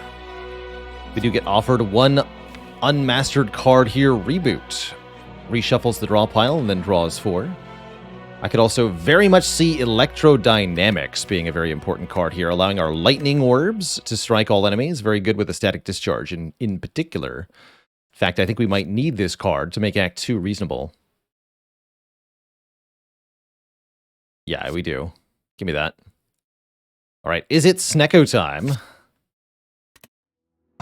It's not. It's Inserter time. Every 2 turns, gain 1 orb slot for the Consume is an option. That would make a slow, plodding, and methodical Defect run, but probably a pretty good one. Could instead go for Transform and upgrade 3 cards. Or more energy during boss and elite fights.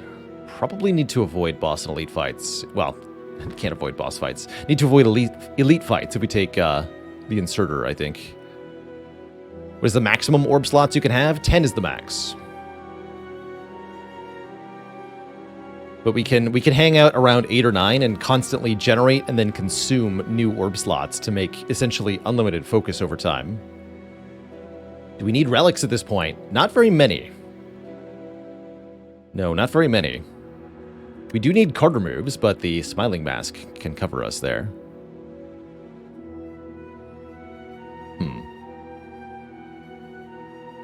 I'm pretty happy with an Inserter having Consume.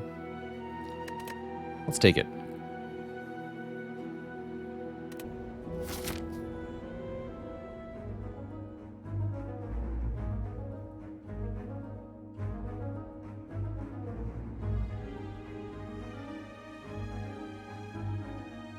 So, don't want to go to too many elites. I'd rather go to shops, except the shops are on the same path as the elites.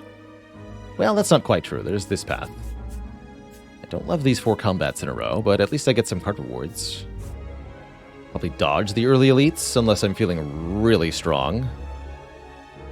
Yeah, we're not going to go far right here. That's a little too crazy for me. Just 1 shop is good. Seems a-okay. Uh-oh. Swift Potion, question mark? We're actually not that likely to draw block cards that would help. There's really only Glacier. So I don't think it matters that much. And this is going to be pretty typical. We're going to take a lot of damage on turn 1, and then really that's it.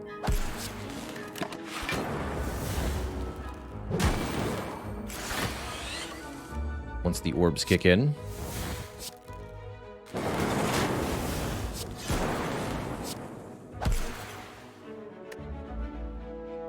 Ah, heck.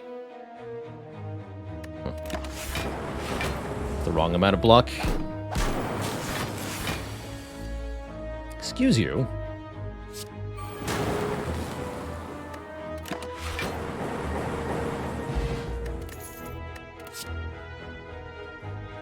Huh. Hollow, defrag, skim. What choices? I think defragment is the bait here. Paying energy we don't have for focus we don't need. Skim's probably better overall. Skim would really want us to get some energy generation. Turbo would be good, and aggregate would be good. Upgrading the double energy might be good. Let's take Skim over hologram here.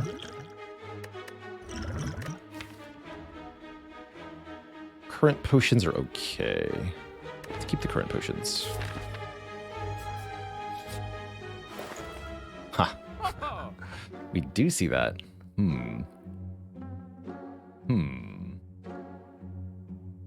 Don't need that and the inserter, probably. Gives us 3 additional orb slots, which is very potent here. What about boot sequence?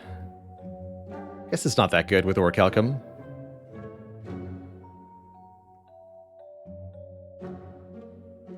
Only problem with the capacitor is that I can't also remove a card here. Lantern's not too bad for 1 energy turn 1. Makes it easier to get set up. This deck definitely likes energy. Card remove is very strong, though. Since we already have a regular capacitor, I don't think I need the runic one. In retrospect, the regular capacitor was a mistake to get.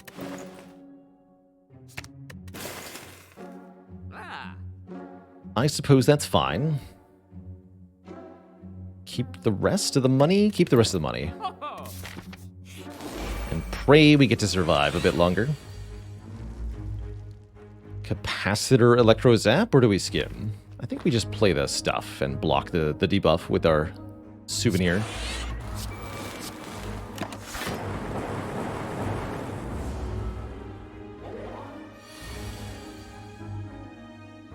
Weak. This might require our Swift Potion.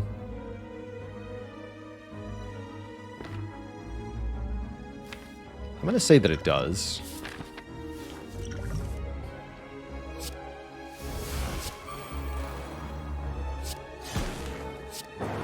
It's a bit better.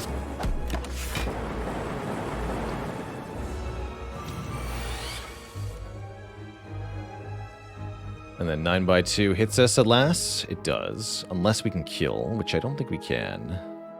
No, we can do 24 plus 15. That's not enough. That's not enough.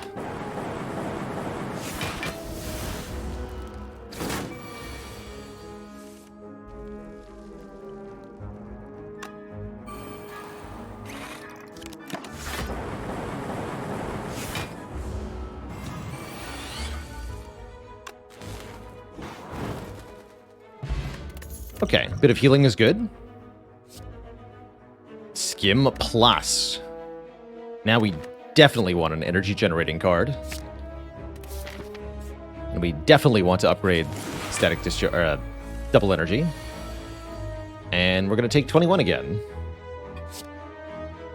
Well, or maybe just 11. Although I probably need to play this, huh? Heck.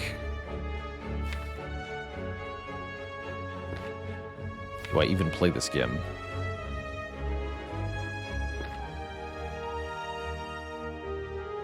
Dang it, Avocado.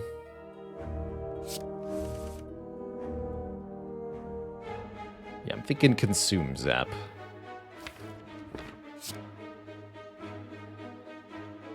At least we're not frail.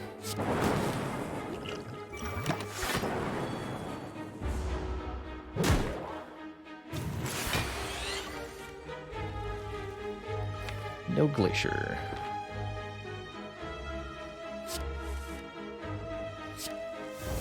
Oh boy.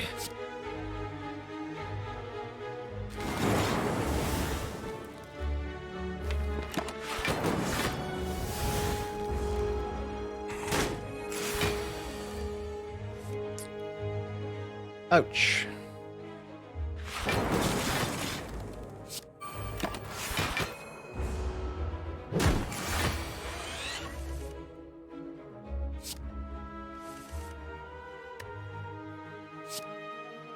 What a rude person.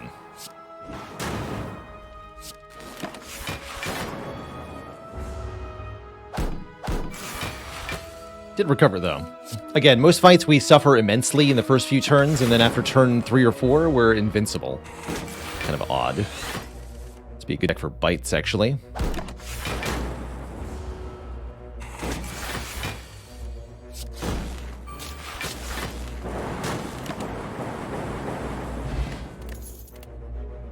Ooh, I like this. 0 cost, goes really well with all the card draw we have, and is upgraded for free. Cool-headed without an upgrade, also decent here for being more Frost. But we can't afford to play it. Take the go for the eyes here. Uh-oh. SpaghettiOs.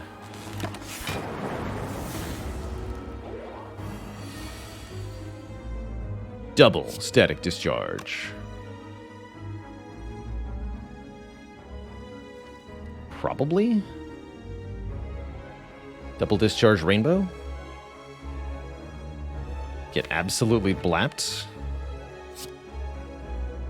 Double energy, and then I just play all 4 other cards. Doesn't seem as good as doubling the Static Discharge. You don't even want to play the Defend, right? We could double Rainbow. That's actually the best block. Double Rainbow Defend.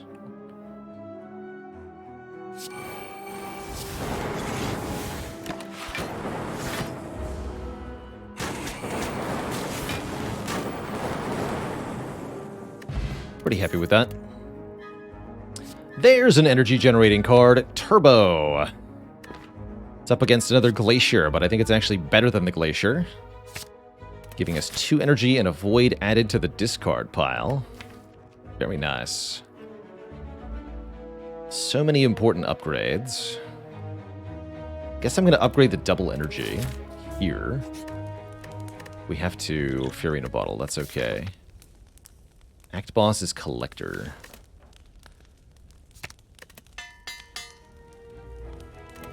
Deck should be a little bit better now that we have 2 skims and actual energy. Let's see how it goes.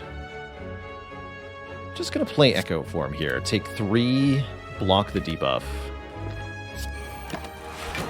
If we skim, there's no guarantee I can get Echo Form in play. That doesn't seem quite right. Let's do this. How did I draw neither of the energy cards? Dang.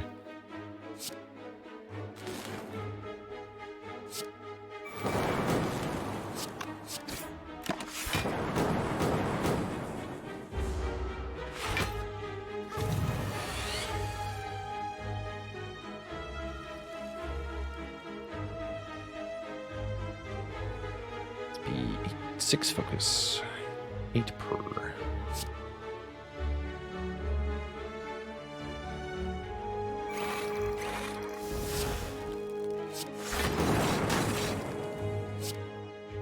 Full block.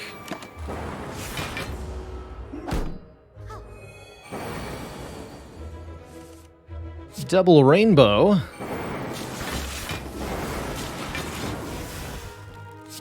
What does it mean?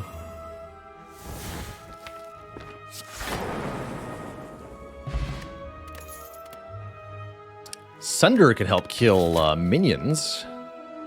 Good against Collector, good against the Elite fight. Not bad with Echo Form, too.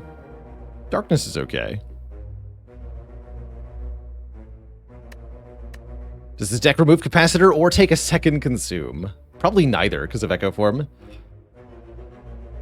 Definitely wishing we had that Recycle now. It's an old internet meme, Storm of the Seas. Really old internet meme from a social media video. Some guy, potentially high out of his mind, remarking at a double rainbow in nature.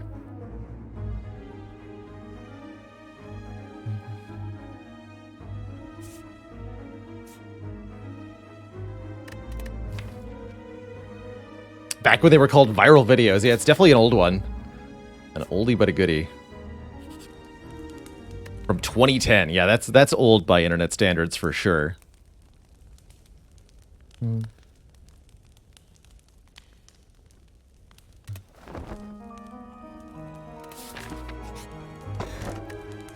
Eesh.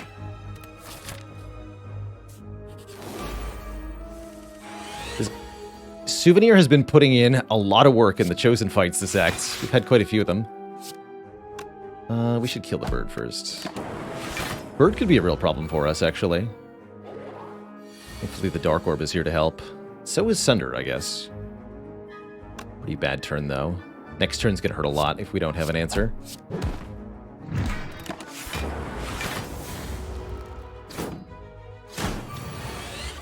Yeah, this fight can just be evil, and that's definitely what happened here. Bummer. Good news is we've got Fairy in a Bottle, so we're not immediately dead. But this is very bad.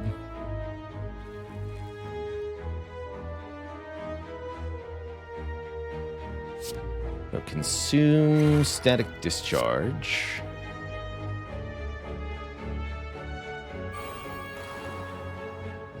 This actually gets full blocked. But I think Chosen kills us.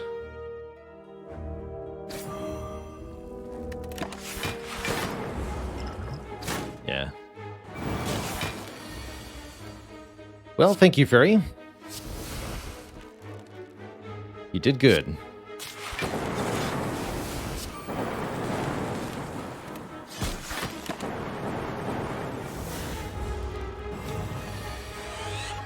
Guess that means resting was a mistake. We lost all the health.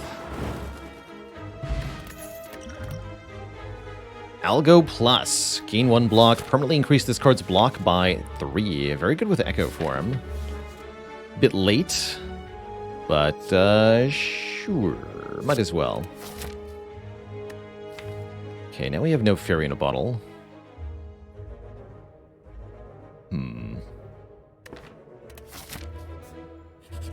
I think we avoid that last elite. Let's upgrade Loop. Can the Vampire event appear still? Yes, it can. We could get it here. Oh, no. Oh, no. She calls out to you, demanding sacrifice. Either get a curse or lose almost all of our remaining HP. Fun fact, you do gain the 5 max health first, so lose 25 HP with 21 health. We live on 1. Heal to full. We can lose the capacitor to Ranwid. Actually seems reasonable right now. This capacitor is not putting in enough work. Here, take my capacitor. Give me a bag of marbles. Heal me. That's not a heal. Oh no. Everything is terrible. Glacier in front? No, I don't want to loop it.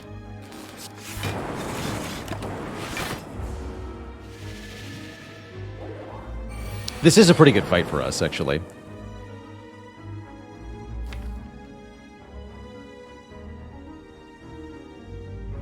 I'm gonna skim here. Good.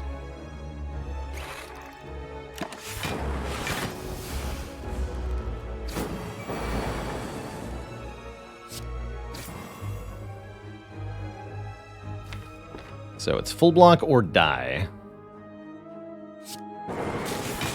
You got it.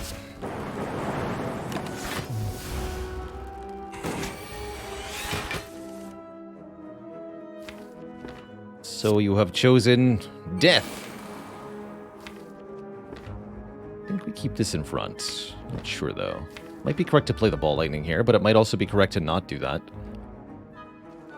Any Orb Evoke next turn gets the kill. Let's risk it for the biscuit.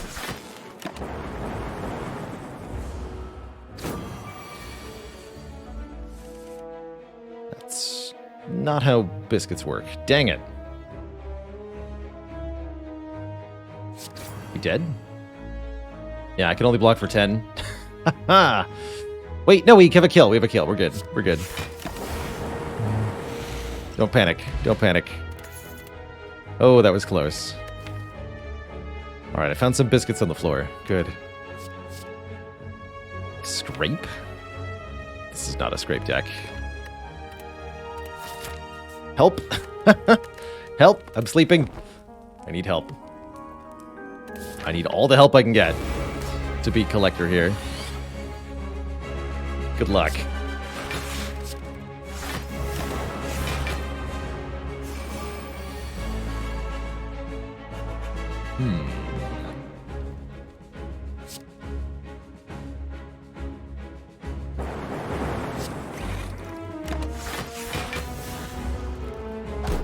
Thankfully, the inserter makes this fight relatively tame.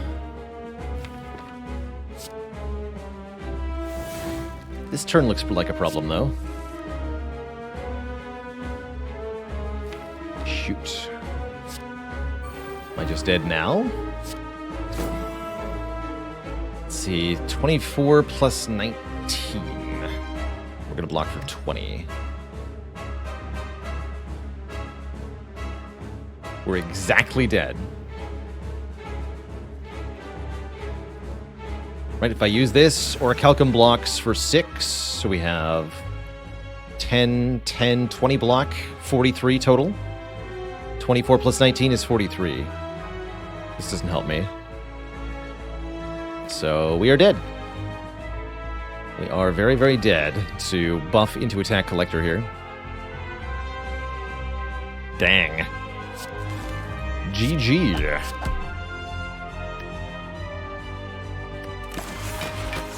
Down we go. Definitely a tough run. Showing why you don't build your deck from the top up. This was a very good deck for Act 3, but not a deck that could survive Act 2. Lacking the front load like Doom and Gloom, earlier access to Sunder, and some other stuff like that. Didn't cut it. Not enough immediate block either. GG. Deck definitely needed energy. You can see why we upgraded the double energy and took the turbo. But we didn't have the consistency to draw them together. It's nothing above the top, that's right. Don't want to go one more with Defect. I'm happy to do another Defect run, I guess. We were leading on Orichalcum so hard. It's a real shame, too. I feel like if we had literally just one more hit point, we'd probably make it to Act 3. And maybe win the whole run from there.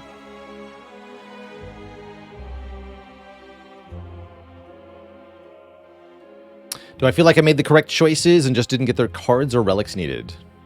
I feel like the capacitor in Act 1 was a mistake. Even with the consume, it turned out to be a mistake. Let me just take a look at some of the other card rewards. I feel like we did most of the others correct. I still think Turbo over Glacier, for example. Double Glacier with 3 energy just doesn't cut it. Is there any attack stuff we could have taken? Maybe the Streamline. Over Discharge? No, it was over Consume. Consume was pretty good. I don't feel like the Consume was a mistake.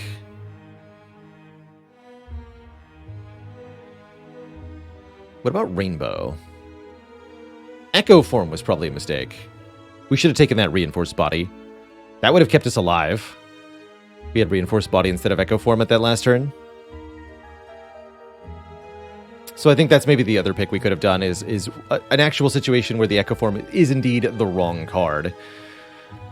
I think Echo Form might be the wrong card in situations where you're trying to use it to double your setup, because then you're just trying to set up your setup, and then you have twice as much issue against fights where you can't set up, which is what we were in there. Forgotten Altar really hurt us. Chosen and Cultist really hurt us. It was the reason we lost, rather than just kind of struggling through Act 2 and winning, was back-to-back this fight with the Forgotten Altar event. That was intolerably bad. So this particular streak was really unlucky and did us in. Slightly different combats or events, I think we're okay.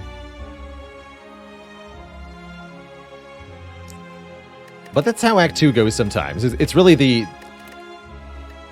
things that will kill the runs most dead in Act 2 are when you get back-to-back low rolls like that. Could we have won with Decay and more hit points? Maybe. It might well have been correct as a hindsight play to take that Decay. But I think slowing down our draws would have been just as deleterious. Oh well, let's go again. Let's go one more time.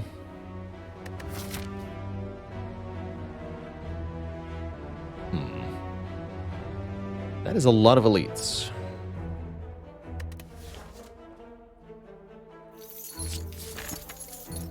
Let's do it. Can do up to 4 of them. Interesting. Zap here. So that's a curse we've already won with 2 of. That means we just remove it ASAP.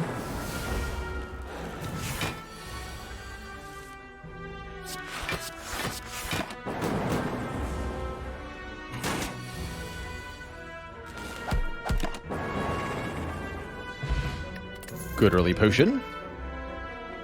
Maybe that's what we did wrong last time. We didn't first pick Claw. I think that's what we did wrong last time.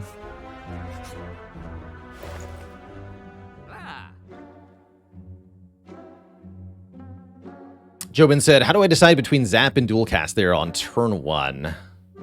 So, Dual Casting is 16 damage immediately. We lose 1 Lightning Orb. Zap is add another Lightning Orb for 3 damage per turn. So 16 damage immediately, or from 2 Lightning Orbs, 6 damage per turn. Then the question you ask yourself is, how many turns is the Jawworm fight? If it's 3 or more turns, then 6 times 3, 18 is better than 16. If it's 2 or fewer turns, then the Dual Cast is better. So I evaluate, the fight's going to take 3 or more turns. Jawworm usually does. So Zap is better than Dual Cast. Exactly the right amount for Secret Weapon and Strange Spoon. But what about Bandage Up Strange Spoon? And better yet, what about Doom and Gloom? Pen Nib. That sounds pretty good.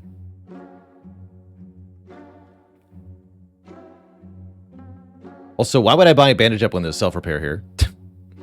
I guess only with the spoon. Would that make any sense? Self-Repair is really good if I want to do this path. Which I think I might want to. 4 elites, anyone?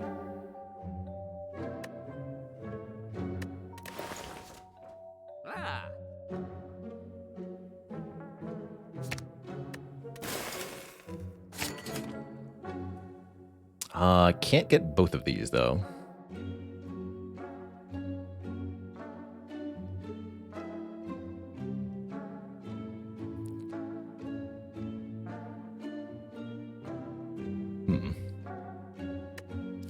Could take Bullseye. I think we should take the Self-Repair. And stop.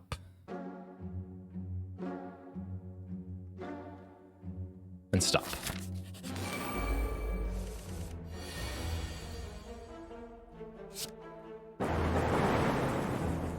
If it hit them each one time, we could Doom and Gloom and kill them both. If it hits the same one twice, we get to defend twice. I regret my choice, I think. Call it net zero. It's fine. Good potion. Ball Lightning Rebound. Go for the eyes. Might prefer Rebound here over Ball Lightning.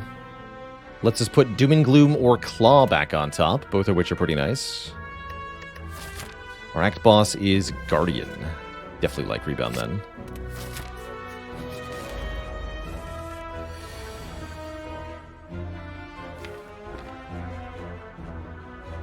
We don't actually evoke the Dark Orb. Doom and Gloom is not that efficient though.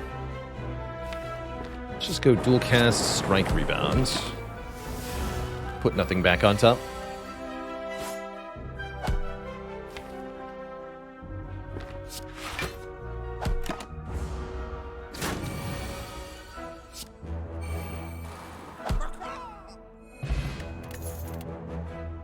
Now we can take a Ball Lightning. Or maybe a Compiled River. Like card draw with Claw. I also don't hate Charged Battery here, actually. No, Charged Battery is good. Front-loaded block and next turn energy can be very useful. Why can't you get self-repair from Creative AI to avoid encouraging players from spending inordinate amounts of their own time trying to find self-repair from Creative AI? I think it's a much better game without that particular shenaniganry.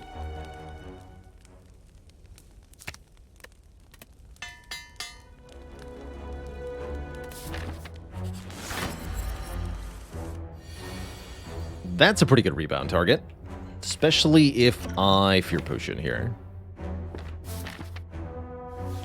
Let's do it.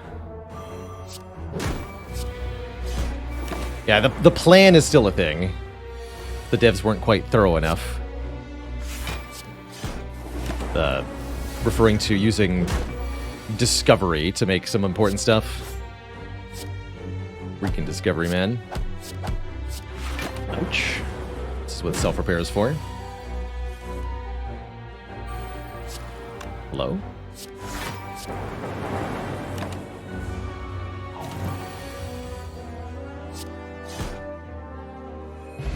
Calipers are not good here. Can retain block, but only if we somehow get a lot of it. Let's add a Beam Cell. Make enemies vulnerable allows us to do more immediate damage. Very important for a defect, especially a defect that wants to go to Act 2, a defect that wants to kill elites in Act 1. Yes, please.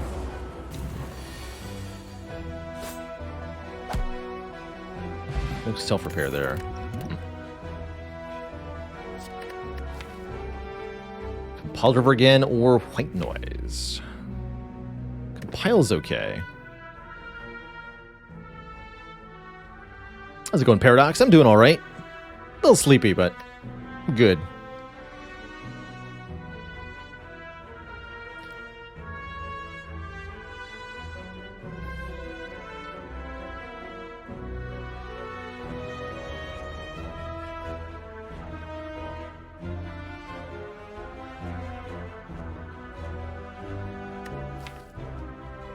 I'll take a compile.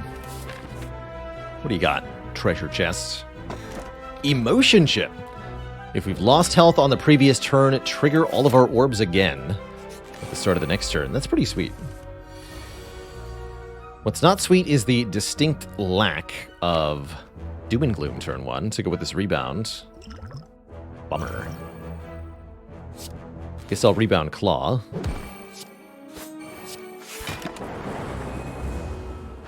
But probably we take a bunch of damage next turn. Yeah, there's Doom and Gloom. So we go Doom. Oh, Claw Strike, take only 10. That's pretty good. Rather than taking 15 by defending. And then we heal even more after the fight. That's not so bad.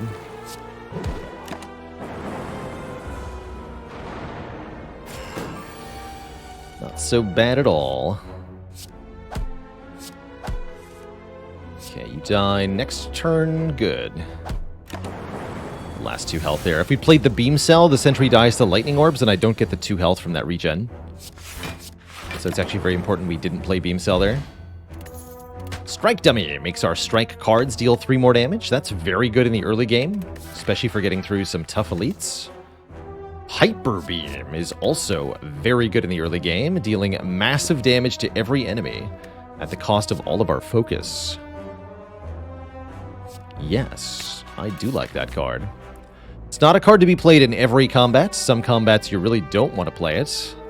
But other combats, for example, this one, you really appreciate the Hyper Beam. 26 to all enemies. Alright, we're gonna try to get all the enemies to 26 HP here.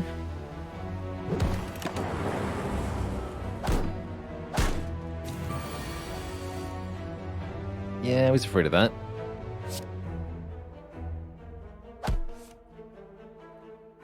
Ouch.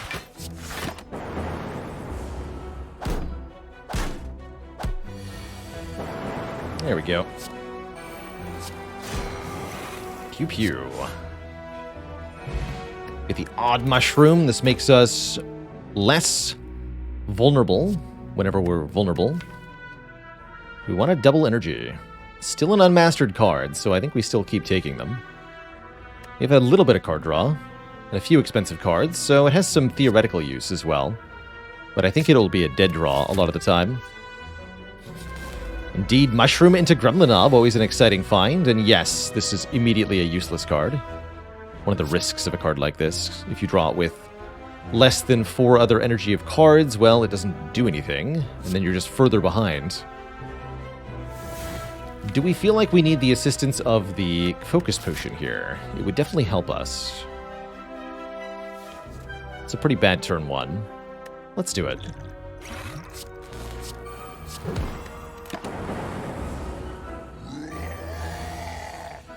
Yeah, that's a pretty bad turn. 2 as well. Thankfully, we have Emotion Chip to help out here. Strikes are 9 damage. Pretty hard to turn them down then.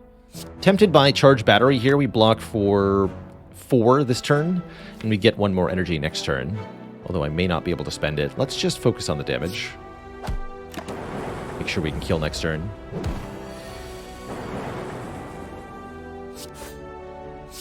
Good. That wasn't too bad. Get a Potion Belt, although it's empty. For more potion slots. Turbo is back. I think it's too early to take a Turbo.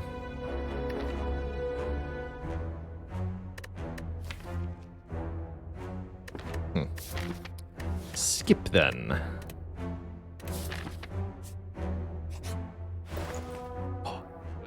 Ka-ching! Membership card gives us a big discount on anything from the shops. It's also Electrodynamics again, although I don't think we need it this time. Trip looking pretty good, an unmastered colorless card and an important one. It applies vulnerable to enemies. If we upgrade it, it's actually to all enemies, so we can do Trip Plus and Hyper Beam as a 1-2 Deadly Punch. Deadly Fruit Punch. Wonder if we remove Claw here. I think we do. Now that we have the Strike Dummy, the strikes are actually better than Claw is. That's sad. Poor, poor Claw. Just not a good card, man.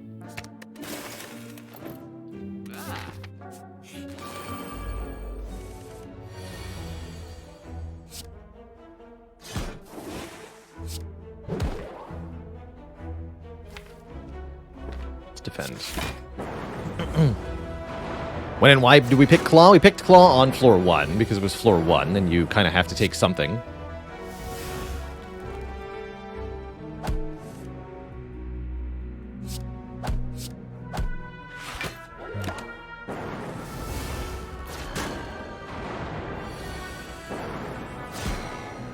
No self-repair for me. FTL's okay. Only if I'm not paying for it, though.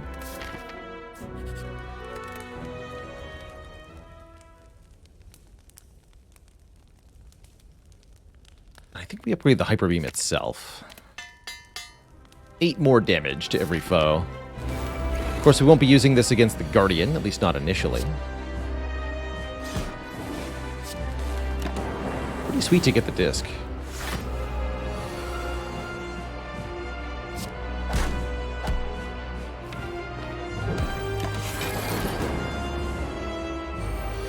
Deck is currently entirely dependent on the block cards to block the Guardian's attacks. There's really not that many of them, so we are going to hemorrhage HP during this fight.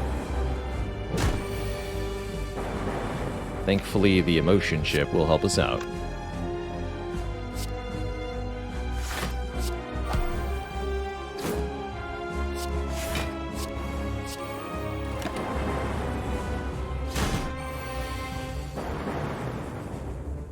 That's a very powerful Dark Orb. We can power it up even more by blocking this turn. I think we'd rather not get hit, though. Let's just channel it. Or evoke it, rather, for the 48. Curl Guardian back up into a ball. Get wrecked on this turn for some reason. Okay. This will do 51 damage next turn.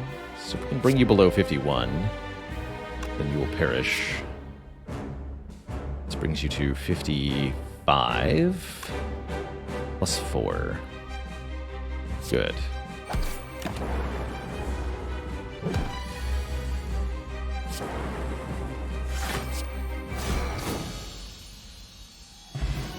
Little spooky, but not too bad. Echo Form is back. This time, though, it's not duplicating our setup cards. It's duplicating Hyper Beam, Doom and Gloom, or perhaps better yet, Self-Repair to heal us for 14. That is a lot better. Second Hyper Beam feels a bit iffy. I don't think we want two of them. Rainbow is good with Compiled Rubber, but not that good overall. It's nice with Data Disk. Let's take an Echo Form. Being able to double Self-Repair is really good. Is there a way to see which day a run was on the website? Yes, the date is listed. It'll say something like X days ago, and if you mouse over that, there's an actual date and time on the tooltip. But I have used my own website to find out when my runs were, so I know you for fact can do it. How's it going, Maximum? Greetings to New Zealand. Congrats on your first A20 heart runs with each character. Glad to hear the channel has helped you out. That's awesome. What's going on in Echo Form and Doom and Gloom arts? Doom and Gloom seems to be waves of stink radiating off the Defect. He's had too many garlic and onions. And Echo Form is... It actually looks weird. It kind of looks to me like an alien face or maybe a mind flayer if you see just the tiny arts. But the full art is the Defect hooked up to some interesting machinery. And then there's kind of echo images of them. But I totally see like a mind flayer when I look at Echo Form usually. Or Dr. Octopus. Cable spaghetti. Will Watcher be next? Watcher might be tomorrow. I think this will be our last Spire run today.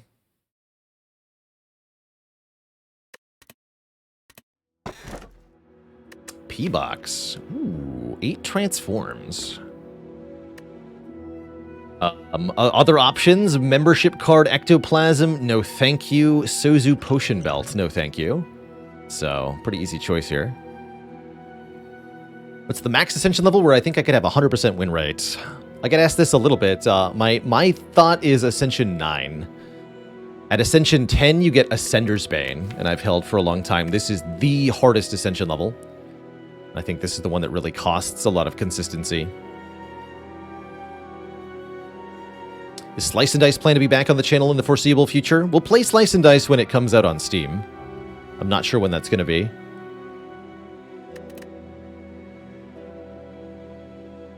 Ooh, Fogus. We also get Core Surge, another Beam Cell. We have so much vulnerable now. 2 Compiled Rubbers, 2 Rebounds. The Boot Sequence is the only block card, but if you're only going to have one block card, this is a really good one.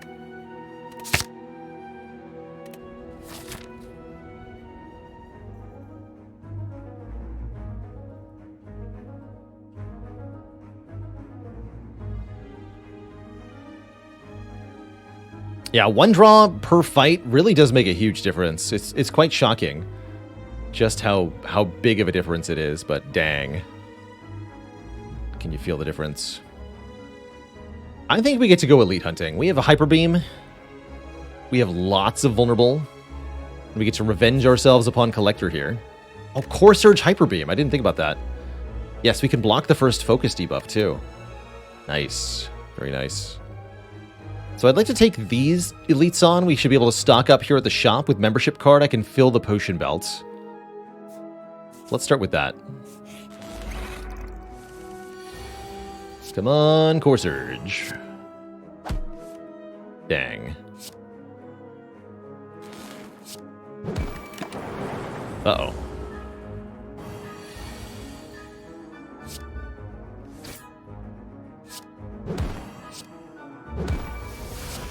Bunch. Might as well play this. 20 damage to do? I can do that, right? Yeah, easy. Good fight. Really good fight. It's a good sign. If you can do 100 damage in 3 turns, most of Act 2 is not that hard.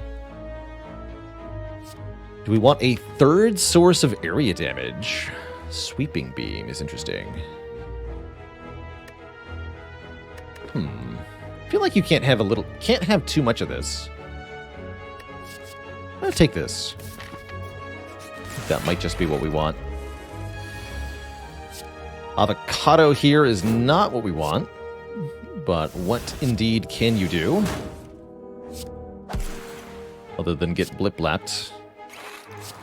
Could try to Echo Form this self-repair. I really doubt we're going to get the chance, though. Ouch. I should have rebound that. Should have. Could have. Didn't. Double rebound, or do we do Doom and Gloom here? Bummer. Does this deck have block? Used to. Doesn't really anymore. This is 13 damage. This is going to be 8. No, 5 by 2, 10. No, that's not enough. Okay, just do this.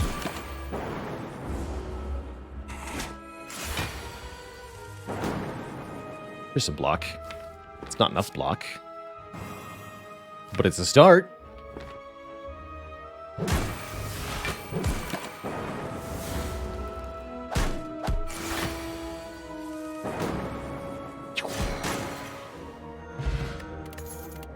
Classic beginning of Act 2. Do we want a charge battery or a steam barrier is my only question. Both of them are pretty good. I think I like the battery a little bit better with the Echo Form. Battery helping out with our energy problems is pretty sweet. And we definitely want to replenish some of that lost block. Also don't think I want to mess with another hallway fight right now. Let's take an event here. Ritual Dagger or 50 gold with membership card right before a shop. I'll take the money, thank you. Ritual Dagger can scale up later in the game. Really nice way to kill things. Not bad with Echo Form. Pretty good with Vulnerable, too. This deck already has so much going on. I think I'd rather take that cash. Thanks for the money. Hee hee.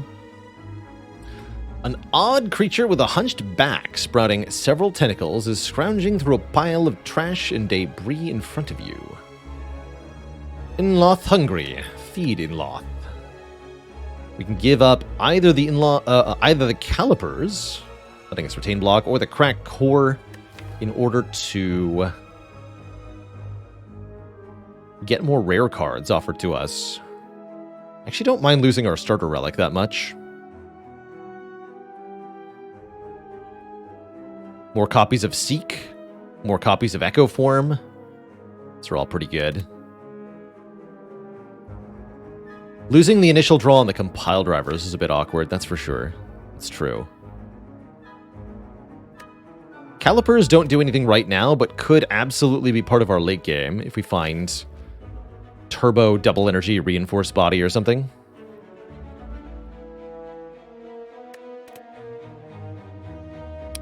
Let's give up the crack core. How noticeable is the in-loss gift relic? It's pretty noticeable. You will get a lot of additional rare cards, and it'll even flash each time it generates one. So you can actually get direct feedback from the relic, even with no mods installed, about when it gives you additional rares, or which rares are from the gift, more accurately. Wow, that's quite a shop. Meteor Strike, Apotheosis, Heat Sinks. Interesting. Apotheosis looks pretty good. Upgrade all of these cards. Helps us out quite a bit with all the being behind on upgrades things. Bird-faced Urn heals us 2 per power we play. That's pretty good as well. Unfortunately, the potions aren't very good.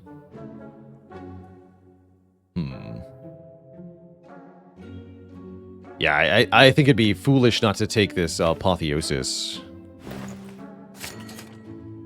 And I really need these potions, too. Liquid Bronze for Book of Stabbing. Regen Potion just for survival.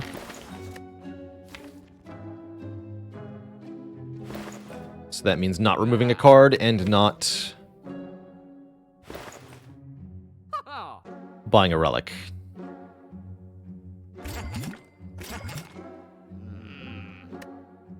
Which I guess I'm vaguely okay with. Do we want on-sale heat sinks? Probably not. They could be good in the long run, but they're not good right now. We need to be able to beat the elites currently. I wish that Meteor Strike was more reliable. The odds we can actually play the Meteor Strike upon drawing it are so low, though. Note, Eyeshadows, that we can't play it off just double energy unless it's upgraded double energy. Yeah, we only have 3 energy per turn. Getting 2 more for the Meteor Strike is very hard. Very, very hard. Uh-oh. Actually, good that you're attacking me turn 1, Gremlin Leader. Do I need a potion in this fight? Good fight for regen. It's a long fight. Not drawing one from Compile because of the gift trade we made. Even if AoE, I think we're okay in this fight.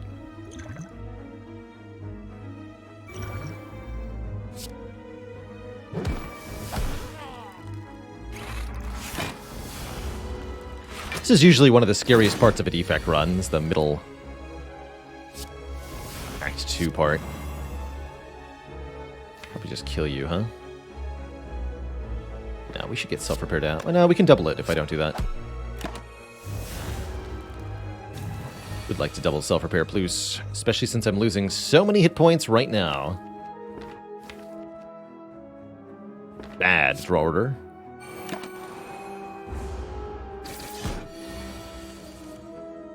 Please don't kill me.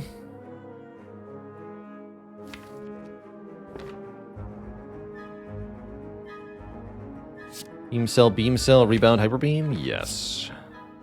We can kill if we need to. I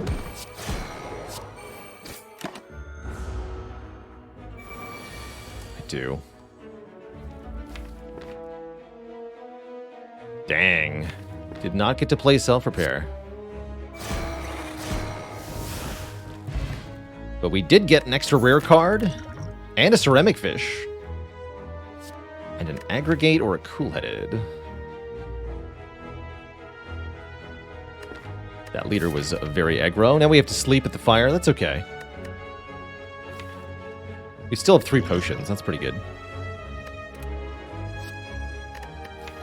I don't think aggregate feels that good until we have better card draw. Actually, cool-headed really turns on the card draw with these compiled rivers.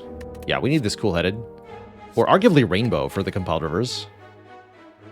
Bit expensive, though. Let's take cool-headed. And take a nap. It's the book. I bought the bronze scales just for the liquid bronze, excuse me, just for you.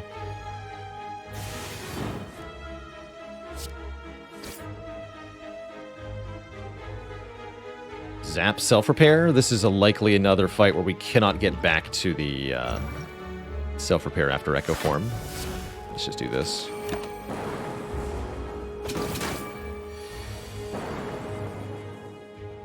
take 21 to play Echo Form? No, we use the skill potion here. This is terrible. Turbo helps. Turbo helps.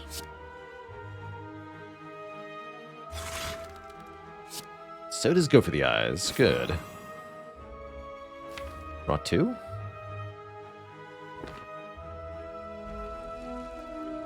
Yes. That's fine.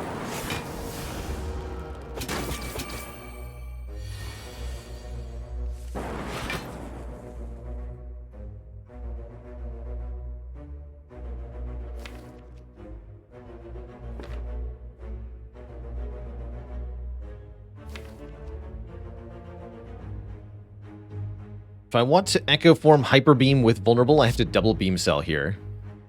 Then we can do double Energy, Battery, Battery, Doom and Gloom. And if we draw Hyper Beam next turn, we just win. If we don't draw Hyper Beam, I think we are in big trouble, actually. We might just die. So we're really hoping we draw Hyper Beam and we can double it.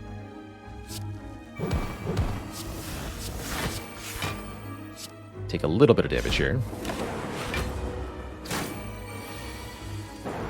Oh, good. That was really close.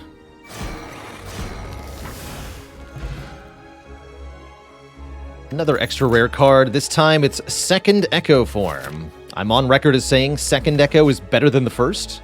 Means we're more likely to draw the first one earlier, and you can use the first to double the second, so that you're doubling 3 cards per turn. Of course, that's going to require that we survive a few more fights, which is definitely not guaranteed. Uh-oh. Oh boy. Oh, that's bad.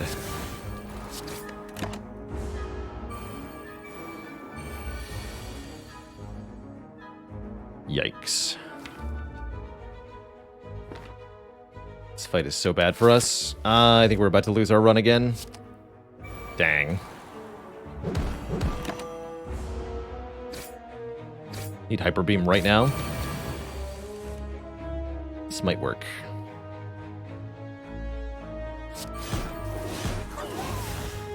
It's not quite enough though, huh? Nope.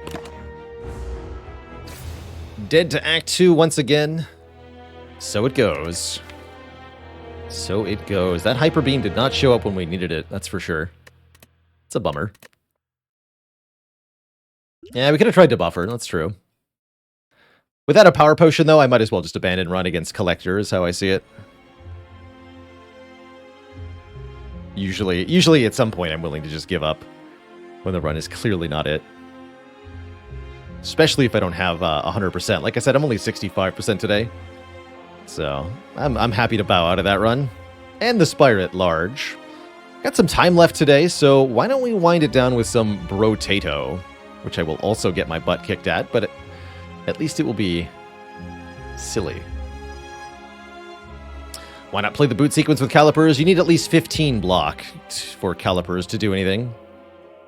Boot sequence is only 10.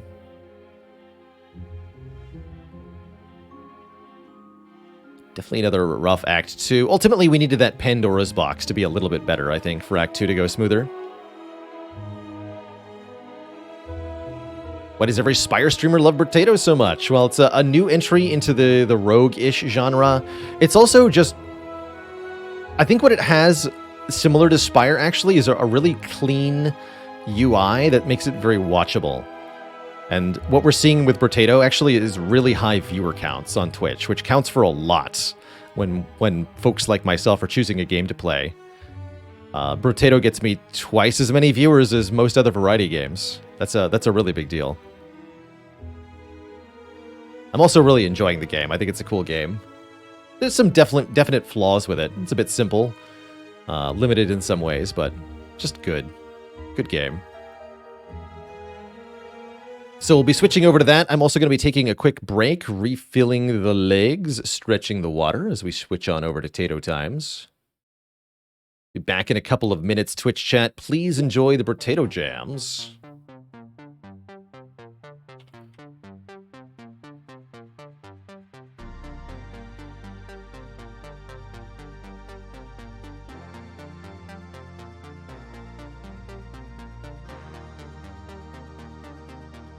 Brotato. Definitely a lot of popularity happening with Brotato. It's a really nice game to just pick up. You can pick it up and put it down basically whenever. Nice for short bursts of play, which is a good time. Do I think BailerBot will get Brotato info? I don't think so, but maybe that's something Fele could do. I don't know if I want that. Typo. We'll fix that. Every. The Evertater. The tater that lasted 1,000 years. Okay, back in a couple minutes, everybody. When I return, tater tot time.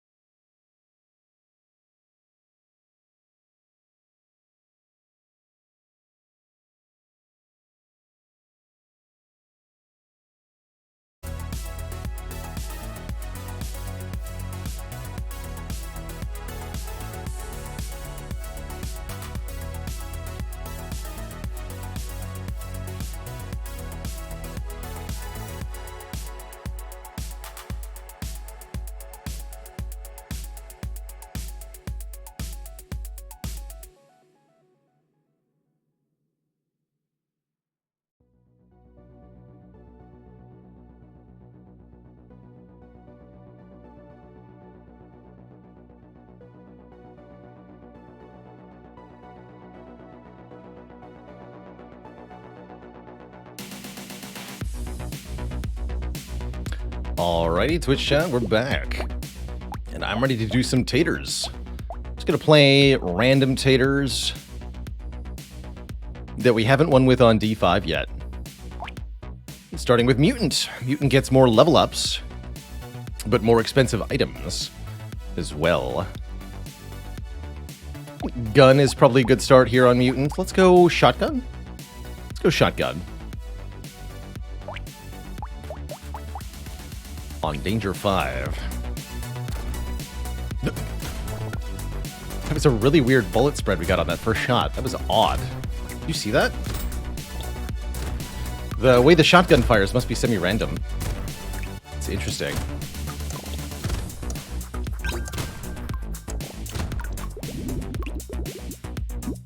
Is coupon additive or multiplicative with Mutant? It should be additive. So we have the secondary effect, 50% item price. Buying a coupon should reduce that to 45. So Mutant gets lots of levels. 2 level ups already, in fact. Every level we get to choose 1 of 4 stat ups, and we can reroll that too. Probably want lifesteal, range, and range damage as stats. I guess we'll get some lifesteal to start. With lots of projectiles. Luck is also a reasonable stat. Luck means we find rarer items and level ups perks. As well as more health drops from enemies. I'm going to take 5 attack speed, actually. Grab another shotgun. Most of our money is going to be spent on weapons, and then most of the rest of our stats will come from level ups. You know, shotgun and laser gun sounds pretty good, actually. Let's lock that. Laser gun does very high damage to 1 target, makes it a good elite killing weapon, but also good for killing high health charger enemies in later waves. Scales exceedingly well with the range damage stat.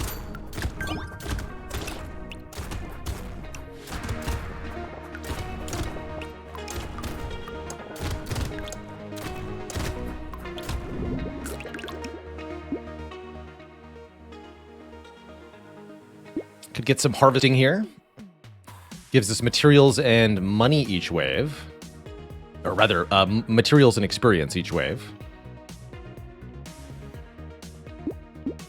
Let's reroll here. Grab some more lifesteal. And some range damage. That's the stat we're going to want lots of, range damage. Is a pistol okay? Pistols are cheap, and I like them for that reason. Let's add a pistol to the mix. Getting up to 6 weapons as quickly as you can is usually ideal. So you can kill everything that's spawning and get all the materials.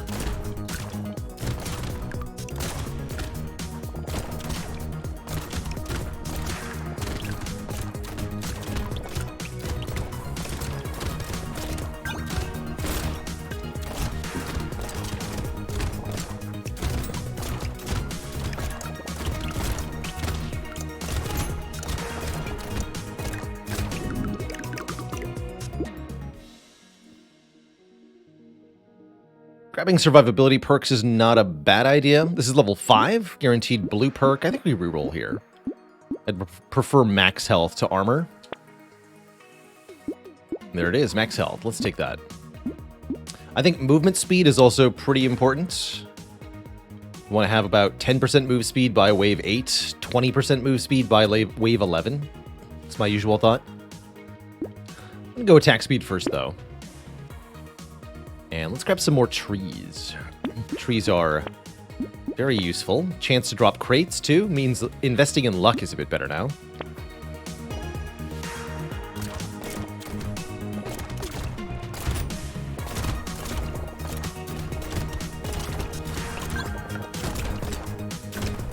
Tips from Multitasker. You don't necessarily need to go to 12 weapons as quickly as you can, since you get a big penalty for each additional weapon.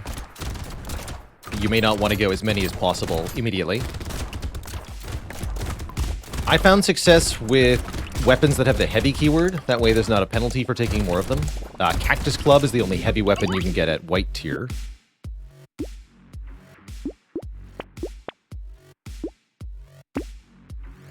You can also go engineering build. And that won't suffer from the damage down. So you can go 12 wrenches or 12 screwdrivers, and that's pretty good. Crit chance, huh? It's a purple perk. Gotta reroll, though. And take some range. 12 move speed? What luck. Crazy to be offered this on wave 4. Feel like I've seen more of these recently. Red perks out of nowhere. Very interesting. SMG is a good weapon too, sure. Add it to the pile.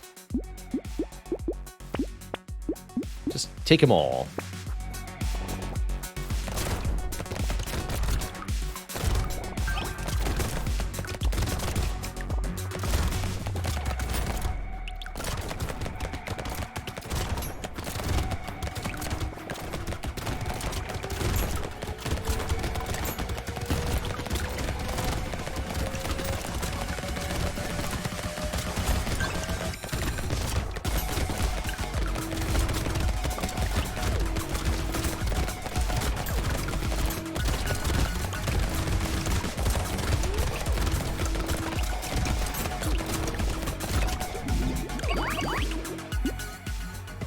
Wow. We are having a really lucky run so far. To get a free power generator this early after taking the 12 speed up, absurd. Absurd. And a free garden, sure.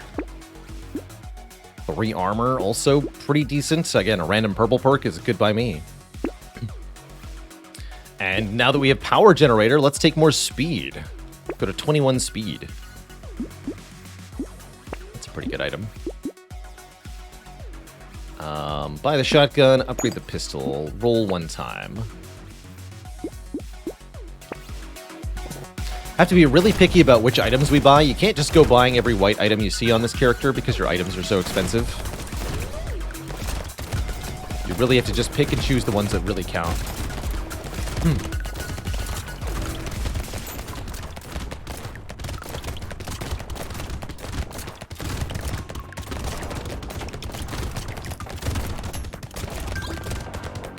Ow.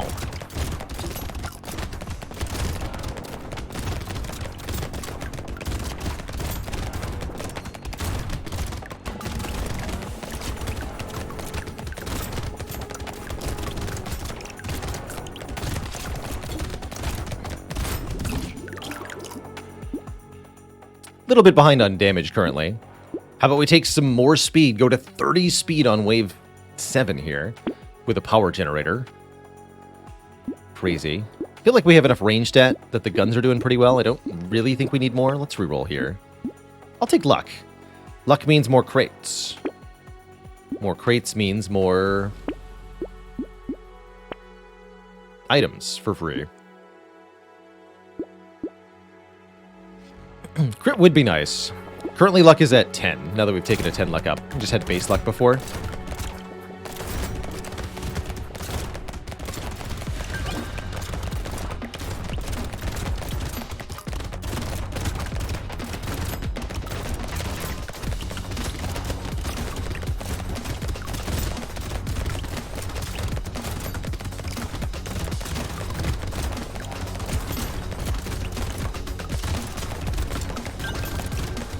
So fast.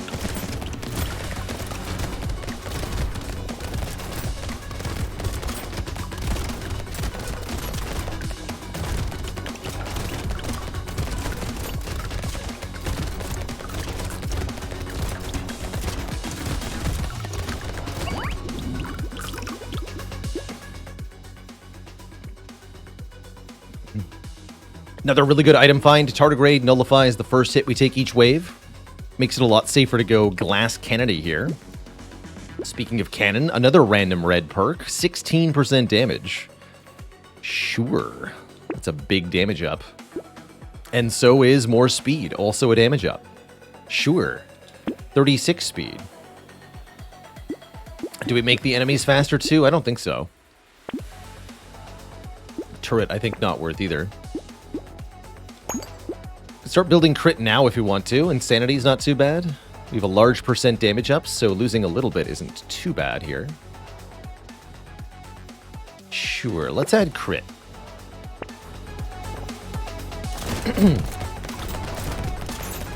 Yeah, laser gun really good at disposing these charging enemies. Makes us glad we have it in the armaments here. Look at that. Just dead. Even the big ones, no problem. Very lucky run so far.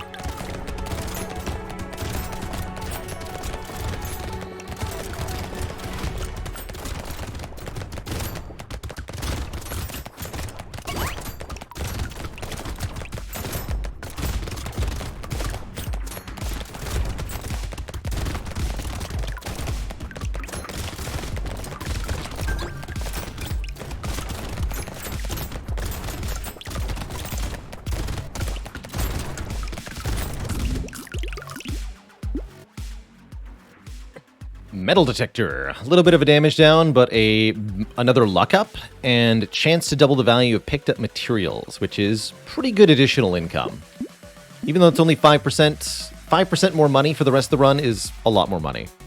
So I'll take it. I'm also very happy with 3 more range damage stats to dramatically improve our damage output, and 3 more lifesteal stats, since we have so many projectiles going on.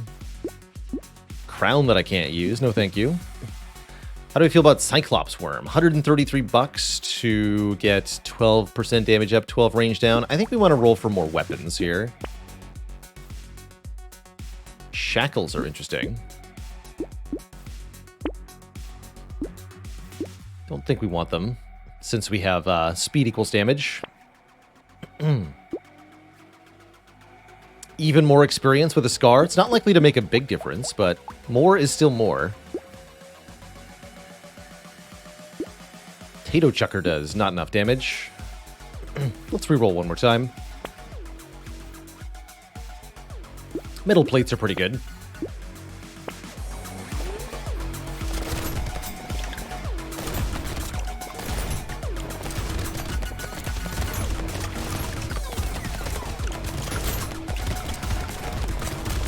Feels like we probably want some more attack speed next.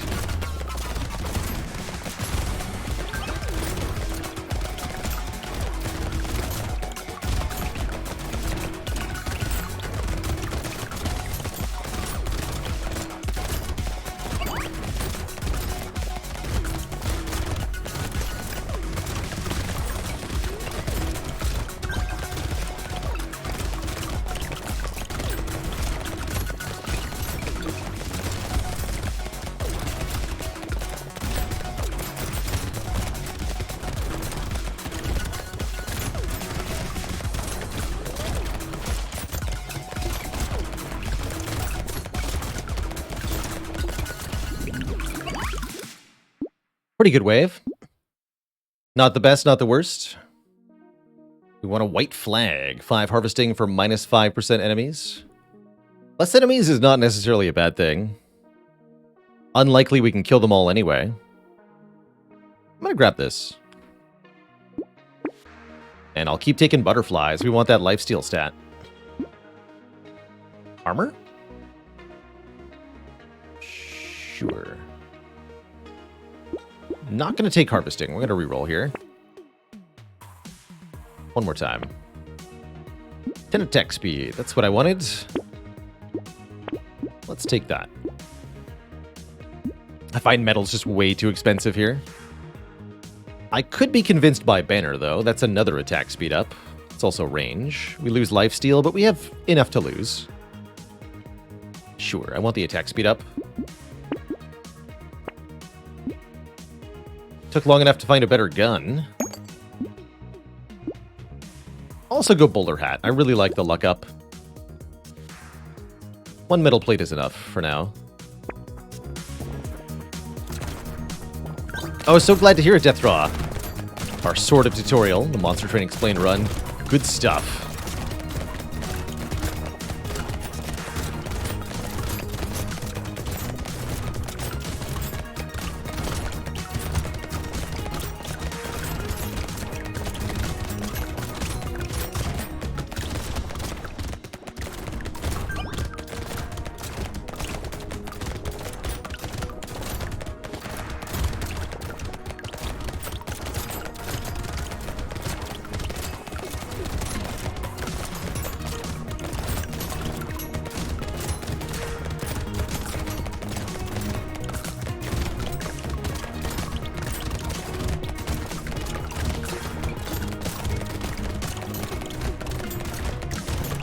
Definitely suffering a bit here for having insufficiently upgraded weapons.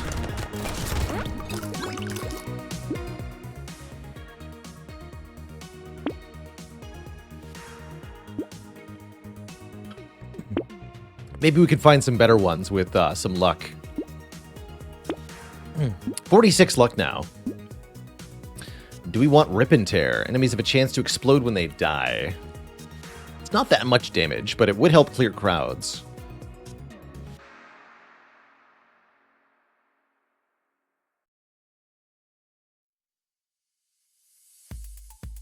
Yeah, that's right. We didn't upload all of the videos on the climb of the Covenant ladder. I don't think I'm gonna take it.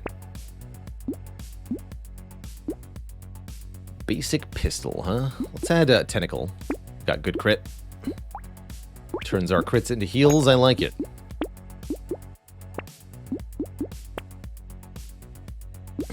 I'll lock glasses too. Okay, slightly better weapons are being acquired. Very slowly. Still.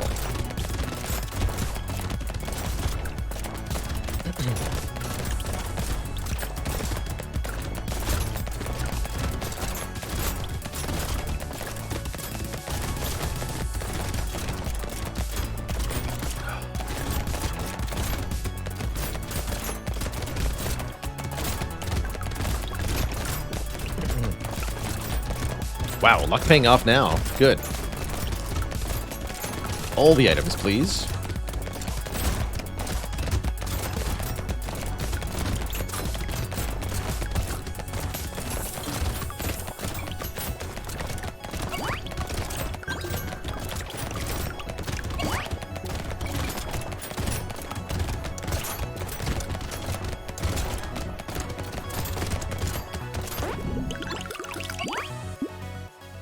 Four-item wave. Very good. Small mag is perfect. Range damage and attack speed. Exactly what we want. We don't want this, though. 20 more luck. I'll take it. Now we're at 66 luck. And one more range damage. Let's go. And 7 more crit. Now, crit chance, 20%. Up our max life. Or take more luck. No, we want the max health here. First time I've seen Fairy be not so good. Since we bought so few items. It's pretty useless, actually. It's funny. Take the purple pistol, though.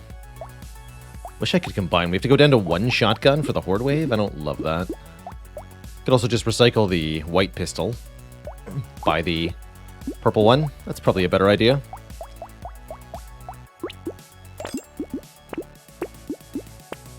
Yeah, of course, and then that shows up. Of course, of course. Of course. So it goes. Slingshot 3 is good, though. I'll take that.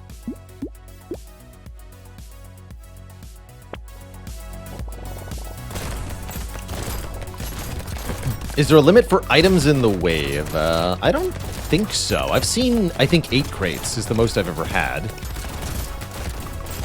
Whenever you destroy a tree, your likelihood of getting a crate decreases for every crate you've already found, I believe. So you get diminishing returns as you get more and more. Also, I see we're not killing this horde very well. Good thing we have lots of lifesteal. Okay, let's just try to condense them all into a pile.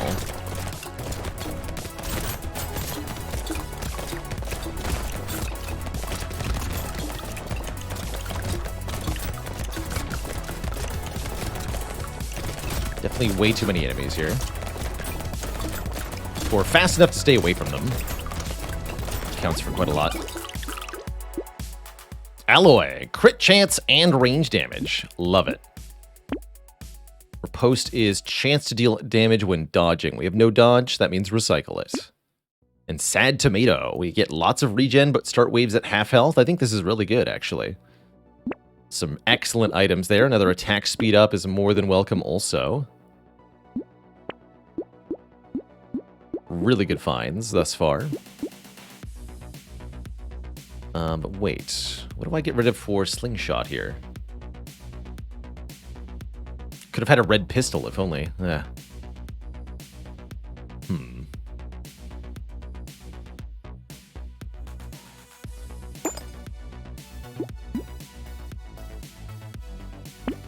Is the SMG doing enough? It's doing more than the laser gun and the pistol are. Gonna keep that locked for now.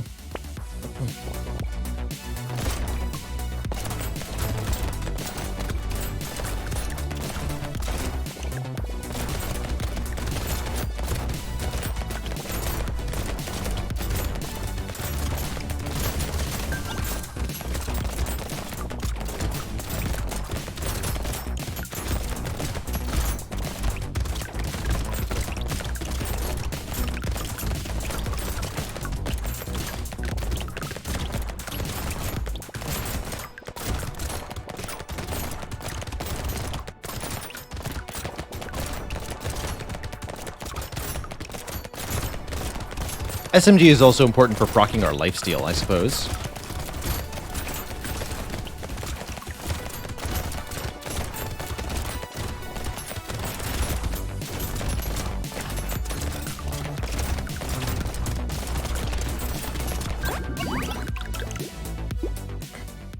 No.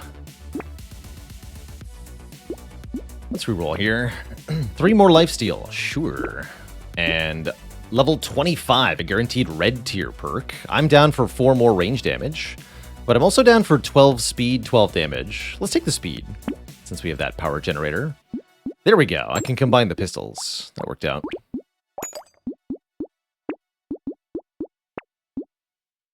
Guess I'll lock both of these. Get blip-lapped. Definitely a fun mix of guns we've got here.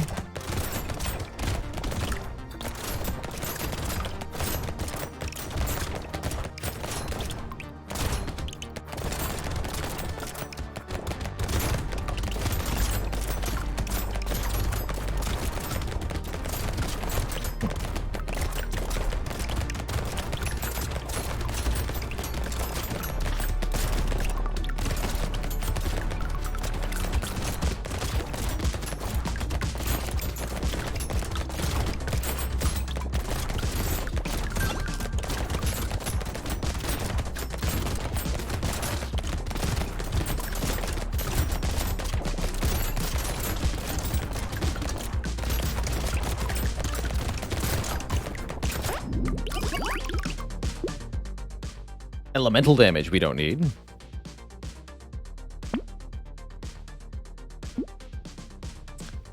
Ten luck, 6 max health. I reroll. One more time. 10 attack speed, sure. 10 more attack speed, sure.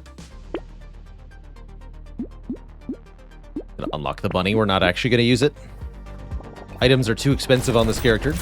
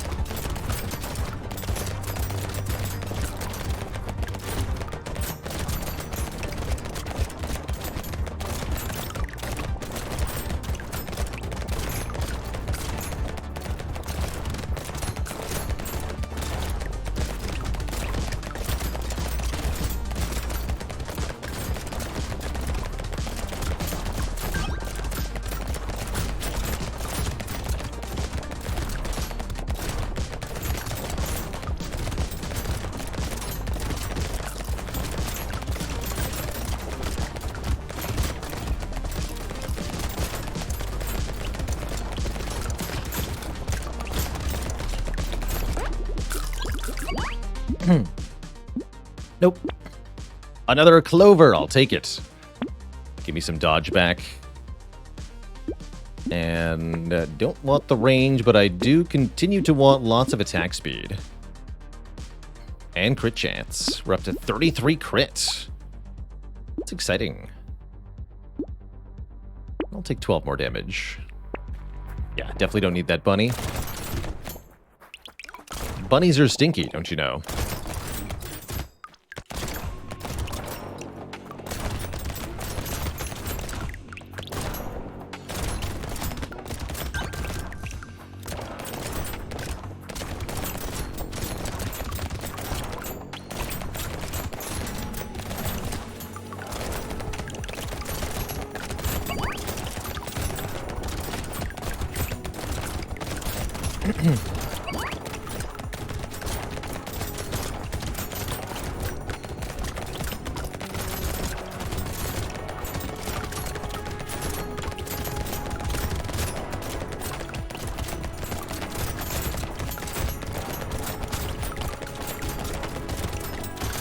Crit builds always sound so satisfying in this game.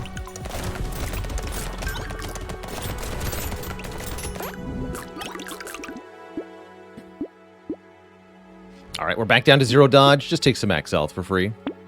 Sure. Burning, who needs it? Give me more % damage. And attack speed. And better shotguns.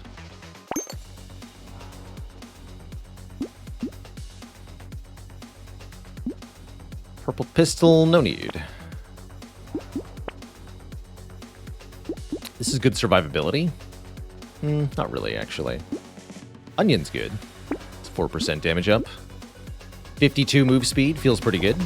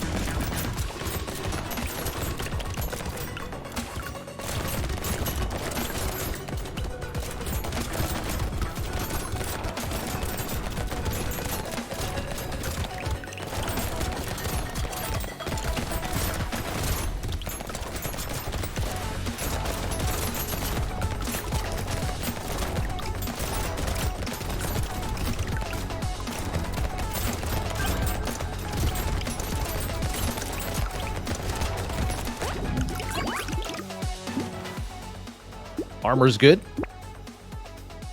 Got plenty of range. Let's take some more damage, sure. And I was just thinking I want more crit here. Closer we can get to 100, the better. More damage. Instantly attract materials. Definitely not going to be worth it for 430. No way. Got an elite here, the chef. Just run circles around them with this move speed. And I think our damage output is high enough to kill this elite. This is one of the lowest health elites, too. Whoa, you're making it hard on me, though.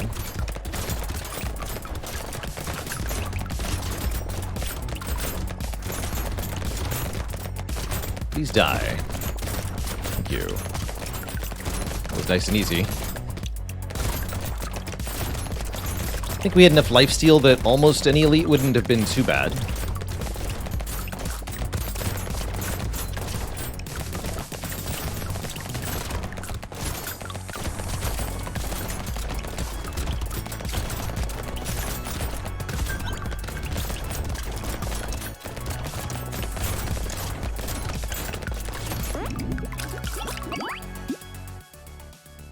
Minus dodge, no problem.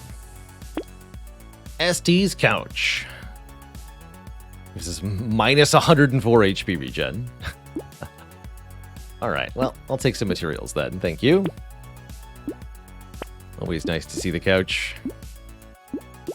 I want more bullet power. Give me a range damage. A red slingshot. Easy. Baby with a beard does 44 damage, but requires 400 materials? That's absurd. Handcuffs will be worth it, though. 8 more range damage.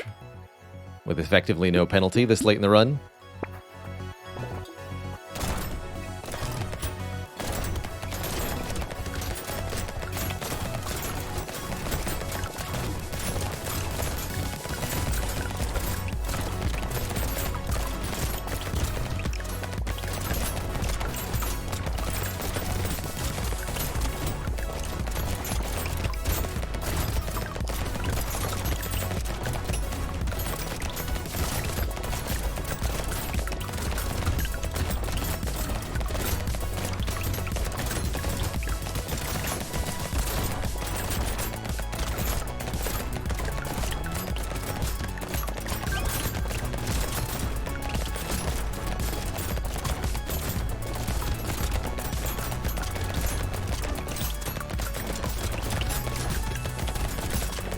got the moves.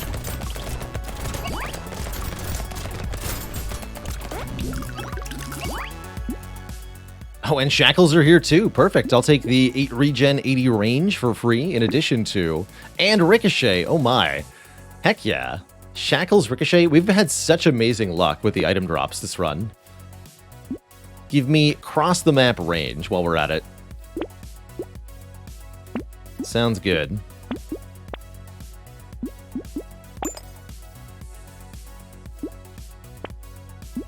Oof, if only. Could afford another pistol here. Can't quite get another shotty either. That's okay. Go wave 20.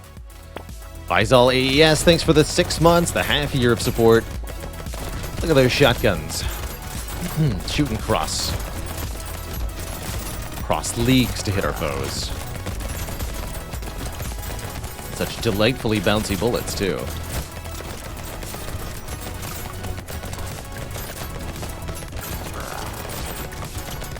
Whoops.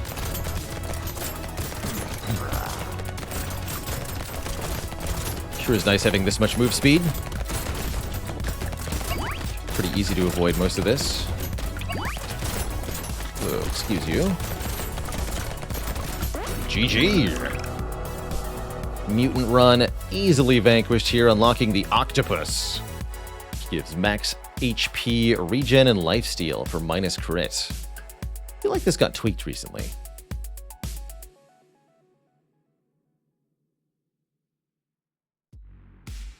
Very cool. All right, who's next?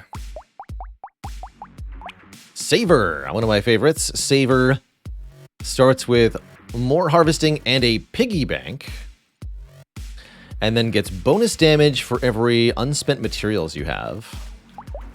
I've suggested Pistol Saver in the past. I actually want to try Spear Saver here.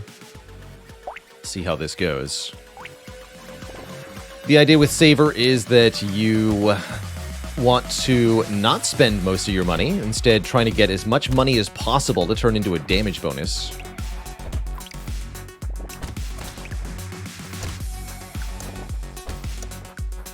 So I highly recommend buying weapons on this character and relatively little else, just like Mutant. Though free speed ups are more than welcome. As far as stats go, we're going to want melee damage, range, attack speed. I guess move speed's pretty important. Let's just grab some move speed.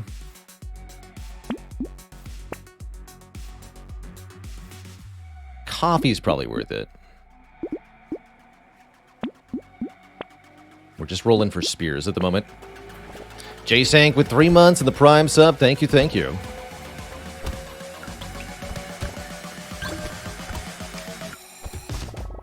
Yeah, so survivability is not an optional stat in Brotato for the most part. There's so many enemies, you are going to get hit. So you need to be able to tank the hits and heal back the damage on most runs.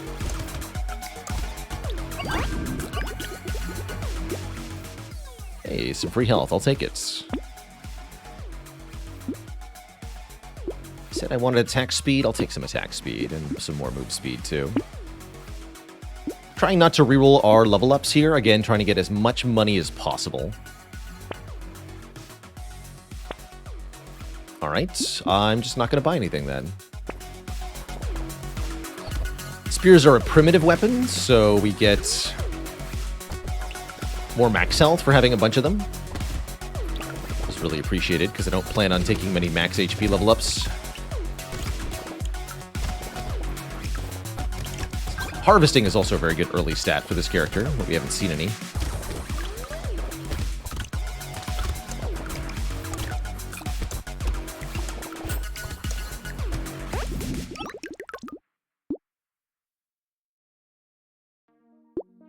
I guess regen's okay. Rather get harvesting or a damage stat. Let's take some more attack speed. Lances. Okay, those are also pretty good. These give us a move speed bonus and scale with our move speed. Sure. They also have pretty good range. There's a spear too. Higher tier items are more expensive, dramatically so, and again, every penny you can save on this character turns into a bunch of damage later, so upgrading past the blue tier is really not that good, usually. It depends on the specific weapon you're using.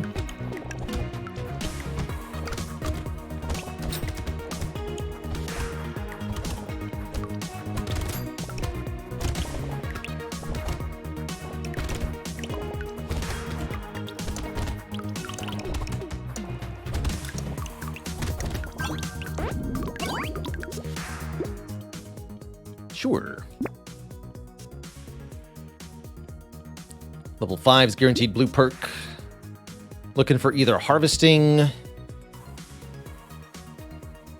speed, melee damage, speed, melee damage. Take another coffee. Most other items are not going to be worth buying. So for example, Lost Stock for 10 luck, I don't think worth it. Injection, probably not worth it either. Lock this lance, and we're almost done with our weapon loadout here.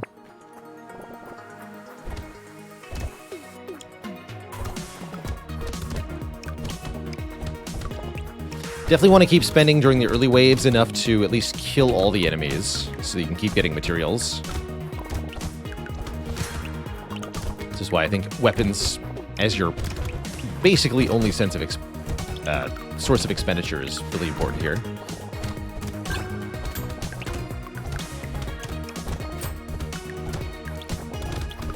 With only the top tier white items being purchased, like coffee, or coupon, or the harvesting white item, fertilizer.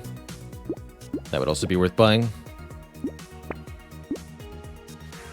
Take some dodge? I'll take some dodge.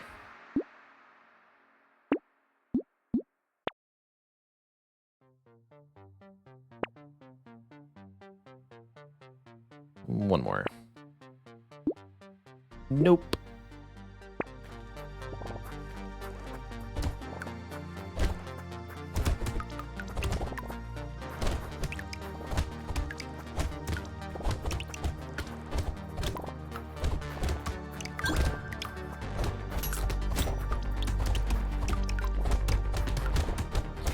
Give him a stib stab.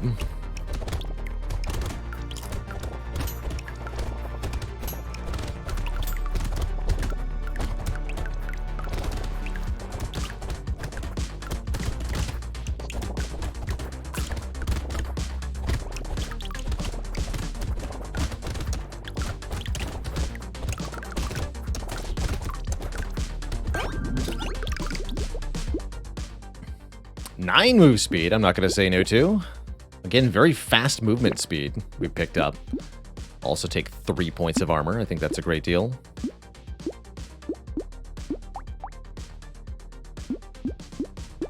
Cycling machine is a bit interesting. Now that we're at 6 weapons, I'm mostly just going to save money here. We'll probably pick up, again, upgrade the other ones until blue if we can.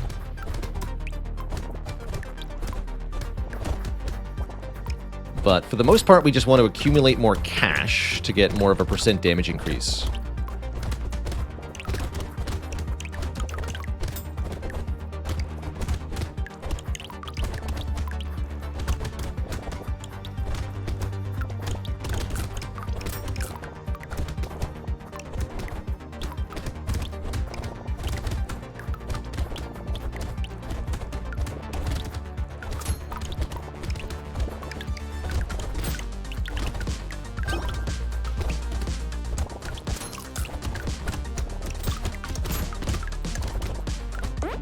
Great wave. It's not too late for harvesting, especially on this character. I think we should take 10 harvesting here. And there's another lance for us. More trees spawn. Seems probably worth it too. Do we like a scar? I don't think so.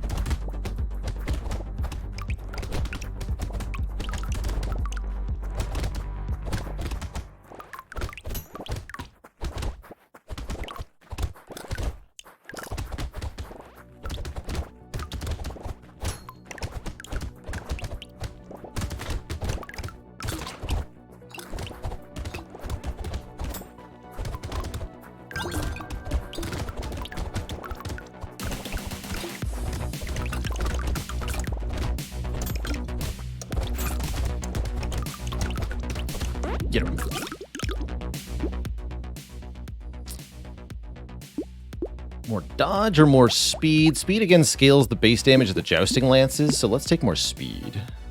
It's also a reason not to take speed downs like Snail or Ugly Tooth. Let's just reroll one time here. Okay, Leather Vest seems probably worth it on the survivability front. I'm not going to buy it yet, though. We're going to wait a couple of rounds. So we're doing just fine for now.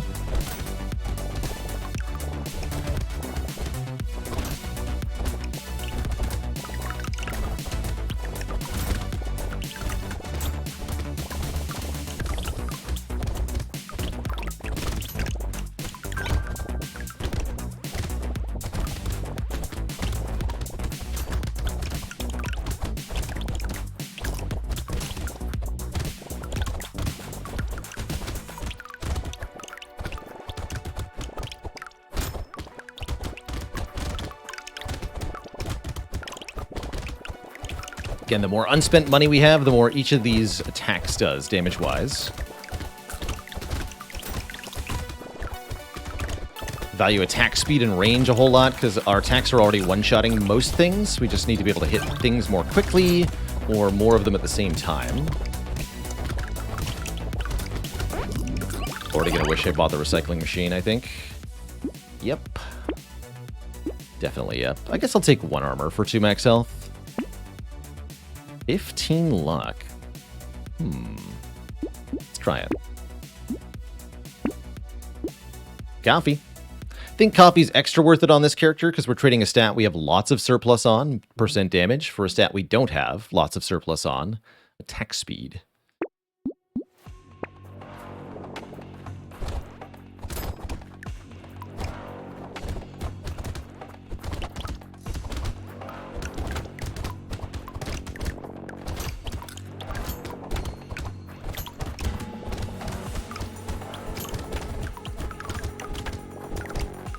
Make sure we get all the doubled materials from last wave. Let's dodge.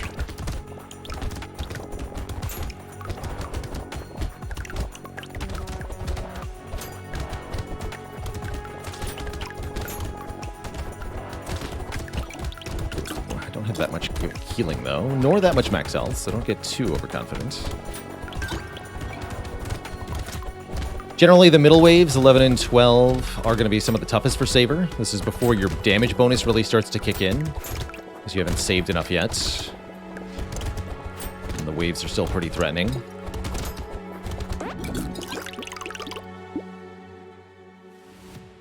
I think it's not too late for 8 more harvesting.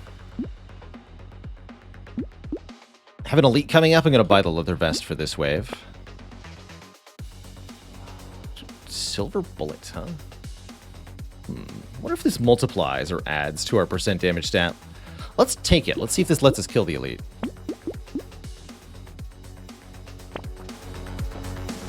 Oh, it's this guy too. I think we can.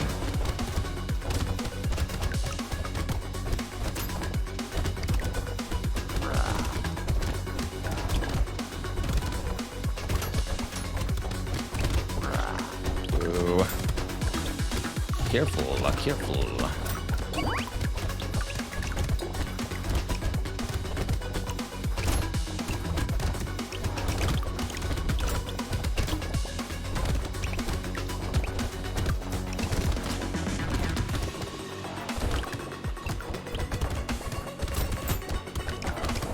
Oof.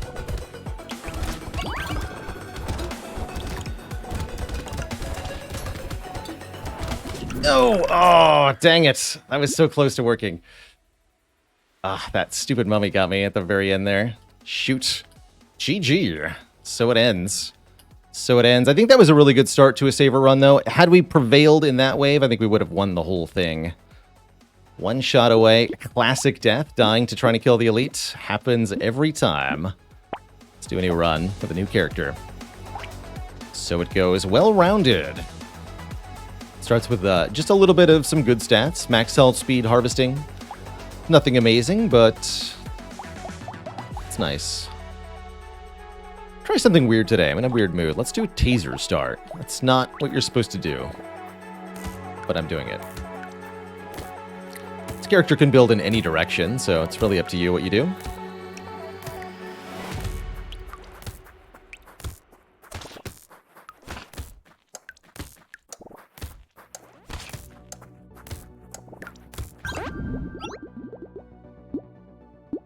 I want harvesting early.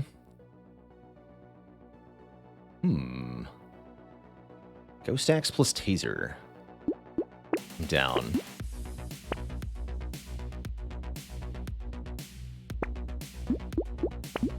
Double coupons, pretty exciting too.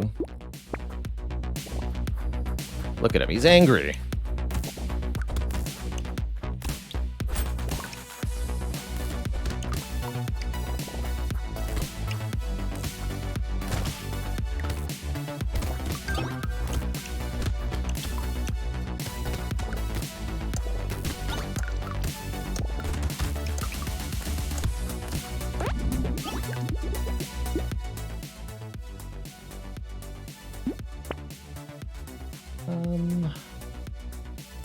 I guess I'll just grab some. Let's start with dodge, actually. Ooh.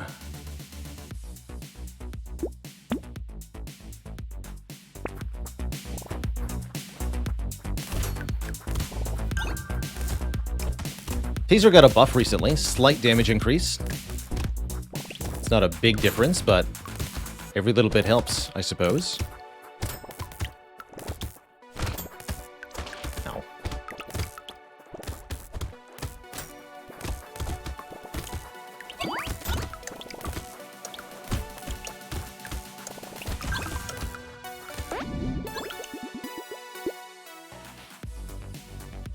And I would love some damage, so I'll take that. Range seems pretty good too. I like an early plant. Regen's pretty good in the early game, especially. We're currently doing elemental damage, so I don't want to take penalties to elemental.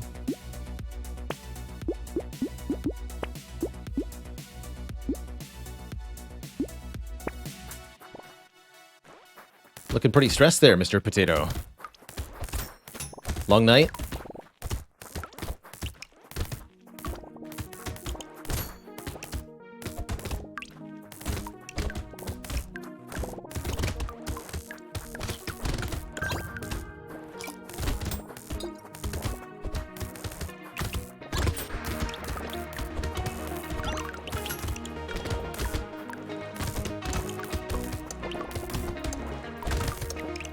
Wow, 2 crates on wave 4. That's lucky. I'll recycle this. Baby elephant seems good, though. Gives us reason to invest in the luck stats. Keep taking dodge. Sure, let's take some luck.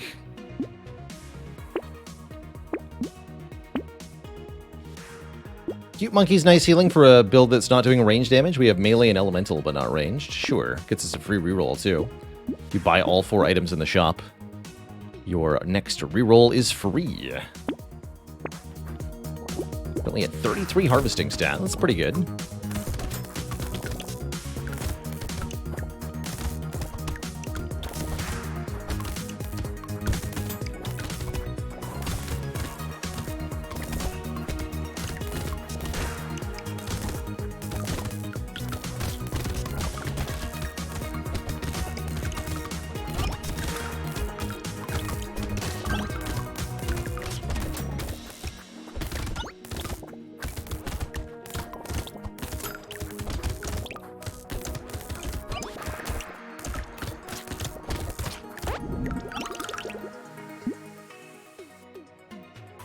Purple regen, I guess? Blood donation, 40 harvesting, but we take 1 damage per second. What is our regen rate at? 1 HP every 1.1 seconds. Sounds good to me. Excellent. I want alien eyes for secondary damage? I don't think so. I want better tasers.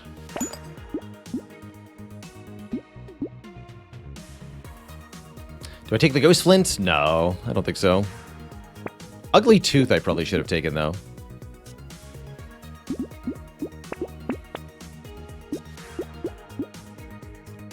Let's upgrade one of these Ghost Axes.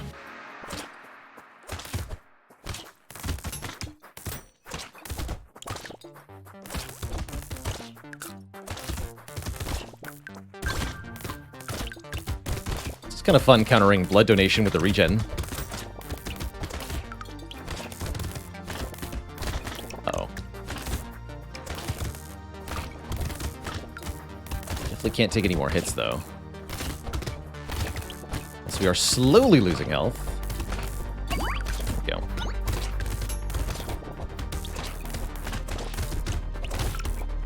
Ah! Oh no! I've made a mistake. We're good. We're good. I did not make a mistake. Calculated. Terrifying.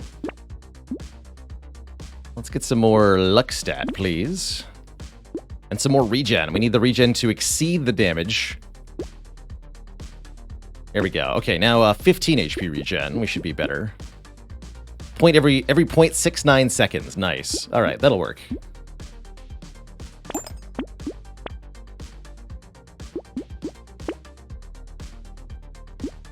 This is a weird build. We got stats gained. 10 damage percent gained already. Actually, pretty good.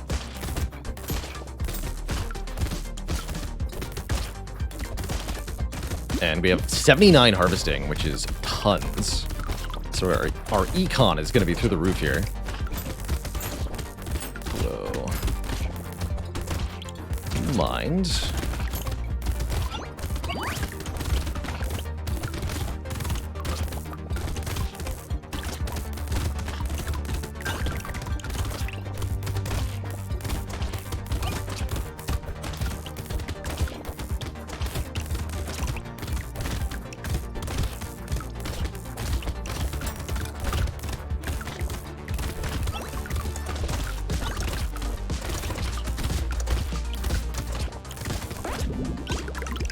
Good. 6 melee damage, minus 3 ranged. Again, we're doing melee and elemental, not ranged, so take. Attack speed, also take, probably. Although armor and max health looking pretty good. We currently have minus armor. Seems questionable. I want that attack speed, though. Take a cake for some max health. Definitely want some max health. What do we feel about a gambling token? Don't love it.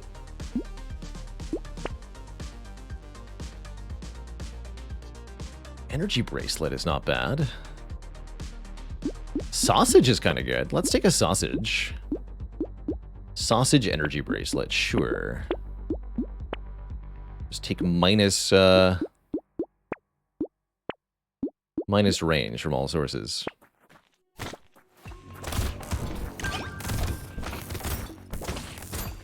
Having a purple axe for wave 9 is going to be really nice.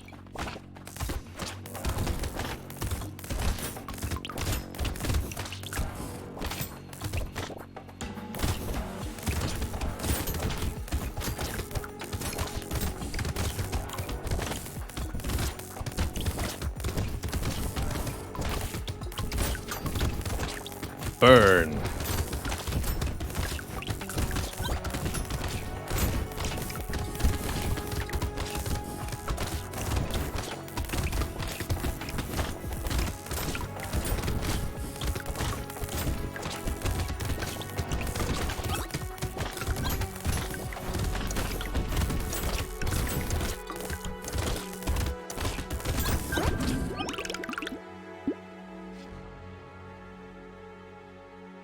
Let's take more dodge. Take more dodge. Dodge and more dodge. Okay, we're at 30 dodge. Here we go. 35 dodge. Piggy bank. Right before wave 9. I kind of like it. Gain on axes so far. 3 plus 15, so 18%. Is where we stand before wave 9. I'll buy the bank. Probably not going to try to go to 1,000 materials, maybe just 500. Get a clean 100 materials per wave.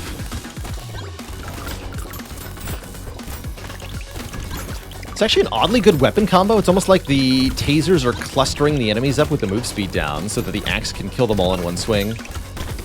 Working really well.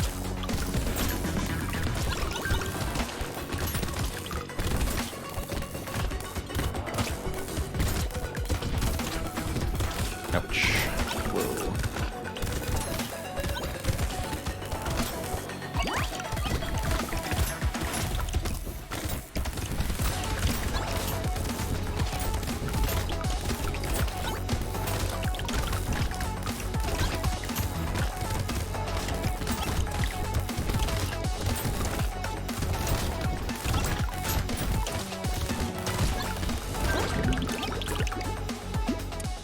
Second scared sausage.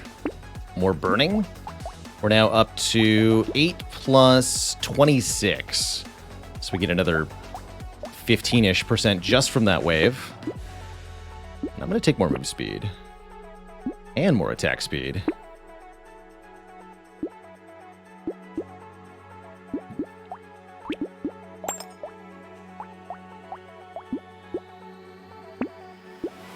We're going to do this, I guess.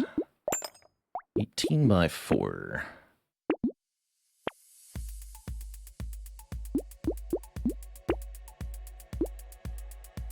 Start scaling engineering with the strange book.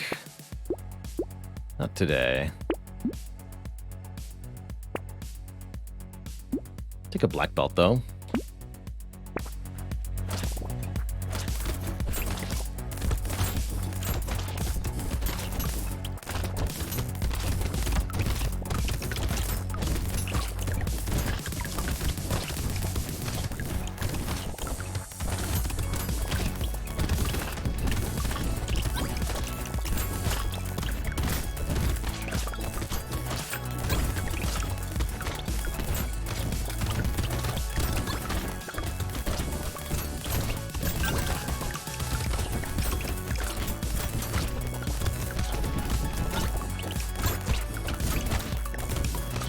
Where the attack speed is really important when you get overwhelmed like this.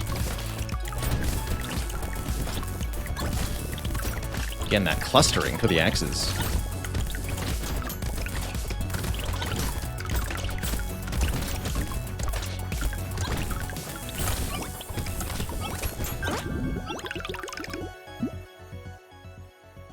We are building crit? Sure.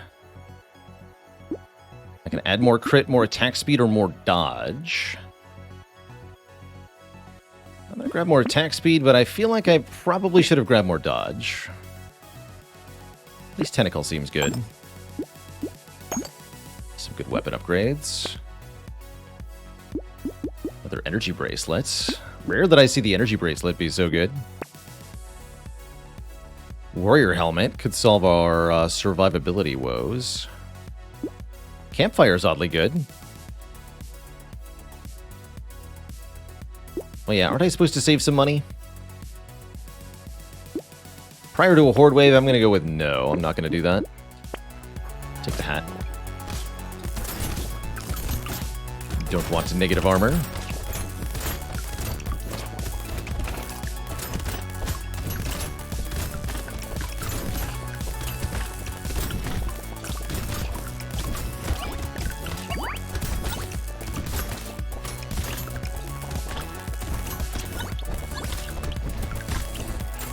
Nope, I'm very glad I took attack speed.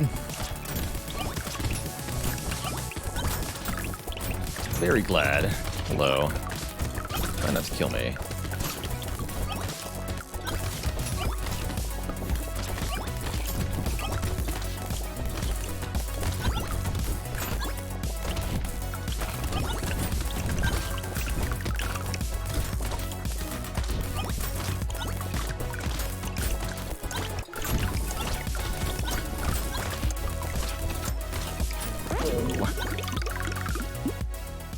Four more elemental, let's do it. And 4 more armor. So we're now at 43 plus 21 plus 9 stat gain, 73 damage up from the ghost axes. It's pretty good.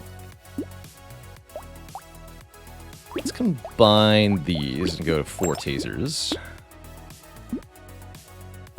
Let's also stay at around, like I said, 500 materials with the piggy bank. Try to spend back down to 500 each wave, so that we get 100 materials per wave. Don't feel quite strong enough to to hoard up to 1,000. So I think we just go to 500.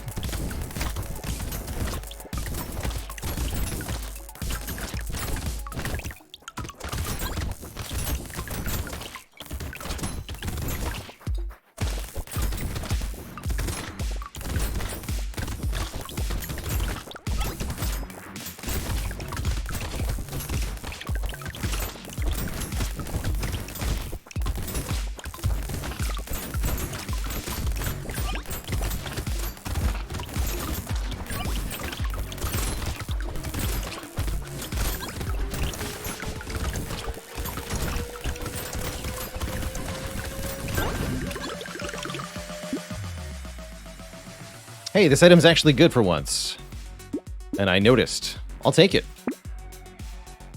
8 more melee damage. That makes the riposte scale crazy hard. And the axes too, sure. And we are not fast enough, so let's take another 9 move speed. Ghost Flint 3. Okay, that'll take. Let's combine the ghost axes and add a Ghost Flint to the rotation.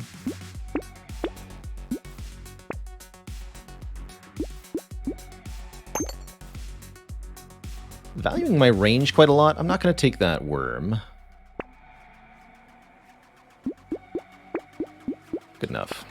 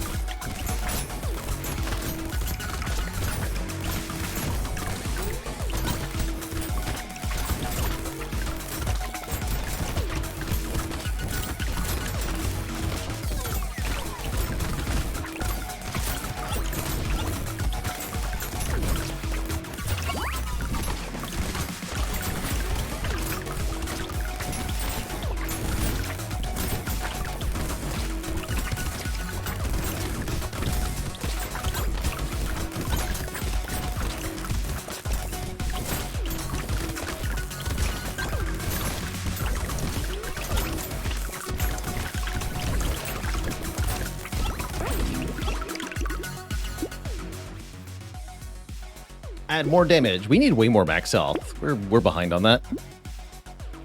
But who needs max health when you've got crit chance? Am I right? Am I right? Flaming Brass Knuckles scales crazy good with the weapons we have, actually. We should probably take that. Since we have both high elemental damage and melee damage. Love to see a Thunder Sword show up. Take more dodge.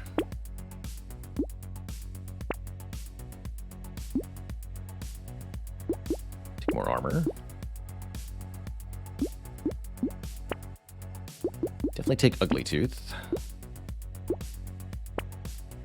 Bandana. Taser projectiles pierce through another target. Yes, please. Flamethrowers also. Kind of interesting.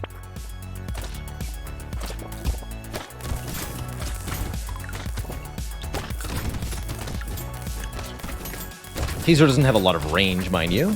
Good reason to get more range. To actually make these piercing taser shots do something.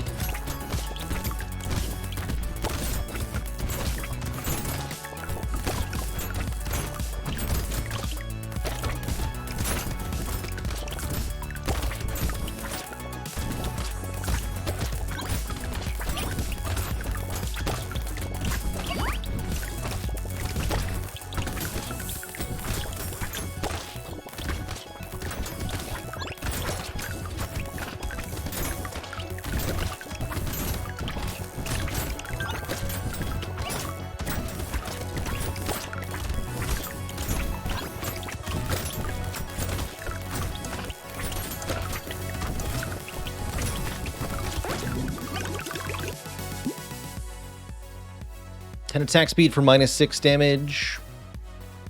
Even if we didn't need the range damage, I think this is probably still a decent enough trade. Let's get that dodge capped. Another Horde Wave, good for our ghost weapons. This actually caps our dodge. We're close enough as it is. Range, that's the stat I wanted. Retro's Hoodie, 2 attack speed for every 1 dodge we have. Oh. Well then.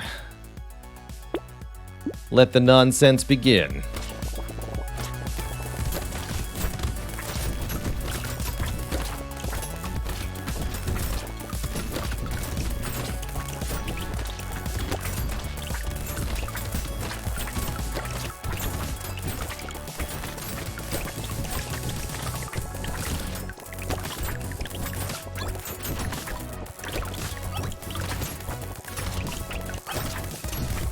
Too beautiful.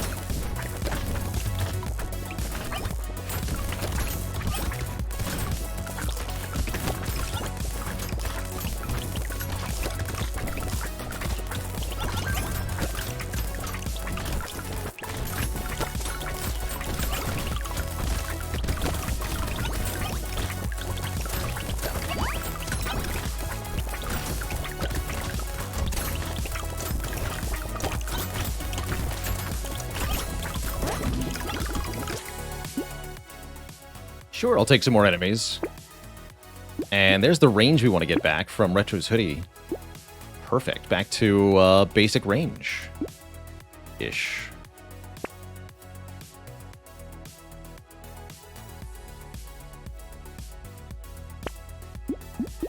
Crit chance. Don't have quite enough speed to really want a campfire. I guess that's okay. Alright, sure.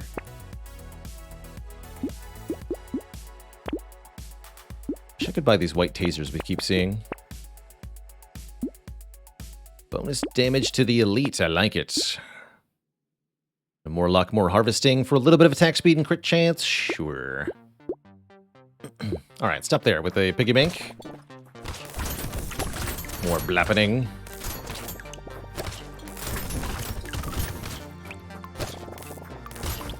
This has been fun. This is one of the weirdest runs I've ever done of Brotato. Seems like it's pretty dang successful, too. Just a lot of different things going on. Ultimately, what feels to me like it won the run is taking the early blood donation and surviving it. That harvesting has been such a huge boon to us.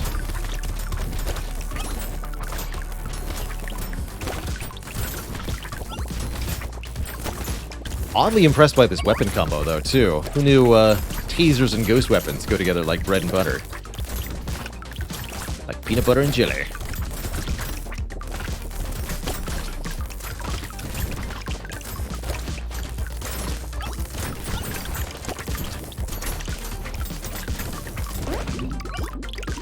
Retro's Hoodie helped, too. This character is well-rounded. Generally, I say one of the easier characters. Some nice positive stats. Take the max health. Panda. Okay, that's a lot of max health. Range, yes. Crit chance and elemental damage, also yes. Alloy is everything we want except dodge. I'll still take it. 55 crit with tasers. That's pretty insane.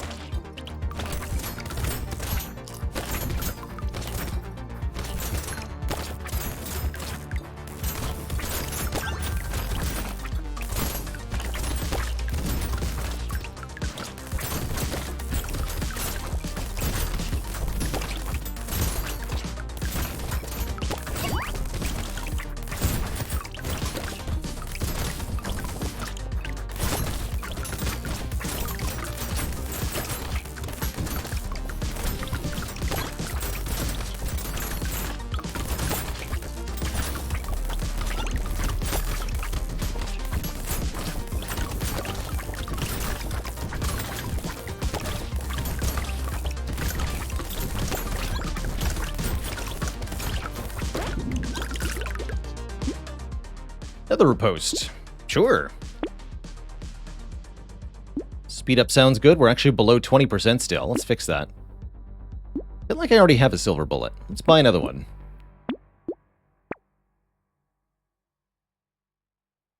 Shredder 4, no thanks. Scales with our 1 stat. We don't have Tractor is too late. Could have taken Torch, I guess. Candle's not too bad. Candle's not too bad. Grab a candle. Just for the 4 elemental damage. Want some more range.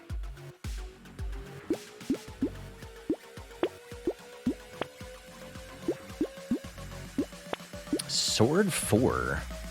That's quite a weapon. I'm going to lock that.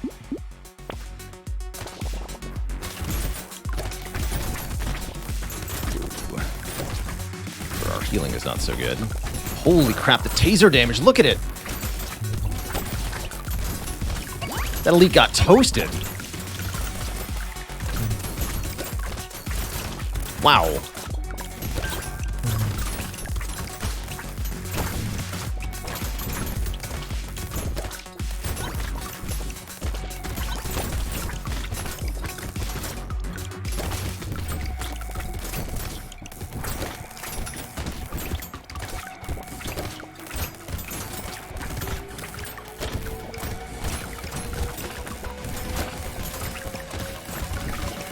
I think it's actually less what sort of build would go for negative speed, Carissa, and more what sort of player would build negative speed. And the answer is Esty.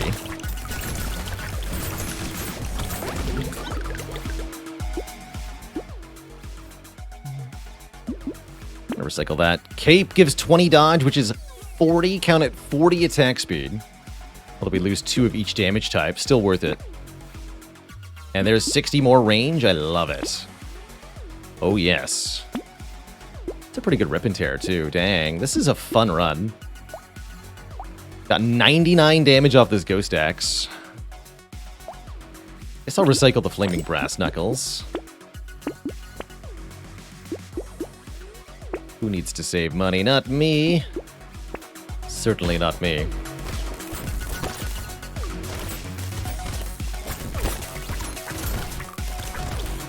Yeah, now those tasers are shooting far enough. Look at them go. Just like a cone of destruction.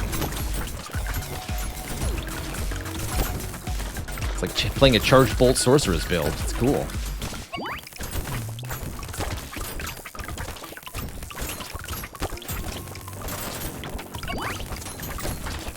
Ow.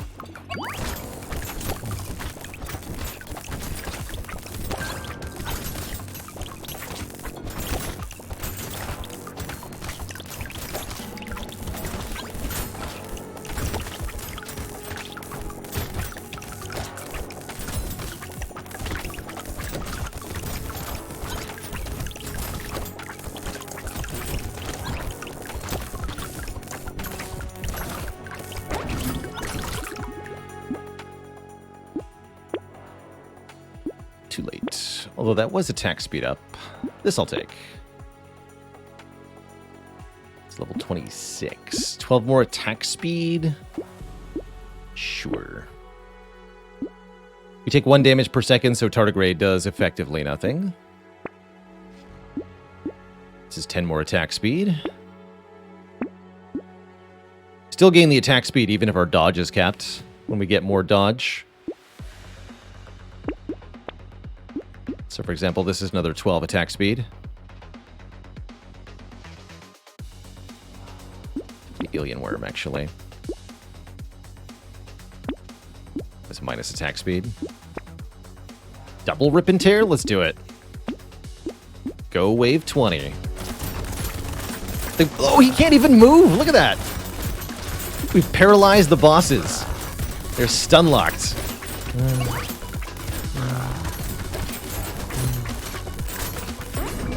Wow.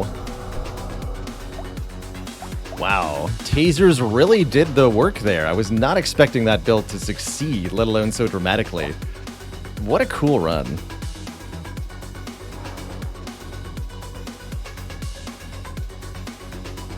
GG. GG. That's why I like trying unusual stuff in games, because sometimes it works, and you're just shocked. Not as shocked as our opponents, though. Got him. The taser meta. Yeah. Let everyone know. Tell the whole internet. 2 ghost axes, 4 tasers is the single best weapon combination in Brotato, and everybody else is wrong. Tell the world. Tell the world.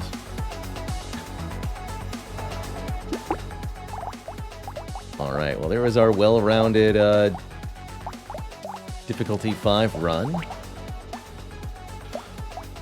Fortunately, Twitch chat, that is all the time I've got. It's dinner time for me. Got some curry waiting for me that I would love to eat.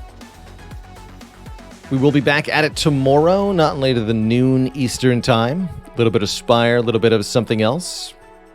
And then coming up on Saturday this week, we're going to be playing more Tunic. Adventuring in that delightful open world.